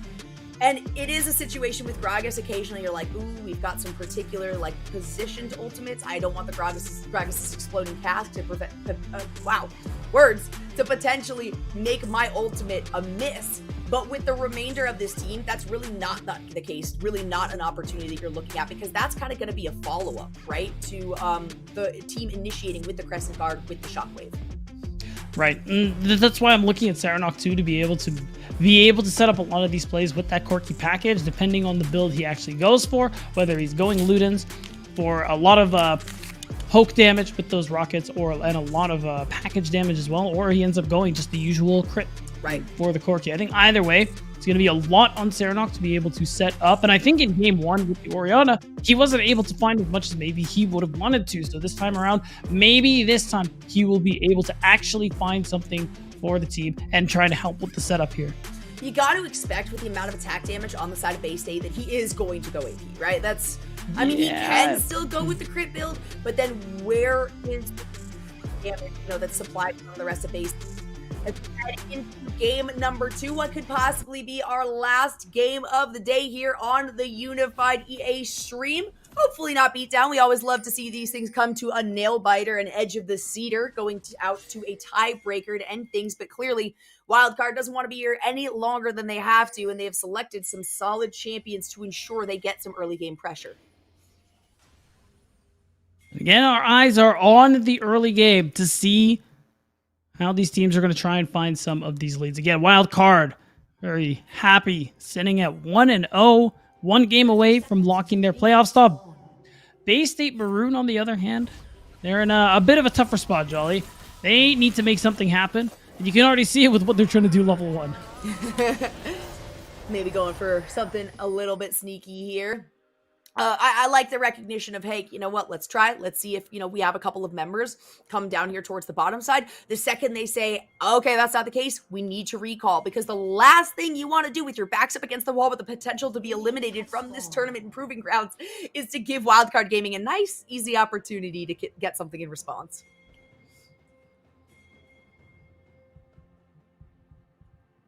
Now, looking like the level 1 not doing very much here. We have both junglers starting on the top side of the map. Dragonman, though, is going to get the leash, so they'll have the information. And I wonder if Dragonman is going to just go for the full clear, or perhaps he's going to just clear 4 or 5 camps and try to actually find a gank on the bottom side. Again, playing around Soft Sage. Definitely something I want to see them do. Yeah, they're really going to have to, right? Especially considering even the conversation we had before this series took off, right, is talking about how Sophist Sage and Brain have made a name for themselves here in Proving Grounds as one of the strongest bottom laners in general. And so to actually see Manui and Pacus doing as well as they have been is very, very impressive. But you can tell that Bay State, I mean, these 2 bottom laners are like, all right, this is our game, right? We need to find some sort of aggression right here. But Johnny having the counter pick into this Gragas as well is going to find a little bit of pressure in the early parts of the game, and also doesn't have to worry about mana, which is definitely an early struggle for many top laners. And look at all the damage already that Alarum is taking. But Johnny doesn't even care how many minions are going to be firing at him, because he still has presence and pressure here in this lane. That's right, and I mean, the Q heal is going to be a big deal for him as well, being able to keep that pressure on in the top side. I mean, it's why you picked this champion in the first place here. Gonna have to keep it up just because Alarum isn't. This is gonna be the isolated 1v1 for a couple of minutes, Jolly. Both junglers pathing away, hitting that level 3 mark, and you can already see the pings coming through as Griffin is on the move. He actually went for the 3 camp, and they're gonna invade as a 3-man unit. You did, I think, had eyes from Brain going on. It's going to force the flash away from Dragonman. The flash comes through from Pacus as well. It's going to be the Q, followed up by the passive of the first blood. It's going to go over to Griffin. That's a really nice play from Wildcard Gaming. Just the fact that where, because of Bajani ends up going for the leash, Dragonman is going to be there at around that time, and you can see it. They move as a unit, map is dark. As Dragonman goes for the Scryer's Orb, he's like, wait a second. I didn't want this. Damn. And that's it. There's nothing he can do. He flashes. His bot lane can't even help him. And Manui there in that instance too says, I got a shot off. I'm okay on this other side of the wall, right? Yeah, you can flash over. Griffin made the long trek. Pacus did get the flash over. it's now a bit of damage here going on to Pockets. That means that Manui is able to just pop off these shots in response. The heal is going to come out from Soft this stage, trying to find the 50 caliber net to get that auto headshot onto Pockets there. It's not going to come through, and Griffin is going to encounter a jungler right here in this drive. Oh, nice beautiful hook. death sentence to follow it up, and that means that very quickly that kill by Griffin is going to be countered by Dragonman. And I like that. He shows up bot side just to see if there's another angle, maybe even just predicting the fact that Griffin is going to show up because his bot lane ended up being pushed in. Either way, positive play. Be a kill. Speaking of positive, Oh, that should be a kill. That is definitely a kill for Bajani. Nice little attempt there by Alarim to, sustain himself with a pop, but also say, I can break vision. Bajani says, yeah, you can break vision. I can throw a ward too. that's right. At least Alarim will have TP, so we'll be able to come back to lane relatively quickly. But overall, Bajani running the top lane in the early game like we expected in this matchup. But overall, Bay State coming out a little better in the earlier parts of the game. Dragonman sacrificing some of his farm time just to be able to help out the bottom lane is about more of what I was expecting. So it's pretty good to be Bay State now at only 5 minutes in. We're already looking at 3 kills. This is so much faster of a game than we saw in number 1. And it's not a speedy game by any means, but I think Bay State is recognizing that if we try to drag things out like we did in the previous game, Wildcard is probably going to find themselves some really solid positioning once more. They do have more, a lot of late game opportunities going into this. Of course, the longer the game goes, the stronger Dragonman is going to be. Same thing with Serenok with a lot of scaling. So it does feel good for Bay State to at least get some of this pressure early on. This is more like their normal play, right? Right, B-Town? This is definitely more of what we would expect from them, especially with how good they are at taking leads and running them towards the end of the game. Exactly. So now, as you see the recall coming through, then you in pockets, they know that wave will come back to them. You do have a pretty big buy so far from Sophist Sage coming back to lane with that Noon Quiver. So again, with Dragonman already on this side of the map, going for what I think is a Dragon take, he could end up going for a play once his bot lane ends up coming back as well. I was going to say to Alarim, I mean, you put that much pressure onto a Renekton. The Renekton's probably got a good idea that there is somebody in the wings looking to respond to that one. So it is going to be Griffin who just has to recall right here. First Dragon very quickly being picked up here by Bay State. And they were the team that was able to pick up the first Dragon in the last game. So just a slight gold advantage for themselves right here, right now. But man, already with that first death sentence that we saw come big into play from Brain, I've got really good, it's a good sign just for the bottom lane to pop off as we kind of anticipated happening for Bay State in game 1. And ultimately, still being able to get a lot of pressure on the wave, be able to push it. We're just going to see them actually go for another recall already here. But I think it's because they have an inkling that Griffin is on the way. They end up dodging the play that could potentially come through. Now, ultimately, Dragonman just gets to farm up on the other side of the map here. He's getting really close to that level 6 mark. Probably will get it once he clears his top side. Because Dragon was taken while there's nothing to play for. Bay State could very well go for this top play and just play for the Rift Herald. You already see Sophist and Brainy on their way there. Definitely looking for a play. Oh my gosh, so many pings coming out from Bay State. I think that's something that they already have improved upon from the last game. A good portion of the pings we saw coming from Wildcard Gaming on the red side. Maybe it's a red side thing, Maybe you're in a couple positions where you feel like you're behind because you're on the opposite side of the Dragon Pit. Or the Baron Pit up here. So a lot of these plays you're trying to make quick. You want to be able to make quick work of Shelly as well. But still, there have been pings the entire time I'm talking. Pings all up towards the top side of this map, recognizing, okay, hey, we've got Brain up here. We need to try to make a play maybe towards the mid side because we're not seeing Wildcard immediately responding in the transition. And there, of course, now we do. And Minui and Pockets reflecting that swap. Yeah, and at this point, Serenok TPing back to lane already. Has the package, which means I think Bay State are pretty much guaranteed this Rift Herald as soon as they walk their way towards it. You also have the inkling that, yep, Brainy is here, and you got a flash if you're Strumpus. So all that pressure means it's going to be an easy Rift Herald pickup, and Bay State can actually use this to get some early plate gold into Soft Stage pockets. Snowball them harder than you could in Game 1. Definitely. We want to try to snowball, especially having the Caitlyn one more time here, but to pair it up with somebody like the Thresh is really just an exceptional combination here in this game. So they're going to pick themselves up not only the first Dragon, but of course Shelly here. And now maybe making a move up as Dragonmin can see there is a full vision ward there, meaning Wildcard does not have any sort of ward, at least in this close vicinity, close proximity. Out comes Ace in the hole. Try to poke down Minui, giving more of an opportunity for Dragonmin to potentially make a dive here. As Serenok comes through, there is the package. It's going to be such a quick hook by Pawkus. That was wildly impressive. Out comes the curtain call. Of course, it's going to be Dragonmin who steps in front of all of these shots, as well as Stop the Stage can take that damage. No way, weaving! Oh my goodness, threading the needle onto that one. Almost getting enough damage onto Serenok. So quick reactions from Pawkus, but not quite enough. No, and ultimately, I think it was a good package from Serenok, but even a good answer from Pawkus to be able to get that root and continue it on to be layered with that deadly flourish. So I think it's part of why no kills managed to come through and Wildcard prevent themselves from losing the full on turret. But still, you get some gold into your pocket, which is nice. You do incrementally push that lead for Soft Stage a little bit further like you want to. It's just gonna have to, you're just gonna have to keep up this pressure, keep on pushing the pace. Now that your VA goes past that level 6 mark, he can actually really start to be effective in some of these team fights with that Heartbreaker, the ability to reset more often with the souls. It is honestly that Heartbreaker, it comes so heavily into play. And, you know, while it's not even so much about the damage as it is about the repositioning, right? And sometimes it's throwing yourself over a wall after you initiate to try to steal away an objective, something like that.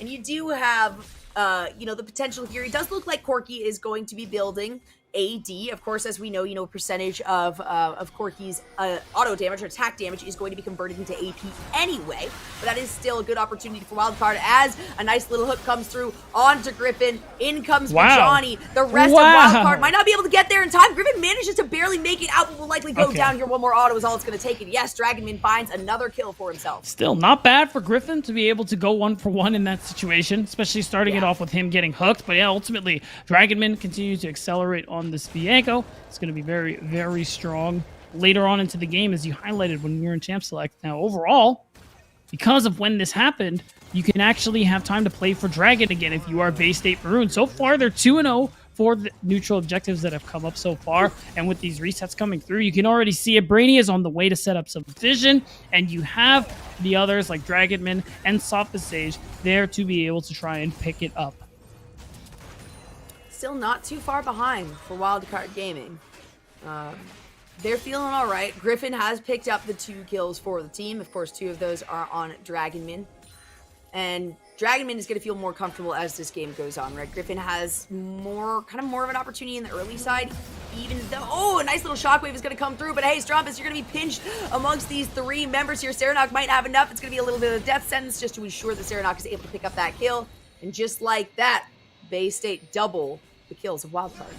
And that it's nice. They end up getting a little bit of turret plates, and the dredge line just misses, meaning Bay State can go ahead and make a play for this dragon here. Strumpus will have TP when this fight starts, but he's going to have to TP to that mid turret if he wants something to happen here. The problem is, though, will we actually see a fight? Right now, Serenok was actually forced to Valkyrie in a bit of an awkward angle. The Dragons started, Bay State already having picked up all the objectives so far. I mean, only being 2 objectives. That hook, what was that hitbox? It is going to end up hitting. That means Pawkus is going to go down, tries to dash away, but not going to be able to make it out of that one. And that means the Minui, I believe, had to stop out that curtain call just in recognition that we might be jumped on here. Well, yeah, and it's going to be the second dragon here. We know it's going to be a Mountain Soul that Bay State Maroon are playing for, and they've been in this position before, Jolly. Picked up both dragons and suddenly lost the next 4. So this time around, they need to keep up this pressure. I think this is a great way to do it. Good point. Oh my goodness. It's going to be a pickup there too. On to Minui. I love that. They managed to keep Minui in a nice little position. Say, hey, you got that ace in the hole. Soft Stage. Go ahead. Take this one. That's perfect, and this is what I'm talking about. 2-0-1, up 20 CS, picking up these turret plates, some of which are going to be solo, Jolly. This is the bot lane of Bay State that I was talking about. Brainy having a great game on this thresh as well, and it's a lot of why Bay State are currently in the lead at the moment here. Now with nothing else to play for on the map, it's just going to be, they're going to catch Griffin. Oh, Griffin, that is way too deep. Oh, the You might have the shockwave? dredge line on this one. It is going to come through. Pawkus is going to take out Bajani. Out comes the box. A flash out of the walls of the box there by Pawkus, who's going to find himself in another death sentence, but that's totally okay. Griffin wants to continue on this fight. It's a lot of damage there onto Brain. But I think the target was Serenok, so they're going to break away. Yep, Dragonman forced to... Oh yeah, you got the Blast Cone, so you should be able to walk away from this one, but they're really trying to pressure him. They really are, and this is in between two towers, right? I guess if you can just say, hey, we've kind of bullied you out of your jungle, we're going to take the rest of the Krugs Moral right here. victory. Yeah, it's a nice, it's a good extra chunk of change too. Krugs, right, providing a good amount of experience and especially gold for that one. So, yeah, moral victory is at least something, because as of late, the actual literal on the Rift victories have primarily been going over to Bay State. And it shows in the 2,000 gold lead they have for themselves here. You're starting to see mythics come through for everybody, except for Serenok, who, of course, naturally went the Manamune first. But either way, Bay State, very, very strong position now. Soon we're going to see the package come back on the line, and with Herald coming up soon, you got to imagine Serenok's going to be looking for that. Oh my gosh, Bay State looking for another thing here. Griffin is taking so much damage. Out comes the Crescent Guard to try to push them away. But Johnny, no, it's actually going to be Dragonman who picks up the kill there. Alarim doesn't have a lot of power left in this tower, but that's okay. It's enough to at least push away these other members. Yeah, look, Bay State constantly just pressuring, going for these invades. Brainy and Dragonman holding hands, moving across the map, thinking plays. This is exactly what you want to be seeing from your jungle and support, and they are just doing such a good job this game. And it's manifesting in this lead that continues to grow, and it means Bay State get Rift Herald number 2. Realistically, there's nothing Wildcard can do about it. And the fact that no trade of objectives has ever been possible has been pretty nice too. Yeah. They got the first dragon before Herald spawned, and of course they got Herald after that as well. And it's just been back and forth. Bay State picking up every neutral in this early game, and they don't want to go home just yet, Jolly. No, they're not going to let it happen that easily. Granted, 40 minutes, not an easy win, right? It's definitely something that Bay State says, hey, we're not going to go out as quickly as that. The package does end up being burned right there to escape all of this curtain call, and that's thanks to the presence of Pacus. So there's another small moral victory, right? The Wildcard can say, the package wasn't used against us. Well, that's definitely a positive Wildcard have going for them here. But here's the negative, Jolly. Rift Herald is spawning. Griffin is caught. Oh, out comes the box one more time. Nice little lantern grab right there means that no one is going to go down. Several ultimates did, though. Yeah, and that means that the Rift Herald won't result in a turret going down, but ultimately, nobody ends up falling. You have Serenok who gets to walk down and take this bottom tier turret instead. And as we're 1 minute away from a dragon, Jolly, like, Bay State, they're looking for their soul point. Will they repeat the mistakes of last game, or will they actually manage to get a really strong game state? They're so much farther ahead than they were in the last game, right? And we're actually seeing a lot more mistakes, True. A lot more catch-outs, right? Wildcard Gaming kind of being in the wrong place at the wrong time. And particularly, I have to say Griffin, because Griffin was one of the outstanding members who had a lot of kills early on. Griffin and Strompist were the two members for Wildcard that were kind of keeping things in their favor, that were really allowing them to write the script for how these fights went out. But now you're looking at Sophist Sage and Dragon Mim, and that's not, if you were on Wildcard, not where you want Bay State to be able to add good majority of their gold to pile the kills onto. And as the game goes on, they're just going to feel better and better. These pings are going to be, I mean, I've already got pings in my dreams. They're going to be in my nightmares now. I don't know if you've heard all of these pings. Oh no, that's a horrible position. Pockets was not trying to hit the wall right there. It was max range. That means Bajani is going to be able to go in here, supply a lot of damage. Now has to back out, taking a little bit too much of his own. Ace in the hole is going to come through. Griffin tries to step in front, but it's absolutely okay because it's going to be a little dash away. Provides Alarim some shielding here. That does mean that Wildcard, while they tried though, probably are not in a position to prevent this dragon from being picked up by Bay State. Yeah, they're still trying. Oh, they can't. They know they can't let this one go, but now Serenok, he's going to force Minui out. The TP's coming from Bajani, who's almost full health again. Now, that dragon's going to go through, Jolly. Now, Bay State are at soul point. And Wildcard Gaming are trying to trade the turret, but Bajani isn't even going to let them do that. So it's just soul point. It's just Bay State Maroon being up 4,000 gold, and Wildcard Gaming supremely on the back foot. Absolutely. We're looking at less than 18 minutes now. Soul point from Bay State. They picked up both of the Rift Heralds. They have 2 turrets to 0 that Wildcard has gotten. And this is kind of what happens when Wildcard is pushed back against really, really hard in the early parts of the game. one of the things we talked about before this matchup even started, Beatdown, was just the fact that Wildcard Gaming kind of struggles to play from behind.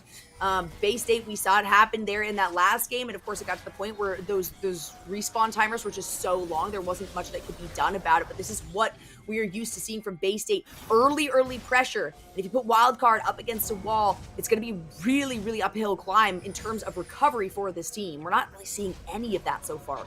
No, and it's going to be tough. It just gets harder from here because we're 4 minutes away from the Dragon Soul here for Bay State Maroon. And if they secure that one, that's pretty much Bay State getting all they need to finish the game here, Jolly. They're already in such a strong commanding position. If you look at the gold lead, you look at the champions. Once Soft Stage gets to that 2-item mark, I mean, he's a good bit ahead. Oh, he's actually already there. A good bit ahead of Manui, which means that when these fights go through, he's going to be putting out a lot of damage, a lot more effective than in game 1 here. So Bay State, a good position, Wildcard hard pressed to be able to actually do something about it. You can see it, Griffin is trying. The vision game is quite strong. Yeah, and especially when you're just trying to go in and clear out vision, you know, and then you're able to supply some of your own.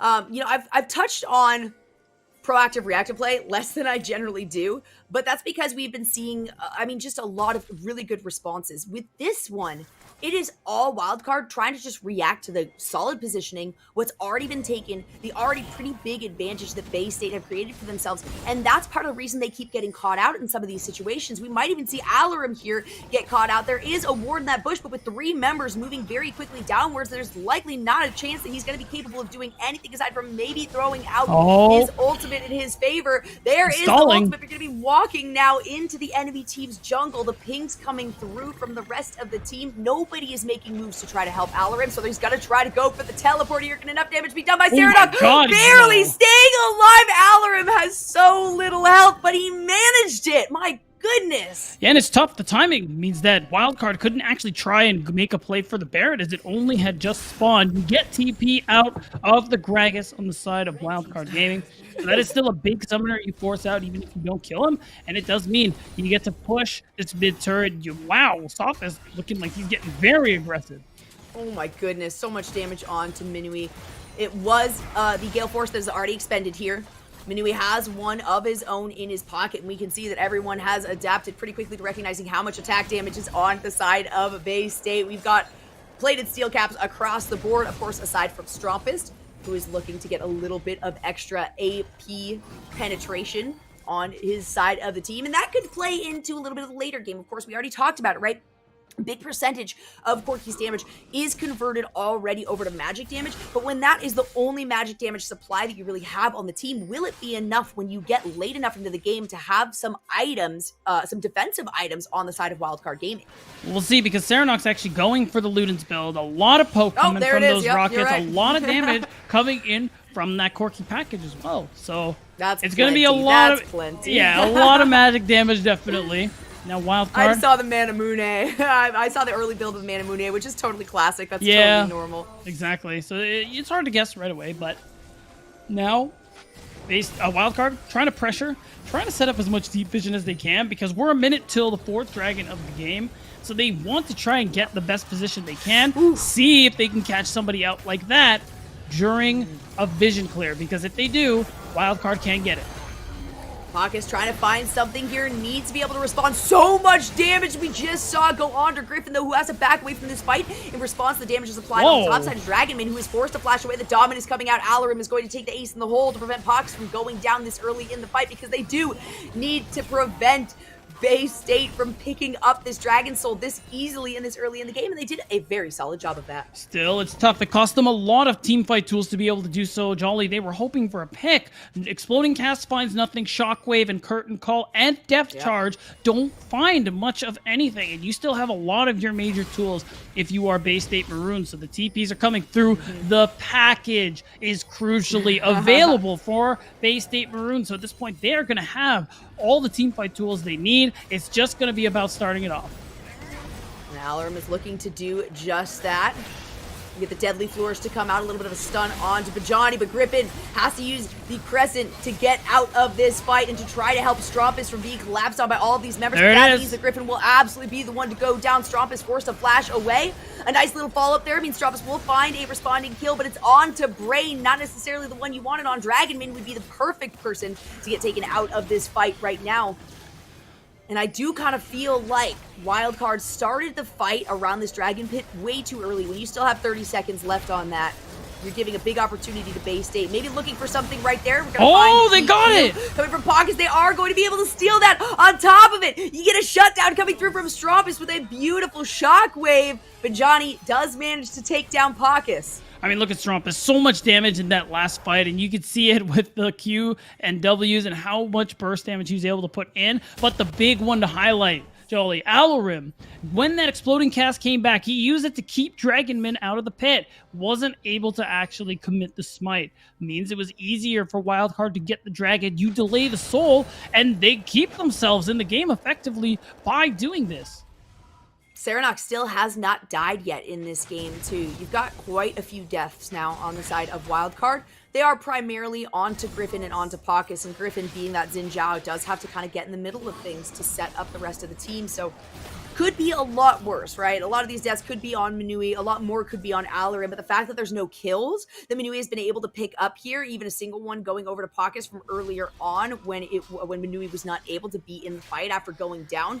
And then looking on the other side and those kills being right where you want them, aside from maybe Serenok being a little bit behind in kills, but still, again, having not died, has full boots, has 2 full items, is feeling very comfortable in this position still. Yeah, especially with the fact, too, that Sophist Sage getting close to that 3rd item is going to be really, really strong once that IE is coming through. Bay State still in a good position. Wildcard, they slow it down a little bit.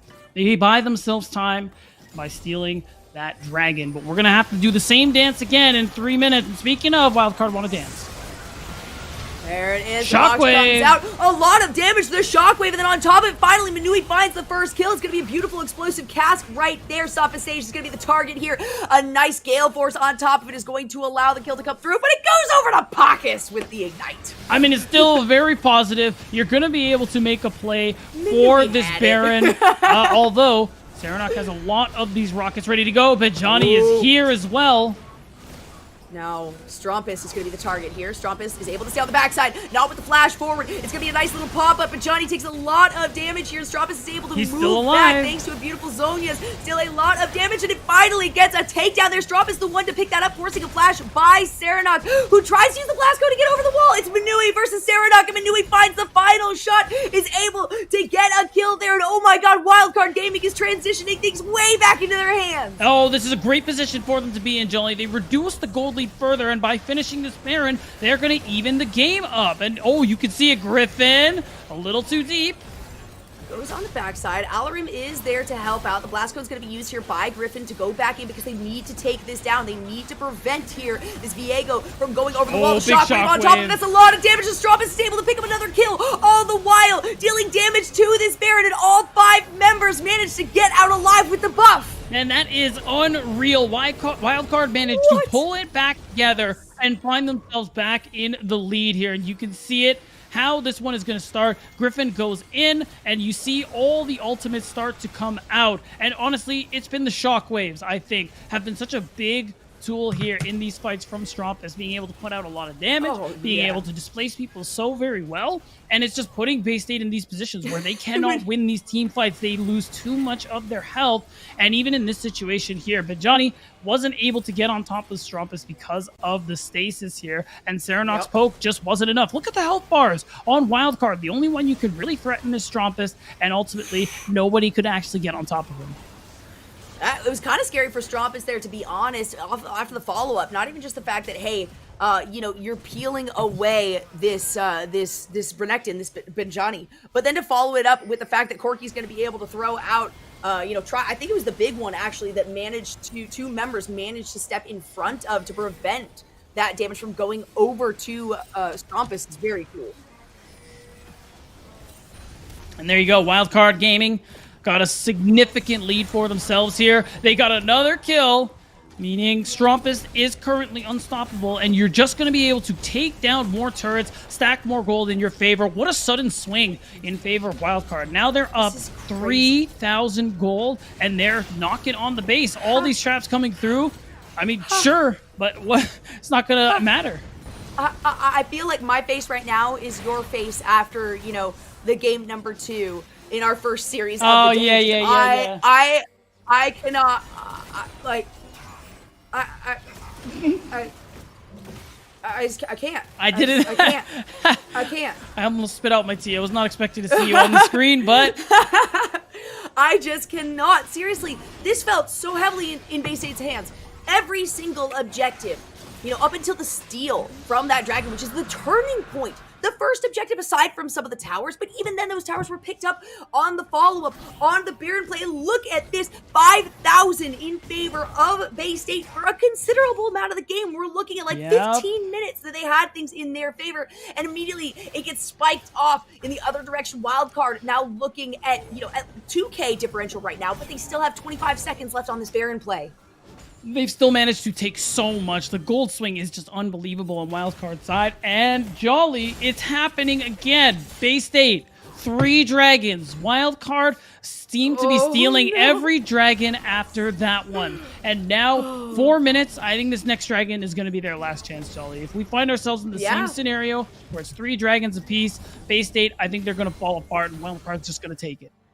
And that's another thing to consider too. I was talking about all the deaths. I was talking about the minimal kills comparatively the Wildcard Gaming had on this. And of course, look where all the kills went. On to Strumpus, who is not just one of the strongest members of this team, but has the ability to excel as we get towards this point in the game.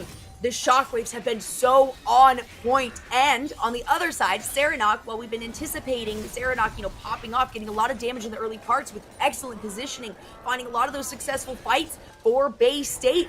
It's kind of just it's like sand. It's like they're cupping sand in their hands. Their fingers are slowly being separated. They're being forced apart by Wildcard, saying, haha, you're trying to hold it, but you're not going to be able to with some of these plays that we are capable of making. Yeah, and at the moment now, with Baron being the neutral coming up sooner, they're going to just start setting up vision on the top side of the map here, Wildcard Gaming. And they have pretty much every lane pushing in their favor at the moment here. They have so much priority to be able to go for these invades, set up all this deep vision. And now, Jolly, all they have to do is wait. Clear some waves out, walk into the jungle, and just wait. Because the map, if you look at Bay State's perspective, it is dark. They don't know what's going on in there, Jolly, and they're going to have to find out pretty soon. They do. You've got a couple minutes for at least the dragon, but in the meantime, Wildcard says, all right, you know, we used up all of our Baron buff. That's okay. We still have prowess right now here. We still have a lot of survivability. You've also got that red buff having been picked up by Minui. And so Bay State has to move forward being so careful. Of course, Alarim doing what he does best. It doesn't matter what champion he's on. He's going to try to do some side laning. He's going to try to do some split pushing. Of course, in this instance, is with most of the team being on the top, considered the side lane, and Alarim here in the mid lane. But kind of the name of the game has really changed. Last game, it was all primarily mid-lane fights, and now this is very much Wildcard saying, hey, we got to take a step back. We have to let Bay State think that they're in charge, and then very quickly realize that's not the case. Well, I mean, Bay State, they don't think that anymore. I can tell you that with the utmost certainty, and we can see it. Like, if we just get a quick vision toggle just to see what Bay State are walking into, it is not going to be very much with pockets. I mean, look at that. That last ward they had, that last bit of vision Bay State put on that side of the jungle. Just look at that. Nothing but darkness, Jolly. They don't know where they're looking. They don't know where people like Pockets or Griffin are going to be, and it is just so difficult. All that Johnny can do, try and push some waves in on the side, use his TP when he can to join the fight. That's it. He's still behind a level here, though. Of course, even though he is ahead in CS, even though he is far ahead in terms of kills right now, sitting at 4, 3, and 1, he has been pushed around this map into different areas to prevent him from actually picking up as much experience as he would have liked. And now Bay State trying to maybe find a sneaky play of their own in collapsing on Wildcard's jungle with the recognition that Wildcard just spent all of their time clearing out Bay State's jungle. But how much pressure can you put into the opposing jungle when you've got a Baron that is up, when you've got a Dragon that is coming up in a minute, and it will be Wildcard Gaming making the recognition that Bay State is not anywhere to prevent this Baron from being picked up. That's right, TP's coming through. Wildcard, they're ripping this thing apart. It's going to be so quick. It's gone before they even know, and will they be able to walk away is the question here. Alarum, of course, is nearby in case the play is being made, but ultimately, that's it. That's the heist. Wildcard, 5 Baron buffs, another 1,500 gold in their pockets, and 3 minutes of pretty much constant lane push wherever they end up being. Their only saving grace for Bay State is that because you know they're on recall, you do have time to set up vision. You can see Brain going for it, setting up wards, pushing with his jungler as much as he can, and you gotta hope you find an angle to be able to take this dragon, because this is the soul for Bay State. This is their only way back in it. This is huge. If Wildcard is capable of taking this away, it's going to potentially spell disaster here for Saranaka's package. Looking for an opportunity here to maybe get Strump's ult thrown out. Try to stay on the back line. Watch Alarum. Flash away right there as Brain ends up taking the last shot. It is going to be, things are going to be started up here, and the package has to be used. That was a really interesting choice. Strumpus decides to go for the dragon there, has to package over the wall, is now separated from the rest of the team. Alarum goes in, but Johnny will be the next target here. Strumpus taking a lot of damage, but Johnny has to walk away from this because Pacus is there in the wings, has the opportunity to throw down a lot of crowd control. In the meantime, Griffin has found himself soloed out now by Johnny after picking up the kill on top of it, taking down Brain, who thought he had escaped with a flash over the wall. The rest of the team, Manui, Pacus, now going to be able to help out Griffin here. Griffin finds yet another kill, and oh my goodness, there's still a Baron buff on all of these players. They still have a minute and a half, and this could be the end of the game right now for Bay State at the end of the series and the end of Proving Grounds. It's going to be it. Bay State Maroon, long spawn timers, but no minion wave mid lane. So it looks like, wow, we have pretty much the great escape, or at least what was the great escape happening on the top side, but another player down, not able to escape, does mean they could go for the end here. The waves are coming in the base. Jolly Wildcard are sending Maroon packing.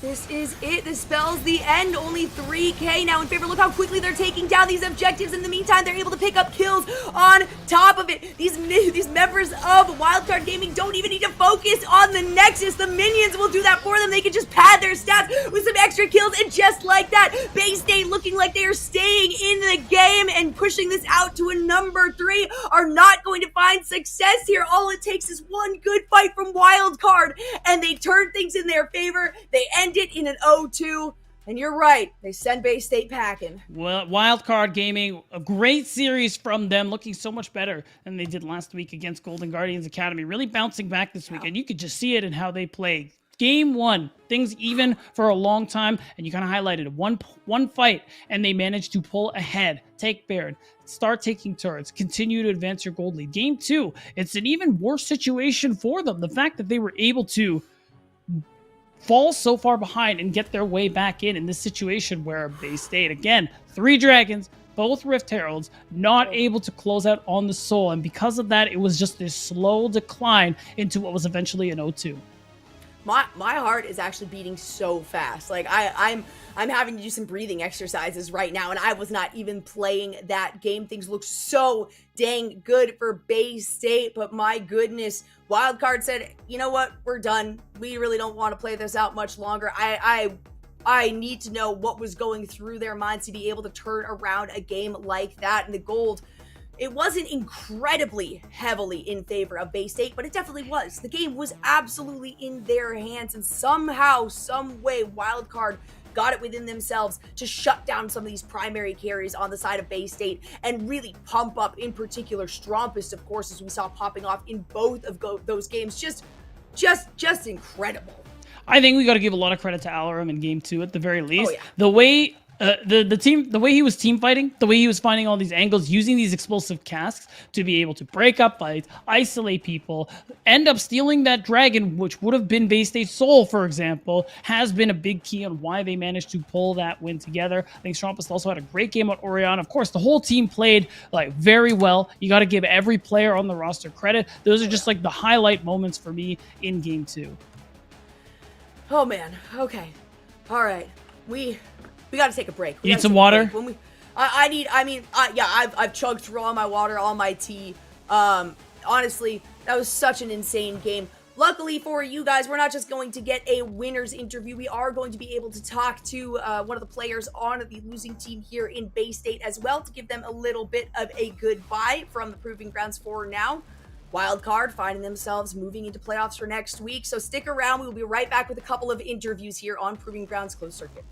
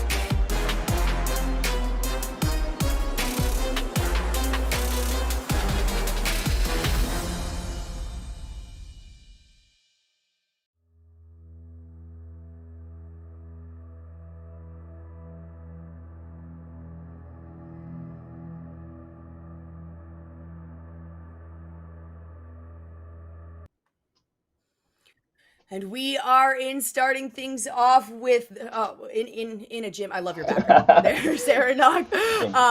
It's very fitting with that with that shirt that you've got going right there. It's a devastating loss to have that one kind of turn around in favor of Wildcard Gaming. So I guess just to start things off with game number 1, it kind of felt a little bit slower than usual for you guys. Usually you kind of come out the gates, you hit the ground running, and you try to find as many early advantages as you can. Obviously, it ended in 40 minutes. What was kind of the reason or the thinking behind starting this one a little bit slower than usual? I think that one of the reasons that it was like a slower, it was because they were like heavily playing towards mid. Like you could tell on game 1, they were like heavily playing towards mid. So it was like, I feel like after that, we were like very reactive in the game. So we couldn't really like have the game to our favor. So we kind of like slowly scale and like trying to get back into the game, but it was like way too hard because we get so many objectives and so much stuff for free. Yeah, and kind of talking about objectives too, and going into game number 2, you guys had every objective, right? Going into the Dragon Soul that ended up being stolen. What do you guys do kind of in those scenarios to try to recover, or what is going through your minds when things start to kind of take a turn for the worse that you notice to maybe keep you guys on track, and maybe what went wrong with that one today? Okay, that was like a little bit unexpected. I think it was like a miscommunication by everyone on the team because we had the Dragon Soul secure, but we honestly communicated so bad.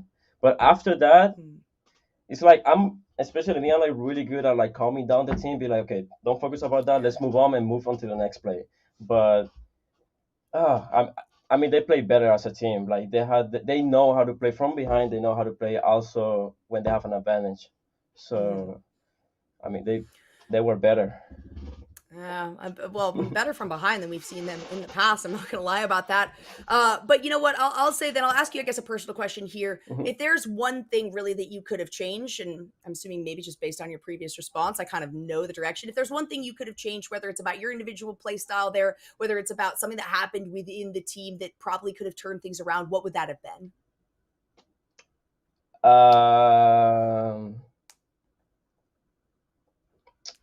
Honestly, within the team, I mean, probably, I don't know. It's hard to say because. Yeah, sorry, that's a tough one. It's hard because, I mean, we clearly, like, you guys can clearly notice, like, just like watching us play, that one thing that we are, like, really weak is, like, on communication, especially, like, when it comes to objective. You can clearly see, like, if you watch the game, I think it was game number 1, the Dragons, like, instead of just commuting for stuff, we just dance around. So honestly, I feel like probably just more practice, I would say, as a team. Honestly, I would just that's what I thought. Yeah, I would based on your first question. Yeah, I would just change the way we practice or something because something is not working. Yeah, so communication, maybe commitment to the calls. Yeah, it kind of commitment. Sounds like. Yeah, and okay, I'll ask you one final question. Going into this, I kind of want to. It's going to be kind of a bit of a two-parter, right? I want to kind of know about your experience with Bay State, how you've been enjoying that, and then maybe what you guys are going to be looking forward to in the next qualifier, bringing forward as an improvement of a team. So far, I like it at Bay State. Like, I mean, I like the school. Especially, I like the location too. It's very nice where it is located. The team, I like the players. Like, I actually bonded with the players really well, so I get along with everyone. Like, I can tell someone, hey, you did this wrong, and they're not gonna take it personally because I'm actually saying it for them to improve, not for them to feel down.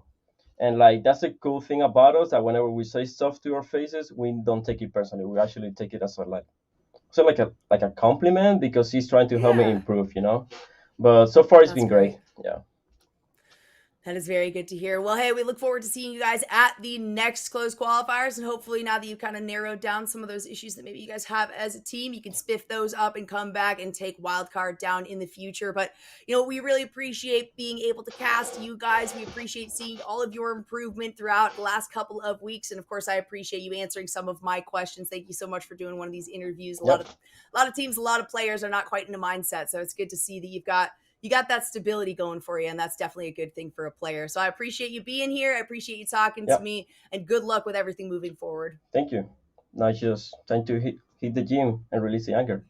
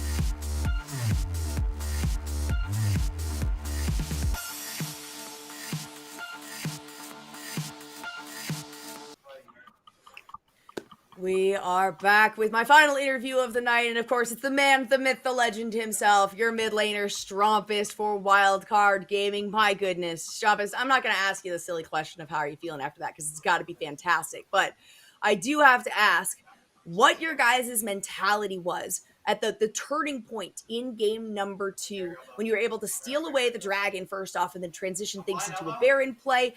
How were you able to keep a level head like that? And was there anything in particular going through your guys' minds or comms that helped you turn around the game? I mean, it was pretty funny to watch Gragas steal the Drake. I think that was definitely a really good play. We were just constantly looking for angles to claw back into the game and thinking about like Corki package, any fight timers we can take where he won't have that. And yeah, we felt pretty composed for the most part. Just trying to find a way to win and turn it around. Yeah, and you know, I don't want to call you guys out or anything, but you know, one of the things that we've seen you kind of a little bit weaker in the past is turning these games around. So is it usually like a single call out? Is it one of those things where you just do say, hey, what are the angles that we can take, or what kind of changed maybe over the past couple of weeks to help you guys position yourselves into a bit of a more recoverable situation? We just like to play around, or at least we try to play around our vision and our setup. And like if they're disrespectfully walking in, we're just gonna go for the turn angle, and that's where you find the windows of opportunity to claw back into the game. And I also think a good contributing factor to like improvement is I was kind of sick for the past couple of weeks, but now I can speak again. So yeah, we were just scaling at this point. Well, that's great. So you guys still performed incredibly well, even with you being sick. And wait, so you couldn't talk. So are you one of the primary shot callers on this team? Did that affect the shot calling and the communication between the team? Or is it kind of across the board? Is there a particular shot caller there for you? Right now, we're just kind of developing our culture. So there's no one that's like primary or anything, but the information and communication, like it was definitely affected because like it would hurt if I talk. So now it doesn't hurt. So yeah. Well, that's good. I'm glad that you're not hurting to talk anymore, because that is a very important part of this game. And not only this, you're not only a part of Wildcard, but you are still, of course, on St. Louis University's team. So what's the dynamic kind of first off, coming to this team as, you know, like so quickly, so recently, and then also kind of having to maintain yourself in 2 teams? So for the majority of the days in the week, I am like double blocking with both my amateur and college team, so it's pretty busy for me anyways. But yeah, I just try to make the best out of like every game I play in scrims and solo queue. Excellent.